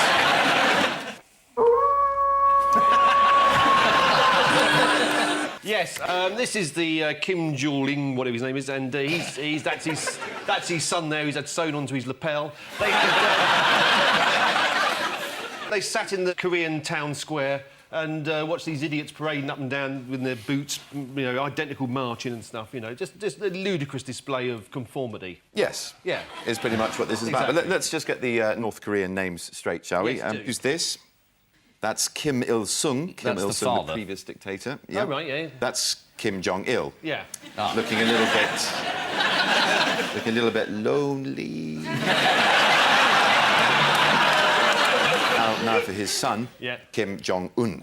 It looks like he might bring hope and optimism to a very good nation. And so who's this then? It's not Danny Dyer. Is that the other son? It is the other son, Kim Jong-nam. He's not got the job as next dictator. He's given it to the younger son.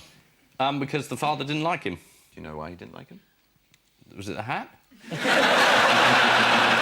Did he dislike him because he's got a small lampshade tied to his index finger? There's a lot of fathers that put them right off you. He wanted to visit Disneyland Tokyo. ITV had a man in the field there, and the intrepid reporter attempted to assess the relative popularity of the Kims. Let's have a look how he did it. There are no opinion polls in this country of dictators, but I did get a chance to carry out an extremely unscientific measure of the young general's popularity. Well, let's see how popular the new leader will be. Kim Jong-sung. Kim Jong-il. Kim Jong-un. Much more popular.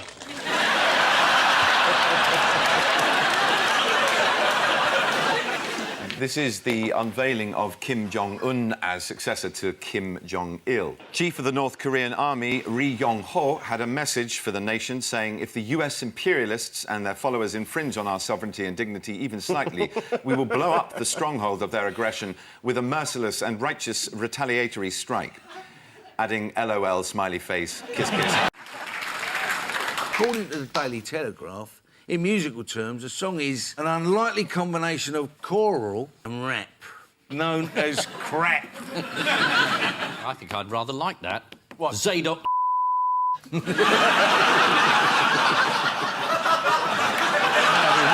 good.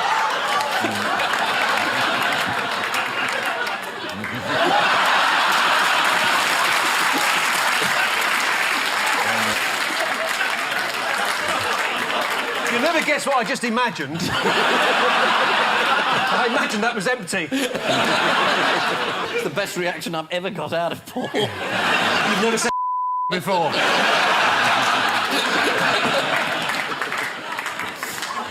Oh, well, that's guaranteed that to be in, otherwise you won't explain this to anybody. Oh, dear. Let's move to Scotland. Yes, let's move to Well, Scotland. the recording's not going that badly. Why is this big tent up in Nicola Sturgeon's garden? She got 2 garden waste bins, is that? Is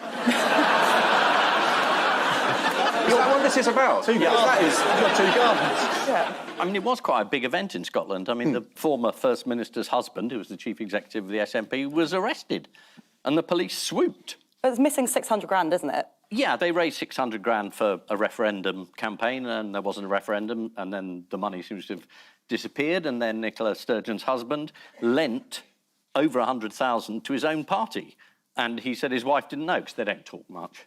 Looks like they don't even share a recycling bin.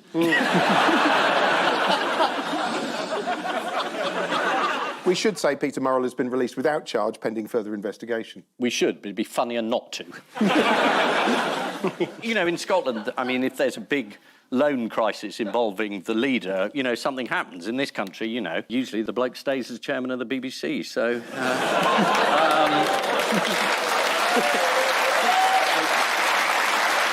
Oh, sorry, no, I'm just being told you're not even allowed to think. Where do you want to start? Well, why don't we start with the warm-up for the Prime Minister? Did you see that? He was warmed up by his wife? Yes, usually you're introduced by a colleague or a friend, but that's obviously not going to happen. This time, Rishi decided he'd get his wife to come on, and she came on and said, he's a really good bloke, he's decent, he's honourable, and you thought, this is the Conservative Party, this isn't going to work.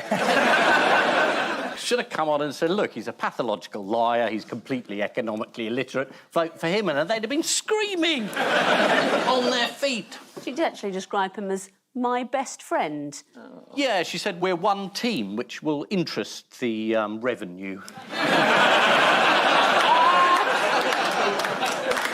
And what was the big announcement that he had to make? That he's still Prime Minister 1 year on. The big thing they're going to do, or perhaps not going to do. Is it something to do with HS2, by any chance? Yeah? Yeah. Because they're following on their policy, stop the boats and also the trains. Which of Boris's acquaintances have embarrassed him recently? Evgeny Lebedev. That's right. Lord Lebedev, the son of a KGB oligarch and owner of various newspapers. Boris Johnson denies getting involved in security discussions over Lebedev's elevation to the House of Lords. The suggestion was that Lebedev was a security risk, you know, and that's why he shouldn't be a peer. But I can think of a lot of other reasons he shouldn't be a peer. I mean, he just supported Boris, he owned newspapers and supported him in the mayoral election, which looks like corruption, isn't, obviously. The thing I like about Lebedev is he sounds like a conversation between Bill and Ben, the flower pot. Yeah. He originally wanted his title to be Lord Lebedev of Moscow. I'd have gone for Lord Lebedev of Levered. What else has Rishi been pushing to the nation more recently? What's he very keen for us all to do? Maths. Yes, he wants to reimagine our approach to numeracy. When I read that, like, his school has, the school he used to go to, has a private art collection, I just thought, like, my school had a private art collection, but it was like a cock and balls behind the bank shed. Was it a Picasso? That's a private art collection, isn't it?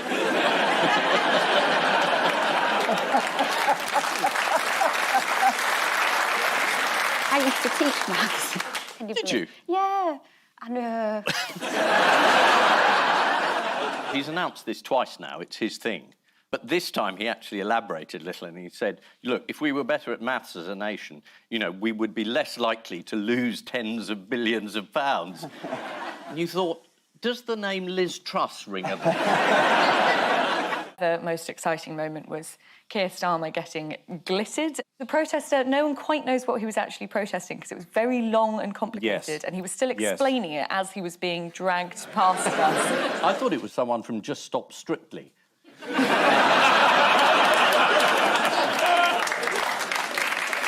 I'm actually dressed up as Keir Starmer in the glitter God. and the red. Starmer wouldn't be wearing red. What was the point of the glitter, though? Was it at a level of interest? Yeah, I mean, it made Starmer look great. Everyone around me was saying, oh, doesn't he look great in that But he one?" had to take his jacket off, which it looked slightly rehearsed. So suddenly it was Keir gets down to work, shirt sleeves, no jacket, not formal, not posh. And I think it was rehearsed because he'd ironed his shirt sleeves, and whoever does that, unless they're planning to take their jacket off. Oh, you think this was choreographed? Yeah, I think it was well, no, I don't really. Well, GB News, they like a conspiracy theory. Well, the Select Committee was asked to look into the handling of COVID, and their response was that it was probably, I don't know, not very good. No, they actually said it was the worst public health crisis in British history. That's right. So the government's COVID response is up there with the Black Death. I'm not exaggerating, I'm trying to be balanced. So what did the report find? It concluded we didn't lock down quickly enough, we didn't protect the elderly in care homes, we didn't close borders quickly enough. No. And we were wrong to pursue herd immunity. I mean, Gavin Williamson would call that an A-star performance. The report was severely critical of the £38 billion test and trace system, calling it slow, uncertain, and often chaotic.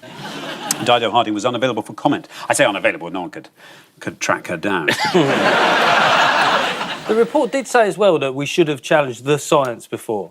Well, that's right. Because I thought the science was like this one thing that everyone agreed with. Turns out there are lots of sciences and they don't always agree. But I would say that the British public, we challenged the science a lot. I mean, on my family WhatsApp group, everyone was virologists, you know what I mean? Why has our vaccination rollout been so successful?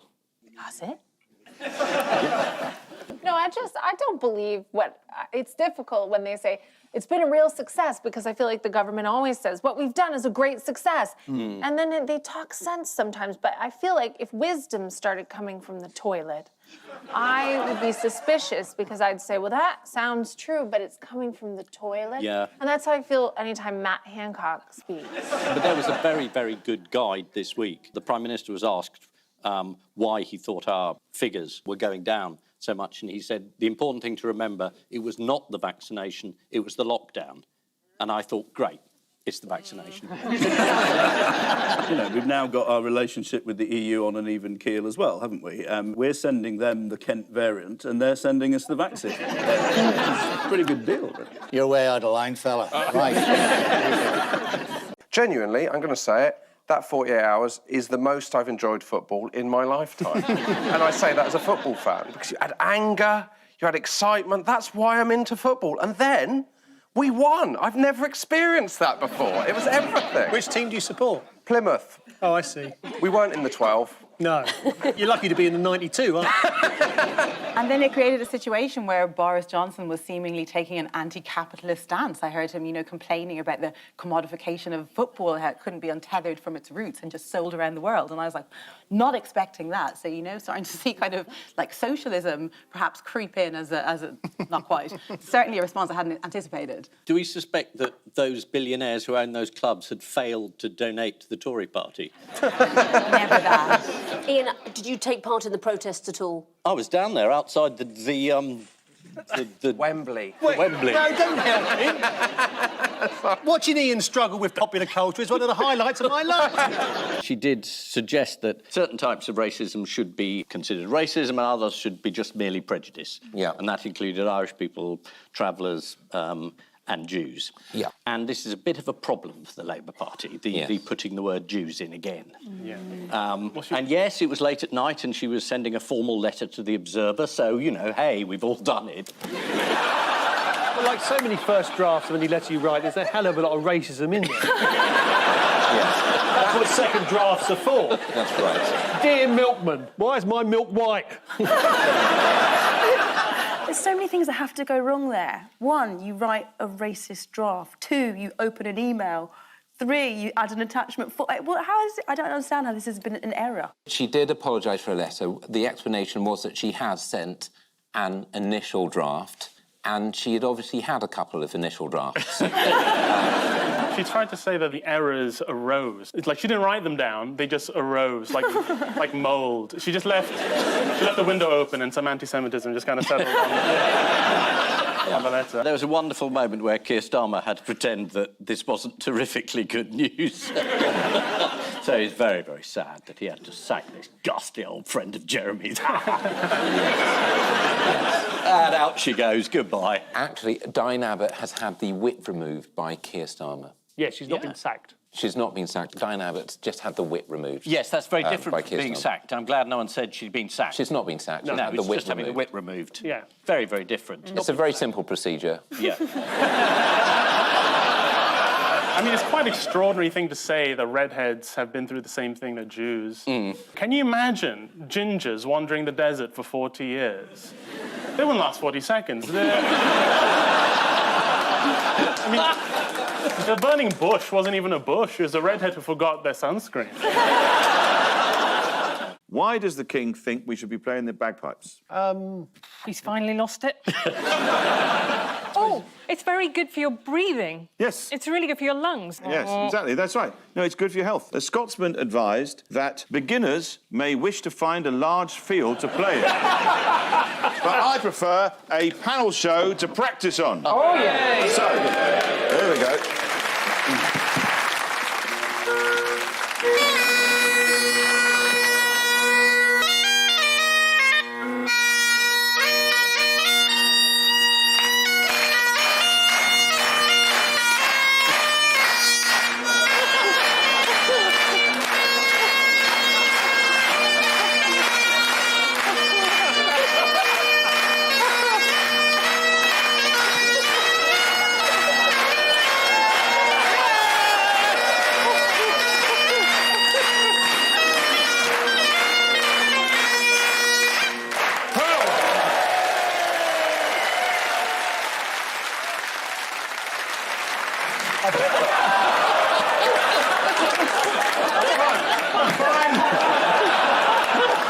Yeah, it's really good for your health. While you're recovering from I was wondering why we'd never done that before. Now, due to COVID and the shortages, why might it be easier to get into a club this year? When you go into a club, Yes. what's there to sort of make it difficult for you? The music for me. Security and bouncers. Oh, there's a shortage of bouncers. That's right. There is. Yes. There's a shortage of bouncers. Yes. Which is great news for you, Ian, because you don't need to keep colouring your trainers with a Sharpie. I don't even know what that means, Ian, but anyway. So why is there a shortage of bouncers? There's not enough of them. It's going to be...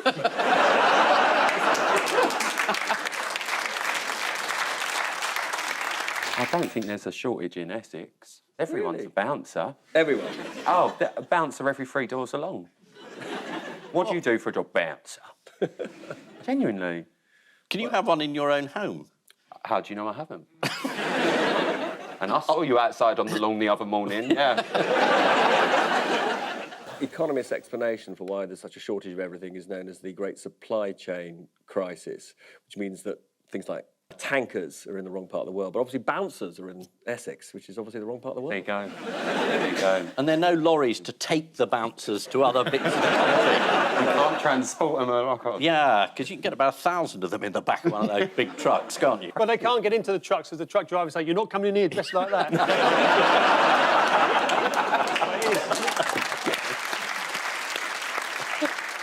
Now, the Queen has pulled out of hosting a reception for world leaders at the conference. What would she be doing instead? Is she hosting the One Show? Could well be. I tell you who's done a lot to reduce their carbon footprint. Prince Andrew. Yes. He's not left his house for months. Good on him. Andrew's not going because the word cop is in the title.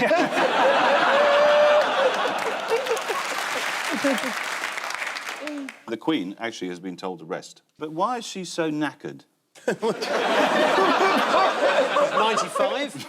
And apparently sources have told the press that she has been staying up late to watch TV. What sort of sauce is that, though? Me, I probably said it. I don't know. So, I mean, she probably watched the extended version of this show, which goes out at, I think, 3:07 in the morning every Wednesday. Yeah, it's good. Well, the BBC have been really giving it a push. They have. They've been giving it a right look. There you go, see? Contains some strong language and adult humour. Fuck me, I never knew that. Is that Rue Paul Merton? Yeah.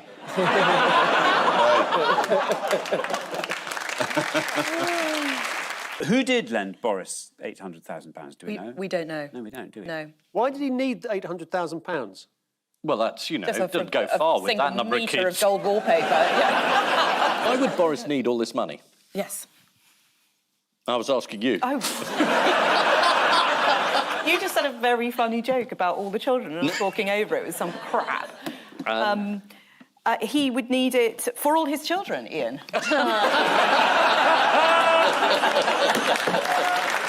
The local elections are happening right now as we speak. Why are the Conservatives predicting they will lose 1,000 seats? Because they're optimists.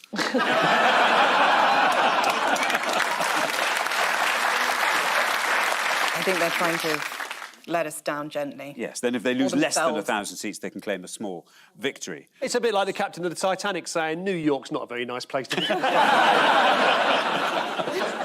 Something's gone wrong with Rachel Reeves' new book. Yes, bits of it appeared on Wikipedia before she wrote her book. And it may be...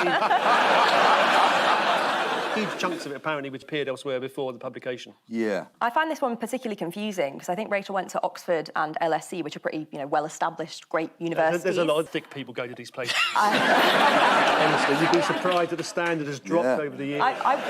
Plummeted, hasn't it? Well, I'm not looking at anybody. But my point is, I went to Hull, great university, Yeah. in terms of the rankings, not quite up there with Oxford and LSE. In terms of the what? In terms of the university rankings, Yeah. not quite up there. And yet I'm pretty sure... There's not much else to do in Hull. That's not fair. But I'm pretty sure one of the first things we got told was, one, don't plagiarise, and two, certainly don't do it off bloody Wikipedia. Yeah, no, exactly. If you're going to copy, don't copy bollocks. Yeah. How has Conservative MP Michael Fabricant been helpful? Is he not given any interviews at all? He was discussing the birthday gathering for which Johnson received the fine, and Fabricant told BBC Radio 5 Live, the way it's been characterised, you would think they were pole dancers. Of course not. That was when he was mayor, remember? But again, it's the least of the parties, isn't it? I mean, there's the Bring Your Own Booze party coming. There's plenty of other The parties. karaoke party. The karaoke party. The wine fridge party. Yeah. I bet they're really grim, those parties. I bet they're not even that good fun. You get invited to a party in 10 Downing Street, you say no. Yeah, I did. Yeah. You got invited? Yeah, Wow. I did. When was it? This wasn't last year, please. No. No, I got... You're not still doing the pole dancing, are you?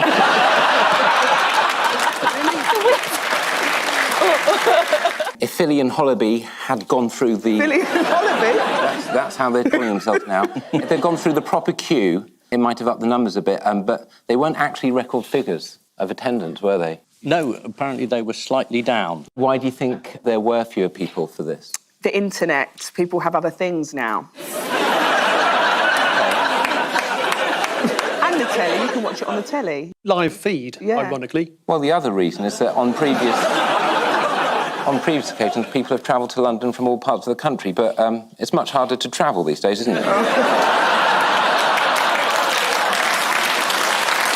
It just shows how little the Prime Minister understands the public, in that he thinks if his girlfriend's snotty about John Lewis, then that's fine. It's old Granny Theresa May. Oh, ghastly, embarrassing style. Who do you think votes for you? I gave Carrie the benefit of the doubt, but now I've realised that she's like a lot of my girlfriends that have Instagram accounts for their home renovations. I'm sure you see this all the time, Ian. Yeah, no. Get furious about it. And they, spare me.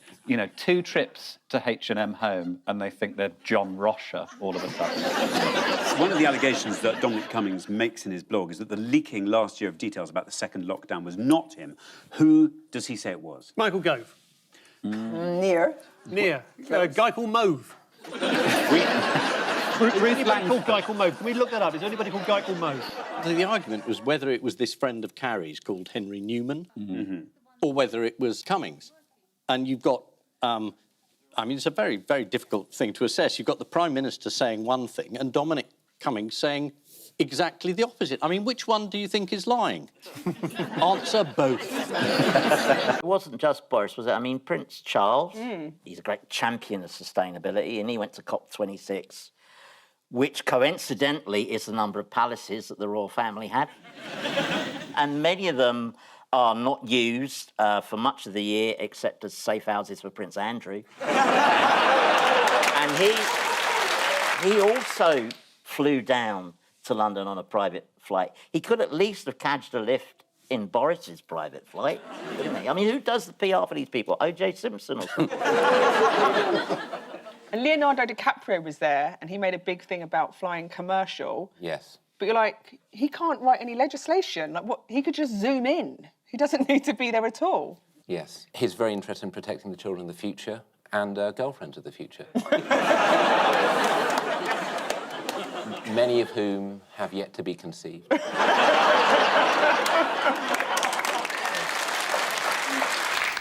We're at a bit of a disadvantage with this question. because it's Thursday and we don't know what's happened. So over to John. What's going to happen? Well, everybody's watching the Hartlepool by-election and the Scottish elections, which are both going to be, one, tough for Labour, that's Hartlepool, win or lose, and for Scotland, it's going to be tough for the Union, however well the Scottish Thanks, National that's all we've got time for, John. What I'd say about Hartlepool, Labour's problem there has been that they've had a problem matching Peter Mandelson's working-class credibility. Yeah, you're right, this is Super Thursday. It really was, wasn't it? It was pretty super in the polling booth I went to. I took my own pencil. Oh, yes, because you're meant to. Yeah, you've got for to be very hygiene careful reasons. now. You don't want to share it. I know, but don't you enjoy when you go to a polling station taking the pencils? Like, do you remember at Argos as well? Did you ever go? Do you know what Argos is, Ian? You lost me on taking the pencils.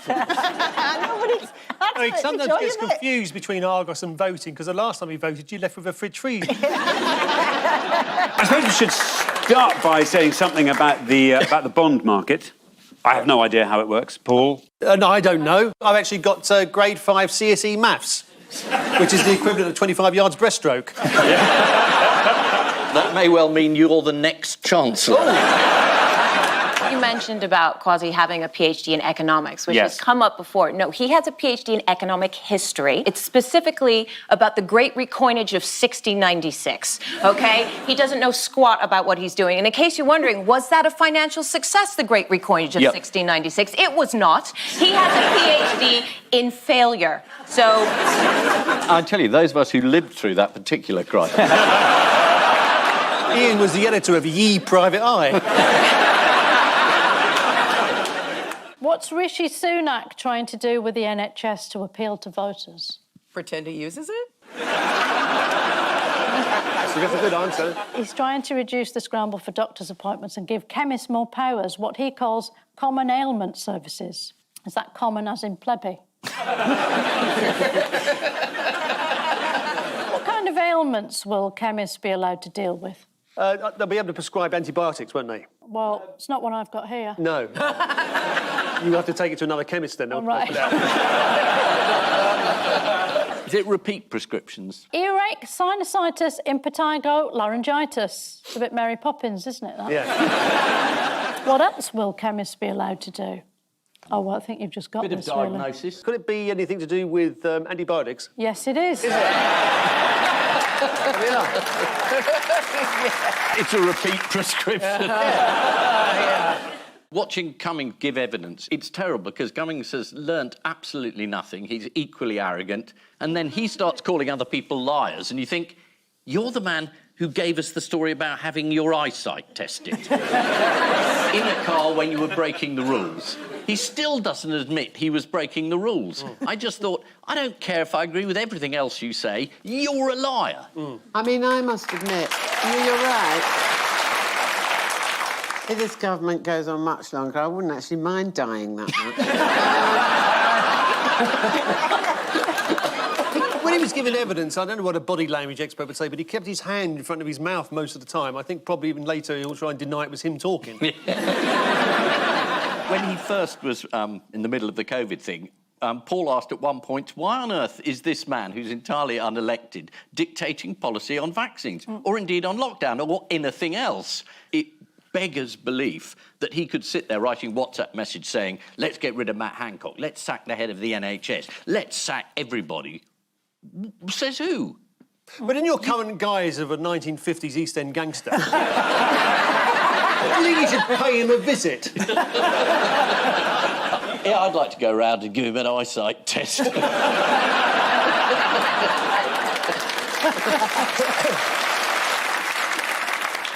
I read the story originally in the Mail on Sunday, and it said Angela Rayner disrupted Boris's Oxford Union debating skills. And I thought, well, this isn't true because he doesn't have any debating. But then it turned out that she had been making jokes about it. Yes, on a podcast. Yes. She actually even sort of used a rude word for it. And I began Is that the with word you've repeated? No, it's not. It was a very similar word. It does begin with a G. I think we're going to be showing that word later. So. Oh, right. In what way? In what way? I'm going to be uncrossing my legs.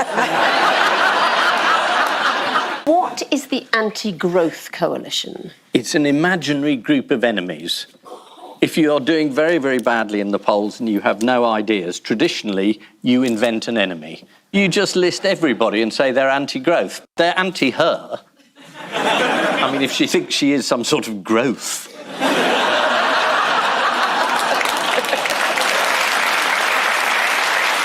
Liz Truss said that the Anti-Growth Coalition included Labour, the Lib Dems and the SNP. The Daily Mail said Number 10 won't rule out Jamie Oliver. This is the news that Rishi Sunak is big in Japan. A while back home. As opposed to diminutive here. Do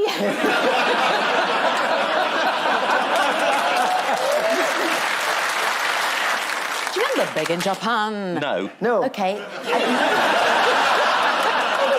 1984, Alphaville. Big in Japan. Great song. Yeah? Yeah. Let's move on. It's quite catchy. It's quite catchy. I think I've heard it myself about 4 times in the last minute. Can't get it out of your head once you hear it. I know. Catchy in the sense that coronavirus was. Why is the Prime Minister big in Japan? He's gone abroad to avoid all the Conservatives telling him he's awful. He's got to find somewhere to go where they don't hate him. Yes. And Japan, they don't know who he is. What else does Suella Braverman want to ban? Homeless people? Tents. Yes. People using tents. That's right. I mean, if she was just trying to ban camping, I'd be behind her.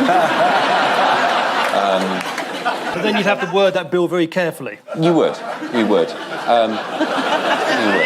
There'd be a lot of pantomimes to be out of business. That's right. I'm on in Richmond this year, by the way. Yes, she is trying to ban tents. She said sleeping on the streets is a lifestyle choice. Nobody in Britain should be living in a tent. It's a surprise that more people don't choose to live in opulence. Homelessness is a lifestyle choice. It's the last time I buy a big issue. If it can help the homeless, I help you live your dream more, like bugger off. Loving it. It was not his finest hour. Anyway, he didn't invent that bus pass. That wasn't true either. She would have been entitled to go on the bus all day and keep warm anyway. Lucky Elsie. Yes. We do spoil them. Yes. There was another very, very good moment. Susanna Reid said to him, "What are you doing?" And he said, "We're doing everything we can." And she said, "But could you do more?" And he said, "Yes." Boris Johnson, of course, got into some trouble during the course of an interview before the election for saying he didn't know who Lorraine was. Did you see the way Ian's eyes glazed over there? I know who she is. She invented a quiche. Exactly. Why are red wall Tories furious with the Prime Minister? This is the high-speed train, yes? It is, Paul, yeah. According to one minister, the revoked plans were a bit like on Bullseye when they show you what you could have won. Whilst another said it's a turd and the Treasury won't even give us the money to put any... What did several plain-speaking Yorkshire folk tell the Yorkshire Post about their feelings on the scrapping of HS2? Knowing Yorkshire folk, it will have either been to say, oh, we're right chuffed that that's finished. Can you not use the word chuffed with train cancellation? Chuffed in Yorkshire means pleased. Pleased, yeah. Yeah. It's the only time they do say please.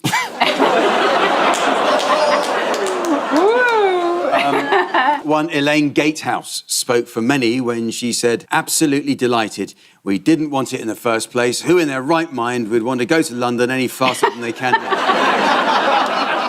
Nearly everything announced in the mini-budget isn't going to happen. No. So all the pain and all the turbulence will be for nothing.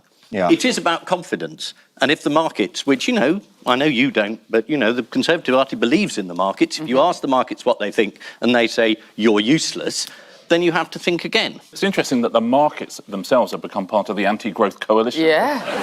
They are famously quite pro-growth, aren't they? The markets? And you know who's joined now?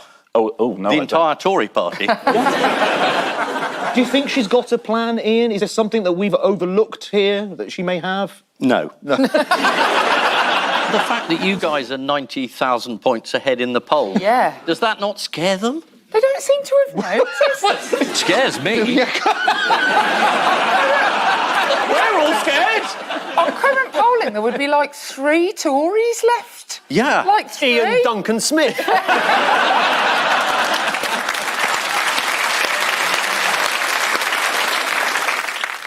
The very good thing about this budget is that the country hasn't tanked immediately. Being very harsh on the Conservatives, very harsh on the government. They're trying. They're going to sort it. What, they've only had 13 years? Yeah, it's only 13 years? Then, you know, give them a break. We're doing the COVID inquiry this week. Is that coming up later? Maybe. Oh, OK. Yeah, well, I'll keep my comment for that now. You are right, though, that Jeremy Hunt referring to turbocharging growth was Liz Truss. Oh, my goodness. It's all right, because no one remembers her. No, you're right. Liz Truss. She was a good Prime Minister, I tell you. A lot better than that other one. Yeah. Liz Truss. Liz Truss. Ironically, she was lacking support. It's a reference to Truss as well, lad. Thank you very much. Thank you. Keir Starmer must be fairly confident that he's not going to be issued with a fine because he said, I'll resign. And the Prime Minister, when confronted with the possibility of a fine, said, I wasn't there, I didn't do it, I have no memory, there'll be an inquiry, we'll get the police to look later. Look at the two different approaches. I'm just saying. My problem with the parties wasn't really the parties, it's just that no one ever explains what the party games were. They just... there was wine, there was cheese, there was party games, and I just... What do they play? A Conservative Christmas party, apart from avoid Matt Hancock at the mistletoe. Definitely pin the tail on the donkey. Yeah. Or pass the parcel, but every time it lands on you, you have to add another layer of wrapping because the truth should never get out. No, it's pin the blame on the public. Calm down. You're talking about mixed messages. I thought that you were referring to the fact that we discovered that there'd been loads of parties at Downing Street about a year ago. Yes. When they weren't meant to be having parties. It was around about the time the track and trace app had gone so badly wrong, hadn't it? And it, I think it sort of messed around with various sat-nav things. Anyway, it turned out that number 10 had been flagged up as a dogging hotspot. You're not normally like this. Have you not been out of the house much? What has the Sun discovered about what's in store for office partygoers this Christmas? Many firms are curtailing certain activities. Oh, yes, and no photocopying your bottom. That's every year, though. What sort of country have we become where you can't find it off? We're going to hell, Ian. We're going to hell. Is that what the private eye Christmas party's like, Ian? Just continue. They do a brass rubbing of each other's bottoms at private eye. There's an allegation that the government didn't cancel many parties last year, and this is what you mentioned, Camilla, even in the middle of lockdown. So, just explain the story again. I think even in November, when everybody was in full lockdown, I think they were still having leaving parties and sort of, I don't know, sleepovers and, pyjama parties and Secret Santa and, Twist and stuff like that. At Downing Street, it was basically a massive orgy. And we were all sitting at home... Looking through the window? Crying. Why can't they do the decent thing during the lockdown and drive to Barnard Castle? He specifically goes for the health secretary, but he doesn't mention Michael Gove at all. Yeah. Once. I mean, Michael Gove was in charge of as much as anyone else during the early pandemic, and he's been let off completely. It's a select committee, and the evidence is very selective. I mean, it's the most pathetic score-settling by a man, and if you go through his evidence, it just doesn't stand up. The only things that stand up are the things that we all knew anyway. All of us, even the filthy journalists and press endlessly trying to make trouble, we put all these allegations to number 10. Number 10, oh, who's the spokesman? Dominic Cummings. He denied them all at the time. Now, oh, I've just noticed. It's... anyway. It's beyond belief. I suppose this is just the unbelievable news that Liz Truss was Prime Minister. and now she's gone. In fact, her whole career was one enormous U-turn. She walked into Downing Street and then she walked straight out again. She didn't drag it out. No. They dragged her out. Yeah. She did 45 days, and that doesn't include the mourning period of the Queen. So just think what she achieved in 35 days. They seem to keep doing shorter times per go. Yeah. So... It sounds from what you were saying that whoever wins next week and becomes Prime Minister, the victory speech will be something along the lines, I'm very pleased to have become Prime Minister of this country, and that's why I'm tendered my resignation. He's only handing over his WhatsApp messages from 2021, from when he changed phones. So, yes. Is that right? So a lot of the messages we're not going to see, and the original phone he had, he was on a boat with Rebecca Vardy. Yeah. Ruth, it makes me think about WhatsApp messages between politicians. So, are you in a WhatsApp group with Boris Johnson? I'm not in a WhatsApp group with Boris Johnson, but I do co-chair his Appreciation Society with Nadine Dorries. So, have you ever WhatsApped Boris? Yes, but in his old phone. I don't think...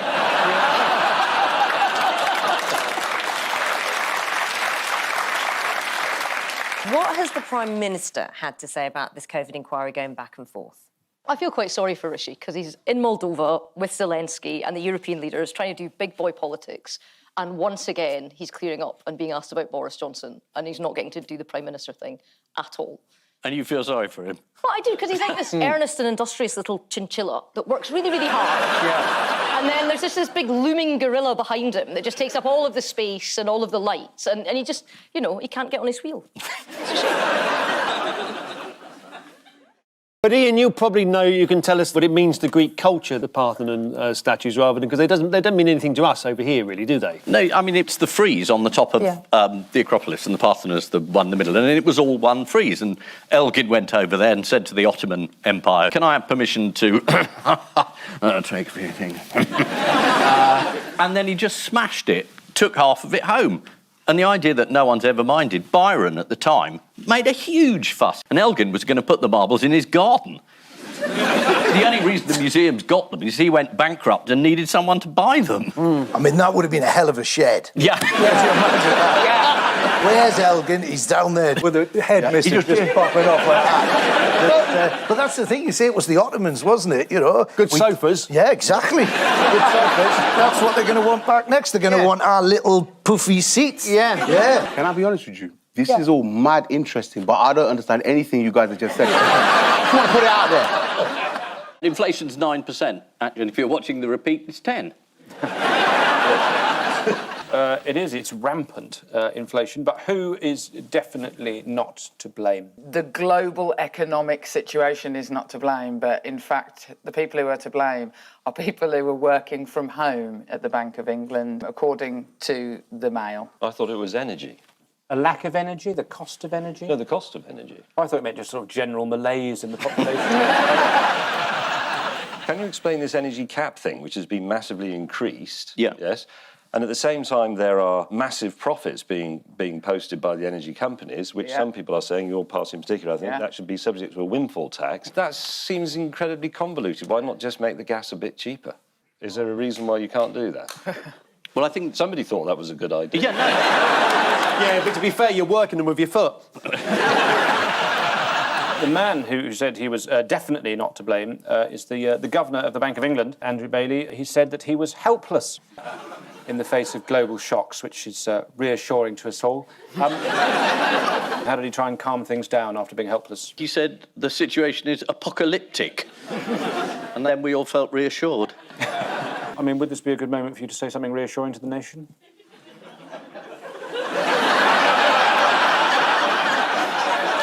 I'm trying really hard. Oh, the Eurovision was fun. Yeah! What a hoot!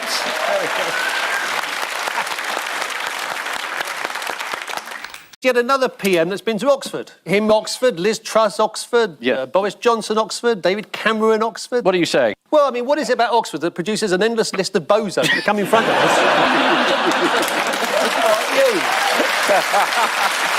Endless list of bozos. Did you hear how Keir Starmer greeted him? He congratulated him, didn't he? Yeah, he said in Rishi Sunak's first Prime Minister's Question Time, the only time he ran in a competitive election, he got trounced by the former Prime Minister, who herself got beaten by a lettuce. I do wonder if that lettuce is still going. I think they should do a winner stays on with Rishi. The Truss must be off salads for life. Before he went to the States, Rishi went on a day trip to Dover. What did he take the opportunity to do there? He took a tour of the White Cliffs and he visited the Vera Lynn monument and he sang We'll Meet Again to a group of immigrants who are coming back again. He turned up in his big pair of boots, didn't he? Yes. Shouldn't that not say stop the boots? There's no real explanation why he was wearing them. It's just like, oh, these things, yeah, just that's the way I roll these days. Aren't they very special boots, though? I think they're from Timberland. They're Timberland, yeah. yeah. This is actually what kids nowadays call drip. What does it mean, drip, in this context? It means that he's got style. Oh. Right. He'll get a free pair of Timberlands at some point, I'm sure. Yeah. Which he needs, because he's quite short of money. Well, to be fair, they are very good boots. Yeah.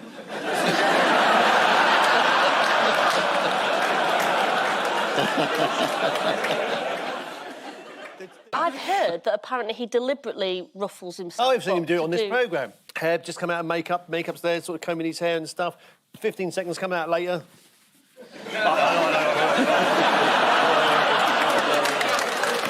Admittedly, there is a wind tunnel between there and here. But it's an attempt to distract attention from the fact that his answers are all over the place. Yes. Just look at his hair and think, Yes. why is that so messy? And then you look Yes. at what he's saying, which was pitiful.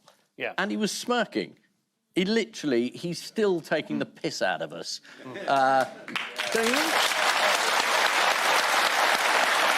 How do you feel specifically, John? Because I read that, so whilst these parties were going on, you were obeying the rules. I got told you got quite into gaming during the lockdown, is that right? don't what? I think he said you went on the game, but I'm sure that... Just reading what it says on the card. I hope you've got photographic evidence to back this up. I was told that you got into gaming. You played games during lockdown, is that? Well, I played one or two with my grandchildren. Call of Duty. Call of Duty. Now, the Prime Minister's version of that is going to people's leaving parties. Absolutely. He kept saying it was his duty to turn up to people's leaving dues on the grounds that this was good for morale, even if it was against the regulations. Whereas the rest of us who were trying to go to, well, funerals in my case, but leaving dues in the metaphysical sense,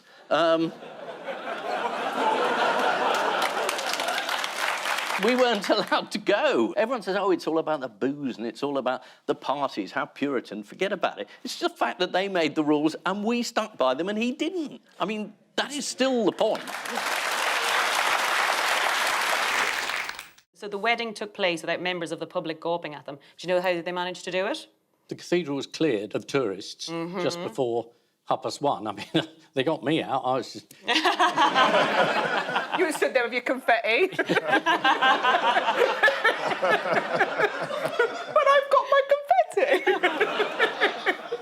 He said no friend, so I thought I'll come.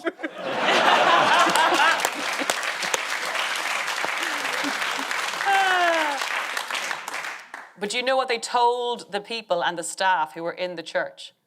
So they ushered them out by telling them that the building was under lockdown. So as if, yeah, I know. And then according The first lockdown that Boris has been on time with. So what has Suella Braverman admitted to doing 6 times? This is the other Suella Braverman scandal. The immigration one's not enough. You need 2 now. And this is leaking or sending confidential emails. She's not very good. No. I didn't know she'd done it 6 times, though. 6? She's changed her story from 6 days ago. A lot of 6s in this. Yes, you're absolutely right. She was sending confidential security documents to her personal email. Braverman apologised for her error in judgment. This has all led to a new nickname for Suella Braverman. What is it? There was Leaky Sue. Leaky Sue? Leaky Sue, that's a new one. Oh, no, that sounds like a drag queen. Leaky Sue. It is Leaky Sue, which used to be our nickname for David James. Oh, yes, I can see why. You're into your football, Ian? Love it. Love my football.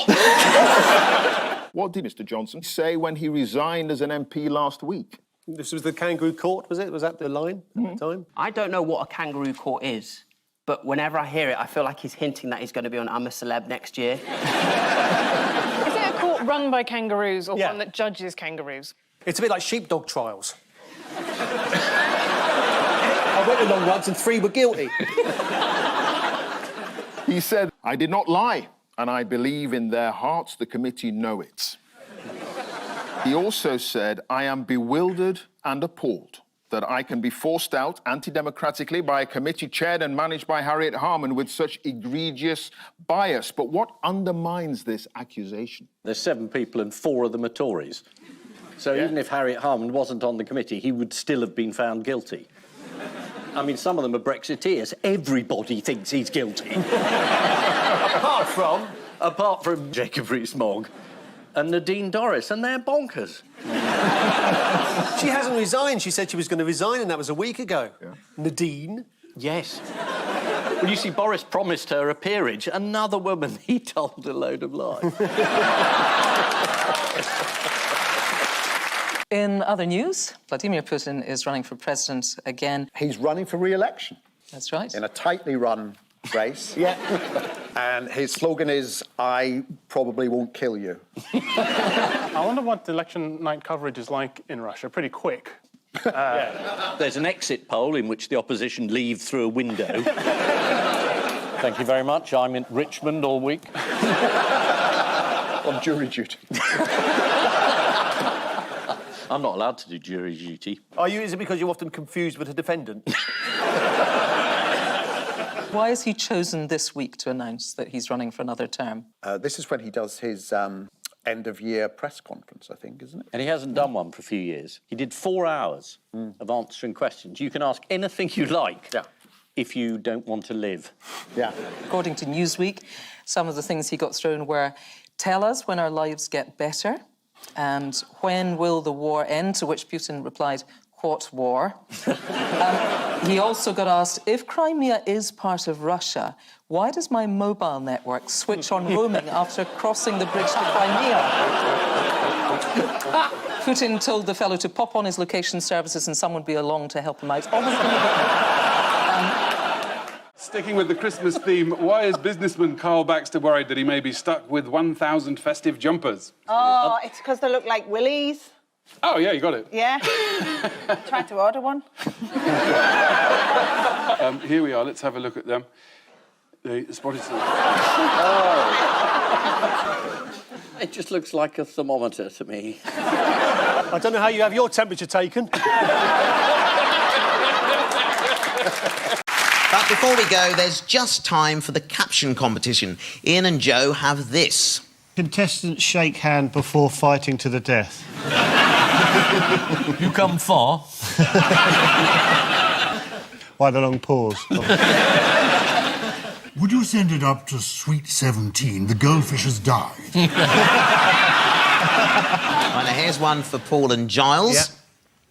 Oh, do you know, let's just sit back and enjoy this big I mean, come on, let's actually turn the corner in this show in the last moments. Yeah. Let's actually just let the country celebrate spring. Yeah. Let's not ruin it with any protest. Just love it. What about mouse celebrate spring by tickling bum with pollen?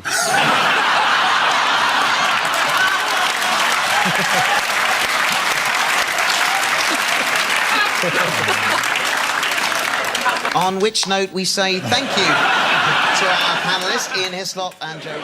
Thank you for watching.